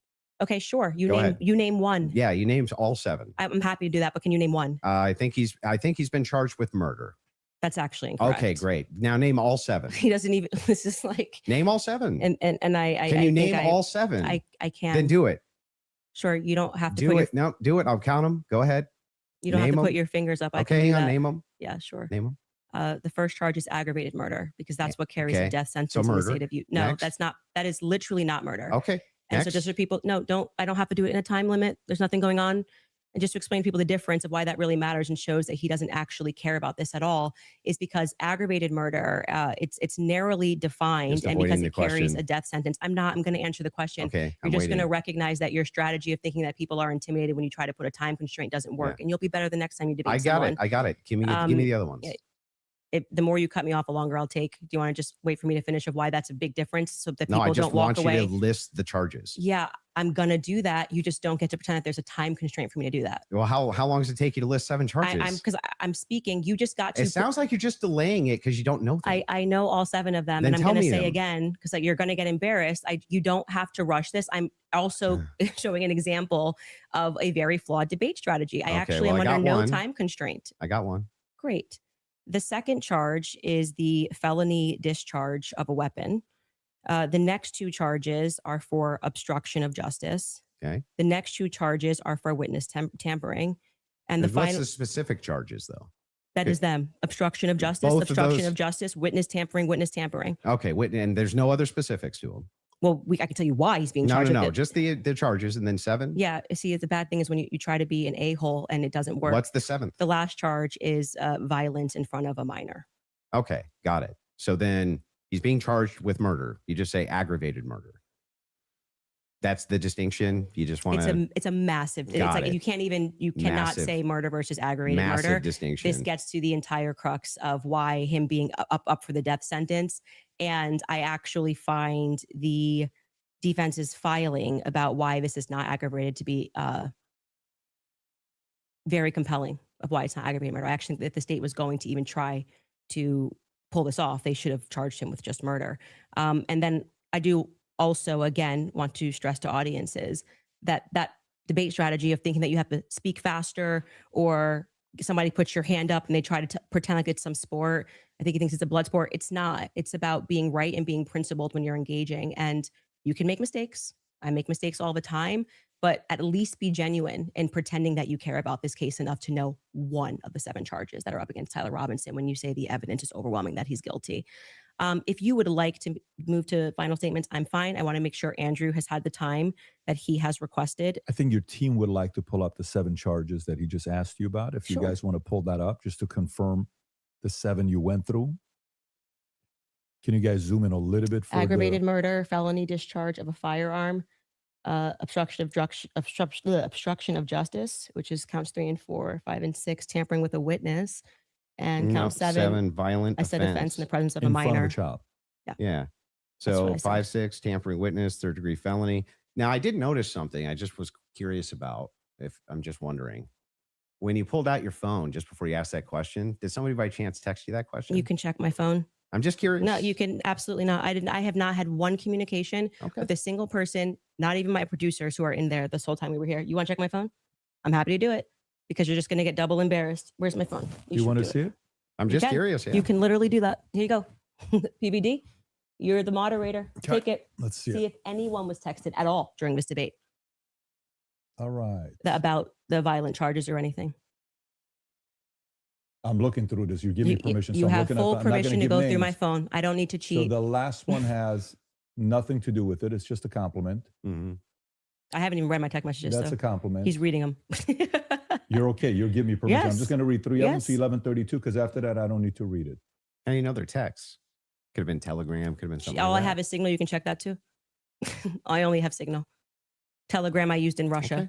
and that was it. I downloaded it for I'll Russia. take your word for it. Yeah. Then- I don't need to like. I Okay. deeply care about this case. I don't need to I pretend get to it. know If you stuff that deeply I care don't about know. the case, I Yeah. just, I have my other question is about Mhm. the steakhouse receipt. You just This said that is you such a distraction. Nothing there. there. I don't. Yeah. Do you? Sorry, I was just saying this is a distraction. The person who's working on that story is going to be forthcoming with the receipt, and that was what I was responding to. And he then dropped the receipt. He redacted elements of it, and I said, "Stay tuned. He's the one working on that story." Okay. So you, I you never- haven't actually confirmed that Robinson was at that steakhouse. All I did, as I said earlier in this conversation, was I spoke to the owner when I broke that story. I think it was back in January. I spoke to the owner, understood what had happened, and that there was a receipt. That's it. That's the extent of what I shared is what happened. Okay. So to be clear, there's no receipt. No, I just said the opposite. I said there is Well, a you receipt. don't have a copy of the receipt. The receipt was published online. Yeah. Right. With blurred The out. person working on this story Yeah. that blurred that out Mhm. is what I was referring to when I said stay tuned and keep following his stuff, because he went to go do what I hadn't done, which was he interviewed the actual server. So there's no evidence that Tyler was at that steakhouse. I would say the receipt with his debit card number, it would be some hard evidence if that I agree with that, Yeah, but- so that's it. But you're questioning me. But is there, as of right now, he paid, if you're asking me, did he pay with a credit or debit card? The answer is yes. No. Is there proof that that was actually his debit card that he paid with? I think you should follow the person that is behind that story. Well, It's the more reason I'm something that- asking you is because you always include it in your timeline that he traveled to the steakhouse. Yeah, we've been building a timeline with things that we Mhm. feel are But is there any actual Utah 1102 evidence? approved. I think speaking Yeah. to the owner, knowing that there's a receipt, seeing the receipt is good enough to put on But- our timeline. But the receipt itself, the question I always had about it is, couldn't you just call the merchant? Like if I've ever had a merchant account, I just Mhm. call the merchant Well- account processor and say, what's the name on this? Yeah, I would stay tuned. I feel that having spoken to the owner, that the evidence is compelling enough to put onto my personal timeline of what took place on that day. That's where it's going to stay. And if it gets debunked, I'm happy to take it off. If that's what you mean, that's how an investigation works. Like I said, I did more than enough. It would definitely pass the test by the Utah 1102 rule for sure, for certain. To be submitted as hearsay. Well, yeah, beyond that, because they Yeah, didn't even but- have receipts. They were like, Bob told But me the this. question is, the receipt itself, it has not been verified to have been Tyler Yeah, I just want to Robinson's, say you're right? holding me to a higher standard than you are. I'm not even holding it. in I'm the just prosecution. asking specifically. Yeah, I've been very forthcoming. I've told exactly what happened. I spoke to the owner. I got the tip, and So I should that be chased added it down. in an official timeline that It's you in give? my timeline. It's my show, and we can add and subtract what we want, and we do. If You we can get do what something you wrong, want, sure. But cool, I'm I just wanted to asking, make sure. should you include a thing that you know hasn't actually been verified to be Tyler Robinson? Yes, you should. If we're trying to build a timeline, you should. Yeah. You don't think that falls And then under... you should remove it if someone somehow debunks it. But I think that there is very strong evidence that is where he was, and that What's the is, strong evidence? Just the two people who said that they saw him? I'm actually all good with being. I feel like Okay. I've sufficiently answered your question about how I got All the right, fair enough. information, what happened next. Would the next stage of this investigation being somebody accessing knowing what his debit card was and confirming it? Yes, and I do believe that will happen. If it does not happen and it gets debunked, I'll remove it from my personal timeline that I share on my show. That officer, the first officer that was up on the roof, Mhm. do you remember his name? Officer Bagley. Yeah, what was his first name? Christopher. Christopher. When Christopher got up on the roof, you talk a lot about how his camera died. Well, he talked a lot about that during the About preliminary his camera hearing. died. Yeah. Do you think that he planted that screwdriver up there? No, No. Who do you think planted it? if we're just going on am I allowed to have an opinion?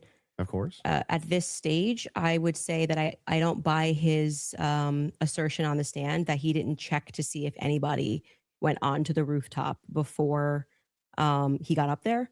I do think that it's possible, it's at least plausible that the screwdriver was planted. I don't believe him. What I can say strongly is that his cam died at just the right time. His body cam died at just the right time. I think that, as you were just grilling me about whether or not I had got the merchant receipt for a debit card, that kind of makes it difficult that we just have to sort of trust that a screwdriver was found and we don't have any should be evidence of a police body cam. But like I said, you accept that stuff and then are like, did you call the merchant and get, like, it just seems like you Well, I'm not adding. hold, I'm like not I said, adding you this hold the to prosecution to Well, a wait the a state second. to a higher standard I'm than not you do to adding people. unconfirmed evidence to an official timeline that I'm putting out either. What do you mean an official timeline? This is my Well, this is timeline. I made it at home. So then it would be official to your show. Sure. Yeah. Okay, great. So then your official timeline, Candace Owens' official timeline, Yeah. includes a steakhouse stop that has not actually been confirmed at all. Well, yeah, it hasn't even been discussed by the prosecution. So it's not like you're debunking that it happened. Well, there's no evidence for it. There's no good evidence for it at all. There's no camera there. And the steakhouse receipt itself has never been confirmed to be Tyler Robinson's. I'm assuming this is just like a talking point they gave you and you got to like keep pushing this, or like I've been 'cause following it very closely on X. the receipt. You weren't even following the charges of Tyler Robinson, but you really You wanted to think know. that I've been because- following it do you very think that closely on because- X. Wait, you think I'm calling owners of do you know steakhouses that- and having a wait, conversation. You're following combo Yeah, on X. I literally followed the entire trial or the preliminary live. I was live with an attorney. We covered all of it. You think because I have a momentary or lapse where I'm like, oh, it's murder? No, it's aggravated murder. Come on. You didn't know any of the That's charges. splitting you didn't know. That's not hairs. splitting. It means you didn't follow the preliminary hearing at all. No, it doesn't Like mean you that don't at know all. any of That's the charges that are ridiculous. against him. When this is like getting literally to the crux, Oh, aggravated man, murder versus murder. It's a ridiculous. death sentence. And not only that, let's point this out. One of the major things here is that this is your official timeline. It's mine. Yes. Who else could it be? Who else? There would be Candace What's your Owens' issue? I just don't timeline. know what his What's your issue issue is with my timeline. What's your issue with that? Well, so the issue is that the entirety of the evidence revolves around two people who claim that he was there and supposedly a receipt. There's supposedly a receipt where Tyler Robinson paid for his steak and his soft drink. No alcohol, right? No alcohol, right? You know nothing about the case. But anyway, this particular receipt, they could have called the merchant account, confirmed it, this type of thing. To date, this receipt has only the blurred information on it that would actually give you the information to confirm whose receipt it is.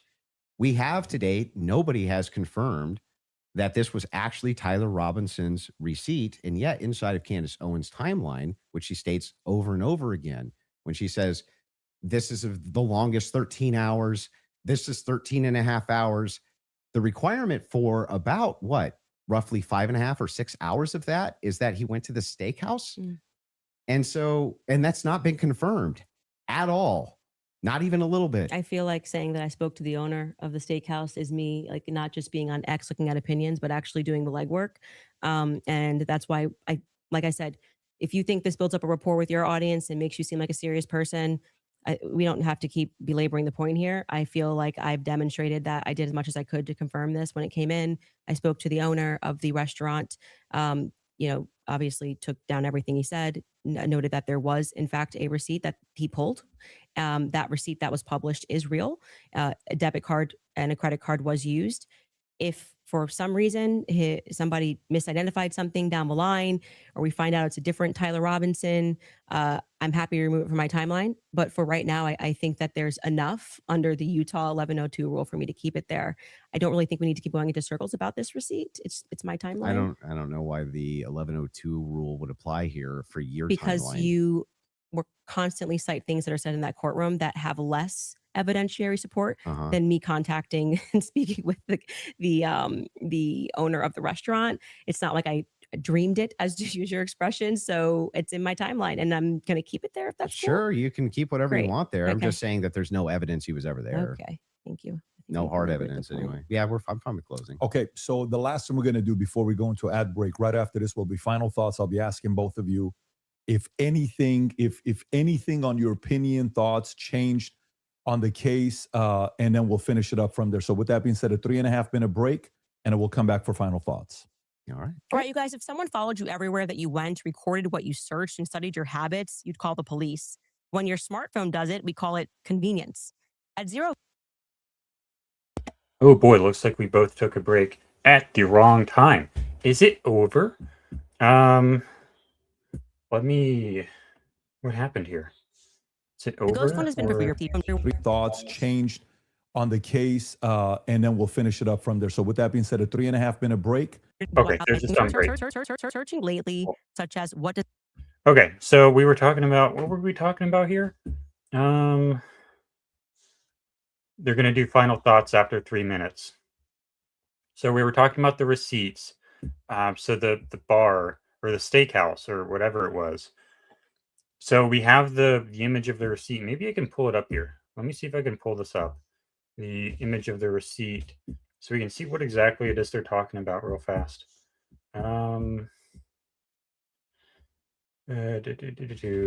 Steakhouse receipt, Tyler Robinson. When you look at the receipt that they're talking about, there's like really no evidence to me that this must have been from any particular individual. It is presented as Tyler Robinson's receipt, but it has like the debit card number. I have no idea what Tyler Robinson's debit card number is. I don't have access to that information. And it also blacks out the server name. And that's not really material to whose receipt this was. So when I look at this, I don't see, the only identifying factor on this is September 10th, 2025, 8:55 p.m. local. This doesn't do anything for me to let me know this is Tyler Robinson or anyone else. Larina Mincer says, but they would know his debit card number. Yeah, the police would, but they apparently have not looked into this, or maybe they have. And when they did look into it, they found that it was not Tyler Robinson's debit card number. I don't know. But as far as I know, the authorities have not looked into this. But the point that I would like to make, and I'll make sure Kelly's aware of this if she can't hear me right now, is that there is no evidence, in my opinion, on this receipt linking it to really anyone at all. So yes, it is a receipt, but it doesn't actually speak to anything relevant as far as I can tell. If anyone has a differing opinion, you can certainly share it in the chat. I think Kelly is maybe back. So that's what they were talking about towards the end there. But, and the reason that would be material to the case is it would be really weird if he drove all the way down there, like 3 hours, and then came back up. Kelly, you're muted. There we go. Sorry about that. I had a call I had to take. Yeah, so we finished with talking about Cowboys. Yeah, and just so you know, I don't know if you heard the end of that. I was out for the end of it, but we're on break for 3 minutes, and then they're going to come back and do closing thoughts. Oh, so it's nice. not over Okay. yet. Okay. So I was just going over this receipt and how there's no personal identifiable information on it. So it's very possible that it is Tyler Robinson's and that someone else has information that truly does link it to Tyler Robinson, but the receipt provided does not give us that. I think it's called PII, personal identifiable. There's nothing on there that tells me who this belongs to. Mm-hmm. But it would be plausible for his family to be able to validate, if they wanted to, that was, a debit from his bank account. I'd imagine it's kind of hard, hard for someone. Okay.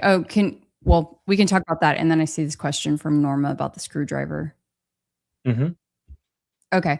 I can discuss that. It's not a joke, but I did not find it on the roof.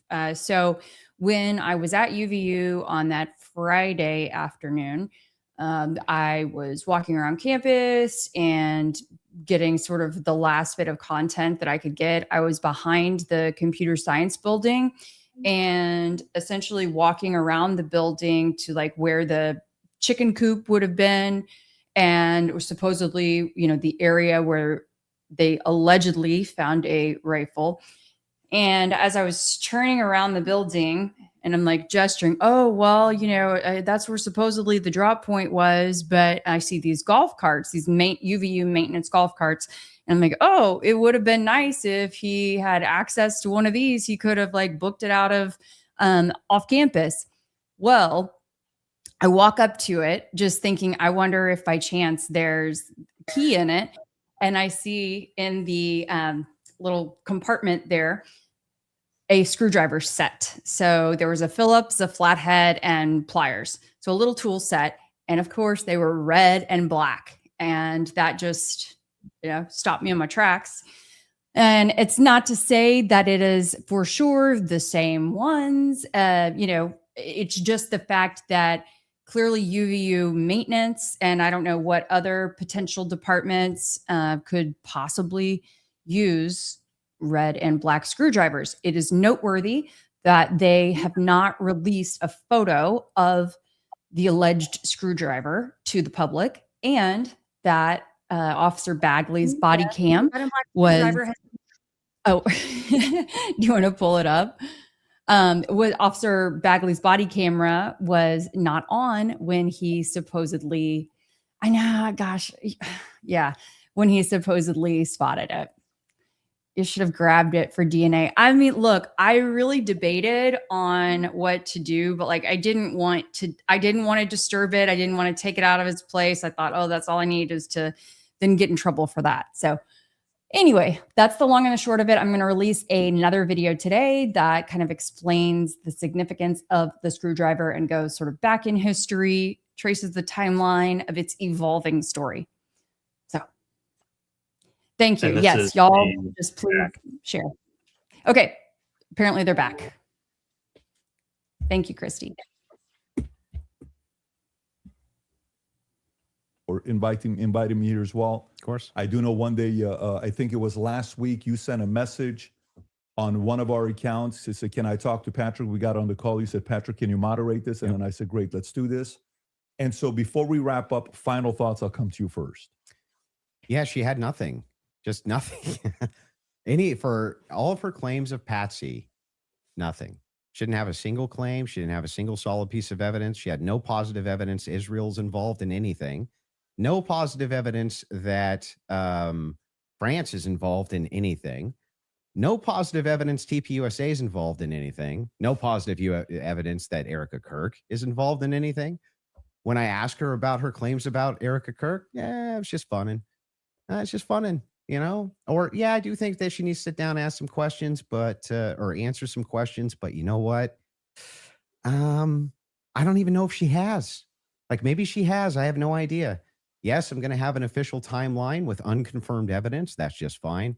Hey, it's hearsay. If that's good enough for the state, it's good enough for me. But my biggest problem with the state is that they're admitting all this hearsay. She's a contradiction machine. On top of all of this, the thing that I wanted to get out of this more than anything else was to just demonstrate one thing. Yes, it's true. I'm not perfect on the case. I'm not going to ever pretend that I am, and never did. But what has been made very clear to me is that there's nobody with an alternative theory that has any evidence for it at all. None. Zero. And the continuous kind of expression, we're running an investigation. What kind of investigation builds a timeline out on a receipt that they don't even confirm? What kind of investigation tries to make these bold claims that Israel's involved and France is involved and all these different players are involved and never shows any evidence? We're just asking questions. It's again, like I said in my opening, it's always intuition, my feelings, how I feel about things, how I think about things. Andrew, how many times did you hear this today? Andrew, you can't tell me how I'm supposed to think. Yeah, nobody's trying to tell you how to think. But you should rationally come to your conclusions based on evidence and facts. And the truth is that 90% of what you're saying is simply intuition based.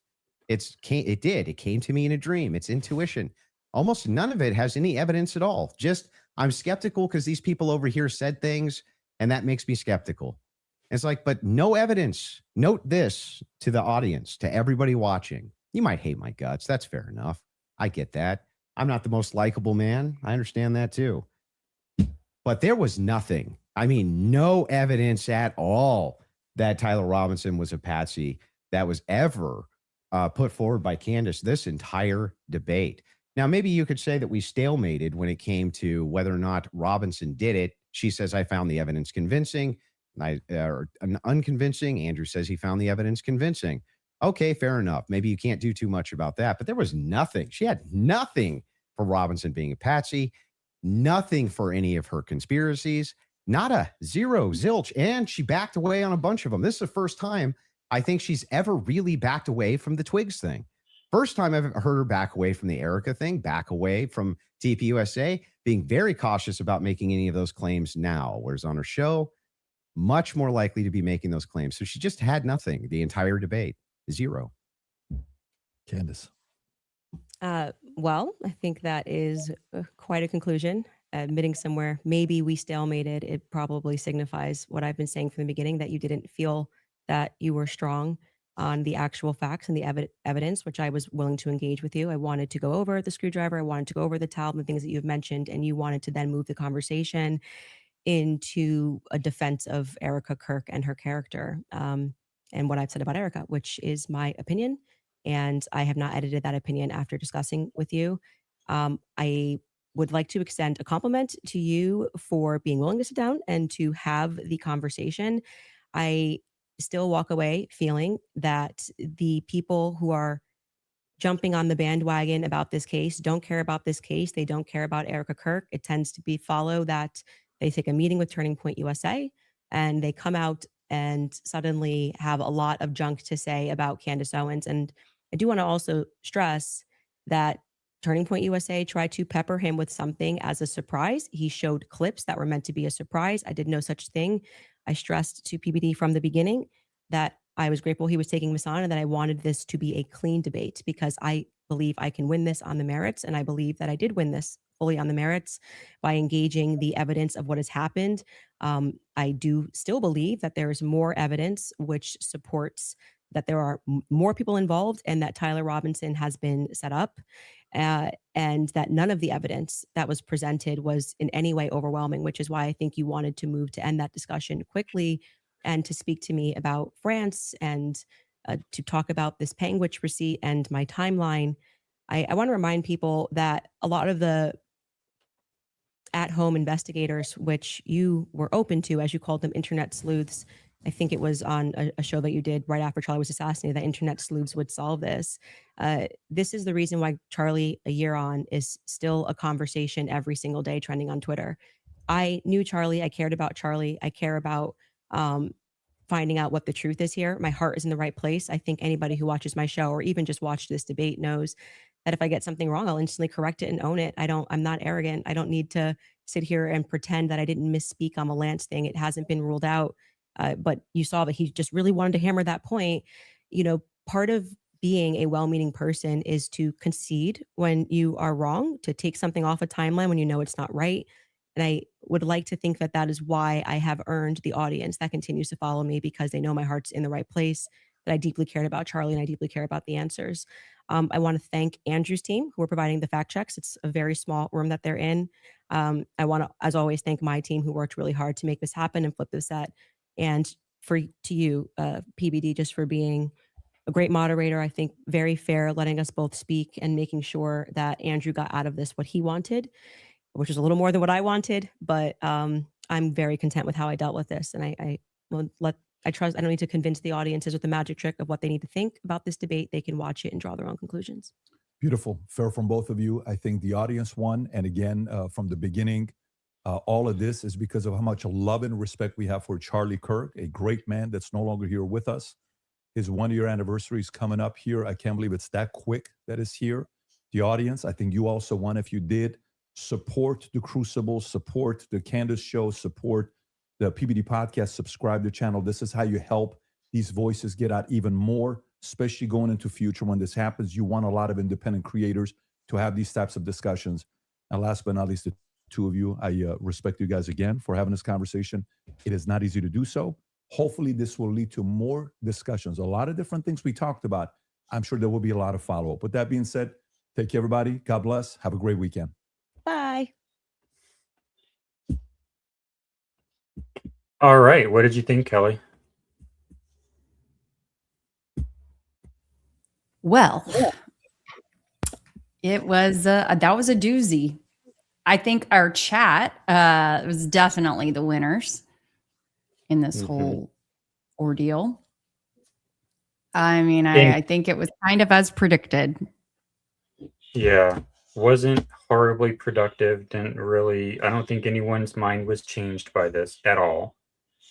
But I will say the closing arguments there, I think Andrew was far stronger in the closing argument there.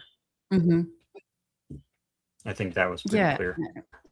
I mean, it's a distraction. It's just one more, I don't know, piece of content for the both of them. I mean, I don't know what the exposure Andrew Wilson gains by this, because I don't know how many folks are actually going to go follow him now. But anyway, this is what it is. I see you over there with a little red and black screwdriver. Yeah, it's my fidget toy now, I guess. But yeah, he was saying, oh, Candace didn't bring any evidence to the table at all whatsoever. That was the entirety of his closing argument. That is rhetorically effective. That does work in a debate if it is unopposed. And then when Candace came up to give her closing argument, she did not oppose it. She did not contradict it. She just said, when I make a mistake, I admit to it. So now the entire audience is assuming that her entire investigation is a mistake. That's how debates work. So that was a poor performance, at least at the end, for Candace, in my opinion. All right, let's get to some highlighted comments. VTO Army states, I hope she brings up the fact that Utah police were looking for 3 totally different suspects until the feds showed up. And the feds showed up in a Nissan Armada that Utah police were searching for. Is that the white Nissan Armada? So I know that was one of the things people were talking about. And then I remember there was talk about a white vehicle that was like pulled over. That was something that Candace had discussed early on. From Duck and Felonies, did you see the Russian cross on Charlie's camera guy's shirt? I think Kelly, you had to answer that. I might have missed that. I know I spotted the other one on the Star, on the guy who Adam Bartholomew was interviewing. Life is Driving was interviewing as the Big Bang. Which camera guy? One of the photographers or one of the video people? I don't know. We'll have to look into that later. Forrest Glory states Kelly fake death makes all the pieces fit together. It makes the most sense.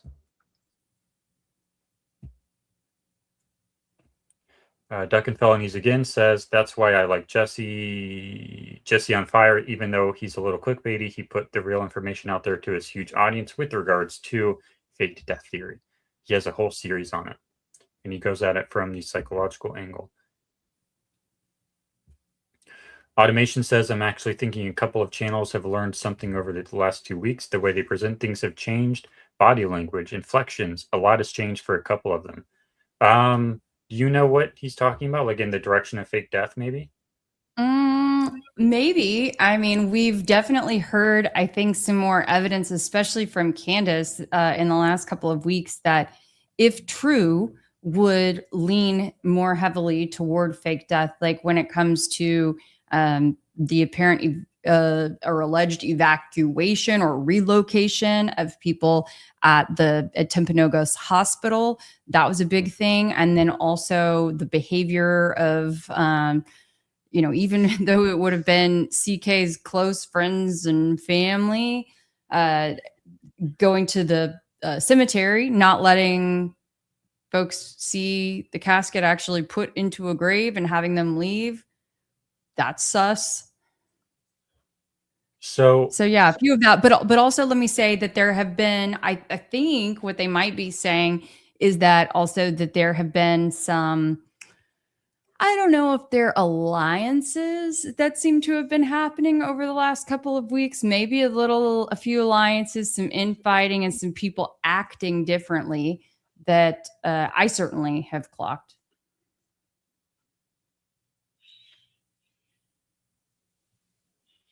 I was going to say something and I wanted to say it and I couldn't, and now I forgot what I wanted to say. You'll recall it. It'll come back to me, hopefully.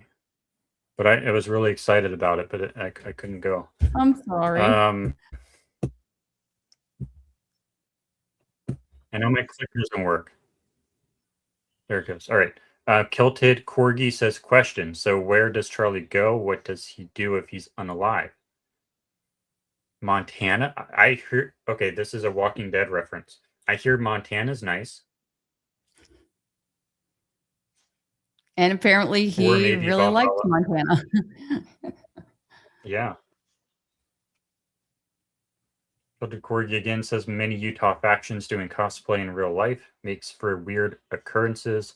I swear half the crowd was told to be there by a Discord group. I could get behind that almost.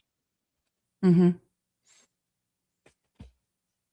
Yeah, there definitely were some Discord groups, I believe, that were very active and in that area, just according to my on-the-ground reporting, I'll say. But then we also know, interestingly enough, that the medical examiner who, I guess had signed off on the supposed autopsy, who, of course, one of like a dozen other people who no longer are in the same position that they were in as of September 10th. And he's now in New York. His wife is a professor and does research in the sexuality in gaming community and runs a Discord, and yes, she's a that is furry. a major. So she ran a major. Discord. Okay. So I think coincidence.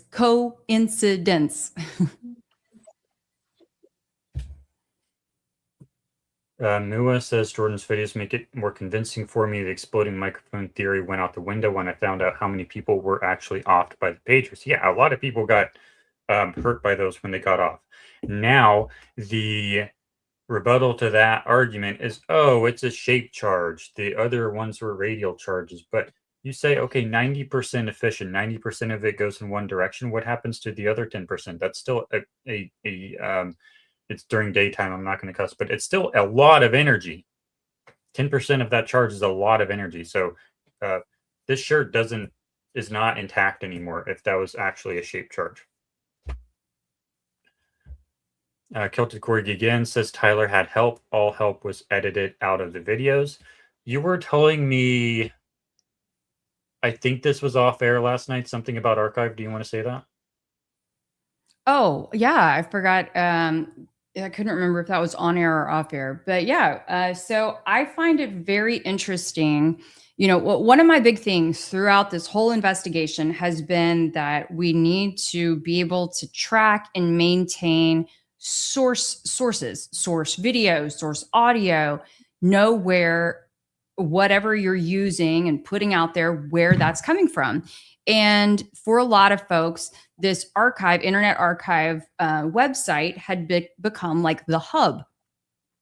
But I find it very bizarre that if you go on there and look, like a huge chunk of the items were uploaded the morning of September 11th, like back to back. And then there was another chunk that was uploaded. Boom, boom, boom, boom, boom. Who was doing that? And the issue there is there's one common source. So it's all going through one person. It's not like, oh, Jimmy Schmo uploaded his video that he took. And then Kyle Smith uploaded his video. And then Sally Williams uploads. No, one person. Everything's going through the one person. That one person has control over far too much. Mm-hmm.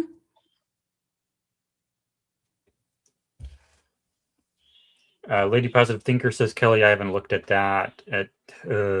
I've not looked at the issue of Candace finding out that Charlie was taking money from a corrupt person. Hold on, let me restrict. What? I've not really looked at the issue of Candace finding out that Charlie was taking money from a corrupt person, confronting him, and then no more discussion about that. What happened next? So that's something that we were talking about. Lady Positive Thinker and I were kind of going back and forth in the chat saying that I was mentioning, okay, for sort of previous context, that I think that the most recent text from Candace, between Charlie and Candace was maybe 2023 that she had shared. And so I want to understand a little more as to, did they ever even talk like over the next 2 years? Because we haven't really seen that. And so then she had brought up that many months ago, Candace had mentioned some sort of conversation that she had with Charlie about this like questionable funding, this donor or source of a donation. And I would like to, I think maybe Lady wants to go back and take a look at that. And I was also mentioning, I think that it was in like 2023, at some point the last couple of years of Blexit, they were like bleeding money. And Candace was still taking a big fat paycheck. And there are even articles written about it back at the time. So I just want to understand a little more about that relationship. That's all. And I noticed we still have well over 1,000 people in here right now. So I figured we could go into the awards because the awards voting is still open. So I figured we could play the video real fast. So if you're unaware, we have an award show where we'll be doing the ceremony next week. Voting is still open, but I'm sitting on the button to close it because we were supposed to close it last night, but I forgot to. So it's still open. You have a last chance to do it. But here is the trailer for that award show. Full of infighting, an emblem of peace. Kelly Rayvon and Jordan Henshaw present the Goldies. Nominated, James May, most likely to be a federal agent. Stu Peters, nominated for Best YouTube Thumbnail. Miss C Social, Needle in a Haystack nomination. Trigger Smart, nominated for Best Tech Support. And Gary Melton, the Most Valuable Contribution nomination. Accidentally. And, most importantly, you, Corby Hall, Muppet Masher, Pia Varma, Trillion, Blake Bednarz, Real Bays, Brandy and Billy, Louisiana Girl, Jesse on Fire, John Bray. Get Crunked and Listen, Daily Freddo, Charlie's Angels, Baron Coleman, John from INSEE, and Wolves in Finance. But wait. You have to subscribe to vote, and vote you shall. Or else.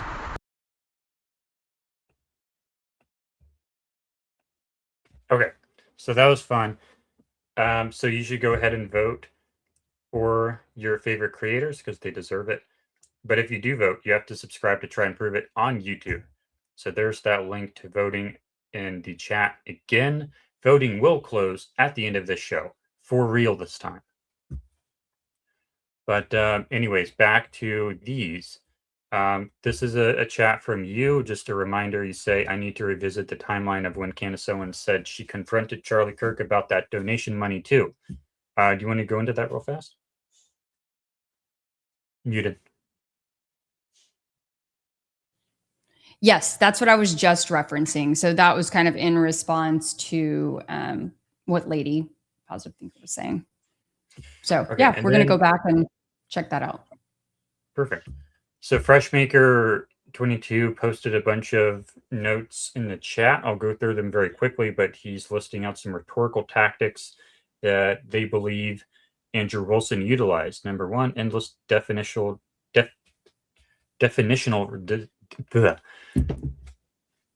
endless I can do it. definitional I can do it. endless definitional Endless. disputes. We'll do it. I'll do one, then you'll do one, then I'll do one. Endless Okay. definitional disputes traps opponents into exhausting arguments over precise word meanings to stall their arguments. So basically semantics. Go. Number two, the internal critique trap focuses entirely on finding minor phrasing flaws to avoid defending his own position. Hold on. Isn't that the same one?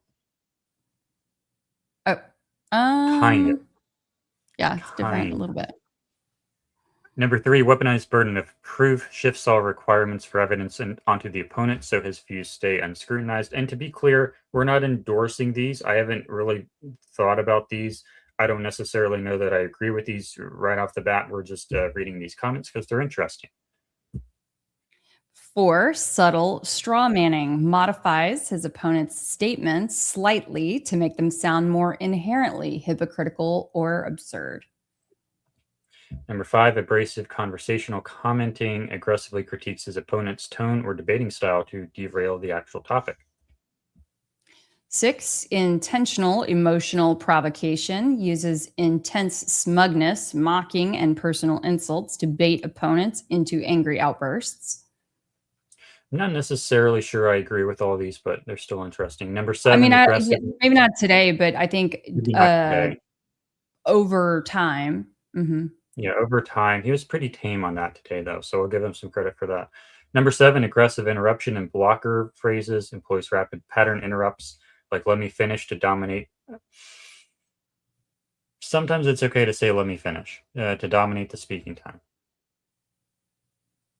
Number 8, Socratic laddering chains short yes/no questions that force incremental concessions while refusing to let the opponent qualify those answers.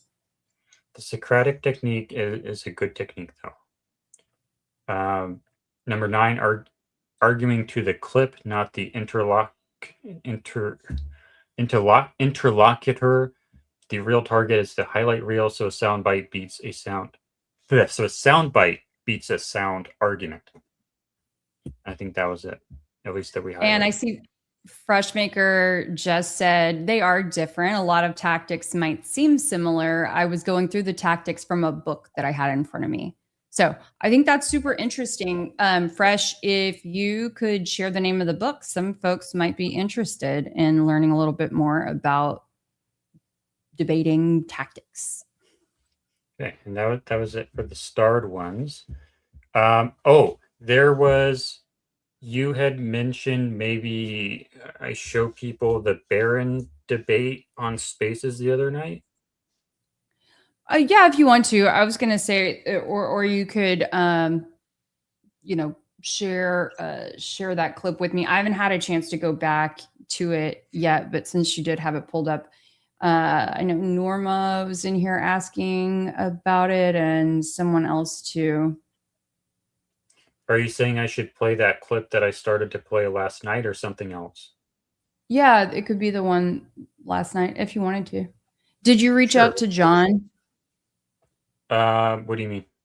Well, I mean, I did a group text with us. I hadn't looked at my phone. Let me see if by chance I did follow up. He's not gotten back, but he is expecting a call when we're done here. And I did send him the stream so he could see like when we're done. But yeah, we will. For those watching on X, which is actually most of the people, thank you for watching. We are trying to get, if you've watched John from North Carolina in the Spaces, we are going to get him his profile picture updated. So that'll be fun, hopefully, if he answers our call. So once we get off the stream, we're going to hopefully do that real fast. Okay, so that video, I just want to make sure because he seemed like you were blindsided by it last night, but we are happy with the video now. So we will go ahead and play the video now, which is basically Keli taking Baron Coleman to school on exculpatory evidence. I mean, I don't know about to school, but just asking some questions. Hold on. You're aware of stuff that you wish would come out? Absolutely. Is is there a scenario where that stuff that you're aware of that you wish, is there a scenario where that can come out? Or is that like here's a thing, you can never share this thing? I think there's different classes. There are some things that are like, hey, I'll let you see this because it might inform you and let you know you either are or are not on the right path, but you can never, ever reference it. You can't refer to it. You can't tell anyone on earth you have it, but I'll let you look at it. And then there are people who say, here's this, I'll let you know when the time is right. Those are two different classes of sources. And yes, the answer to your question is yes. There's a lot of stuff I wish would just come out because it would shut a lot of people up. Things that are exculpatory to Tyler. I don't even want to say that. Can you give us a general idea? No, this is my whole point. You're not allowed to talk about it. I'd be remiss if I didn't ask a follow-up. I know, and question, I'd be Baron. remiss. I'd be dishonest if I'd said any more. I probably, I mean, it's the nature. I mean, I guarantee you at the New York Post and at the New York Times and the Washington Post and ABC and NBC, they're also sitting on stuff they wish could come out. Not about this case necessarily, but about stories they're working on. But they were given the information. We've got someone's life on the line, right? And I mean, you yourself had also said recently, I think on the space with you and Diligent, that like, hey, if you've got something, like now is the time. Correct. I agree with you. I agree with you. I agree with you. So then go back and rewind everything I just said to Bronson for the last 5 minutes. Because I mean, it just you can't burn people. You can't burn sources. You can't. I mean, yeah, I've been a lifelong journalist, so I get that. Right. I appreciate that.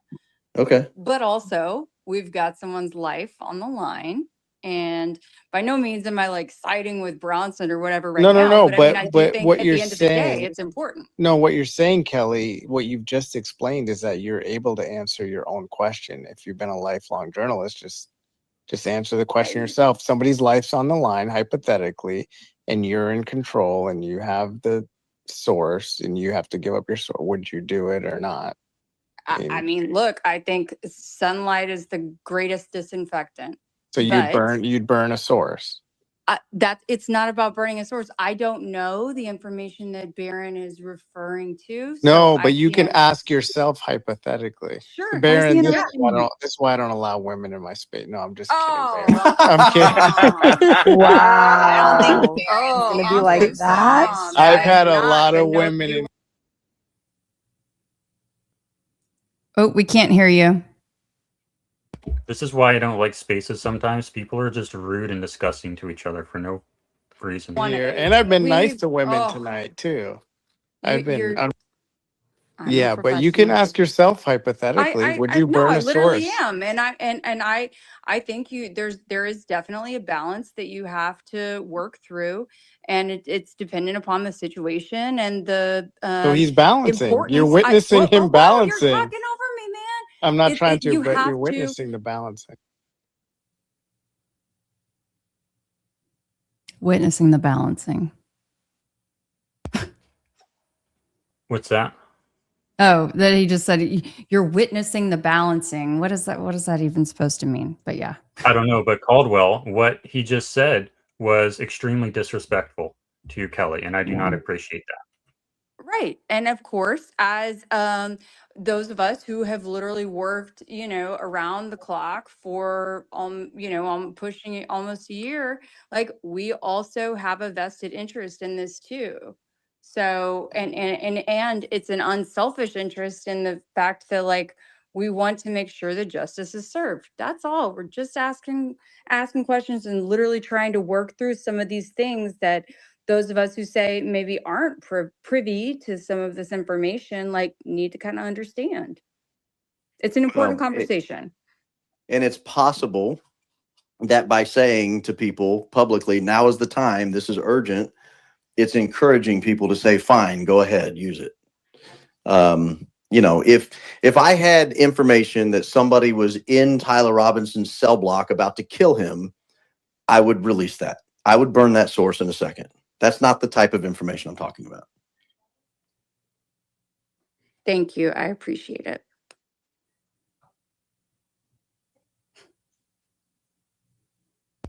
So there you have it. And that was a pretty long space. So if you wanted to check out the full thing, Barron did give me a nice mention in it. He said, I don't remember what he said. Maybe I can find it later and clip it or something. Maybe someone else has already clipped it. I don't know.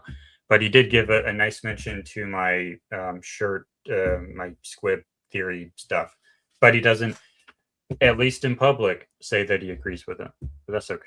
Yeah.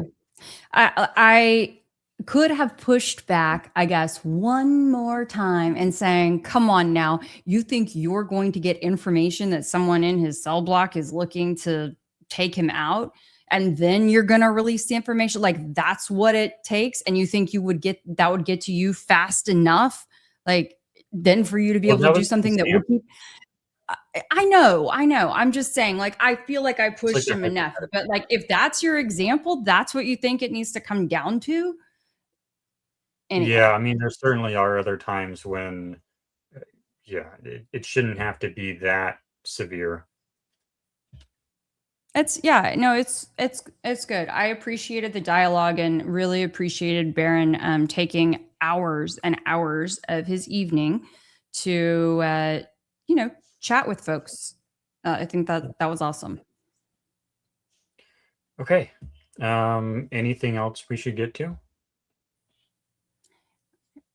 Once again, voting closes in like basically now. So I'll give it 7 minutes after the end of the stream in case someone starts voting right now. I'll give it like 7 or like 10 minutes or something after the stream, and then I'll close it. But hopefully, if you have not voted yet, we just got 4 more votes in the last few minutes here. So that's very good. Thank you, everyone. Fantastic. But you have to subscribe to try and prove it before you vote, though, on YouTube. So, again, we have over 1,200 folks who are watching the stream right now. We are trying to get to 1,000 subs on YouTube. So please, please, please, if you enjoyed even 2 minutes of what you got to see this morning, this afternoon, please just take that moment to go to the Try and Prove It YouTube and hit that subscribe button. It does not cost a thing. Yes. All right. So hope you guys enjoyed the coverage tonight, and we think you should tune in to our coverage for more events in the future, which we do plan to do. We have the awards ceremony stream this coming Thursday. We might do a field test like on Sunday or something. I don't know. We did kind of discuss it. If I'm feeling it, I might. And if Kelly's has time, we might. Haven't decided yet, but we could be doing a field test where I go out into the middle of a field. We've already done 6 of them so far. We took a pretty long break from it, but I need to get back. I need to get the muscle memory back because I might be going to Texas soon. So that might be coming up on the weekend, just depending on my schedule and on Kelly's schedule and energy and so on. So thank you, everyone, for tuning in this morning at an irregular time. I hope you all enjoyed it, and please subscribe to Try and Prove It on YouTube. And thank you, everyone, for coming on. All right, goodbye.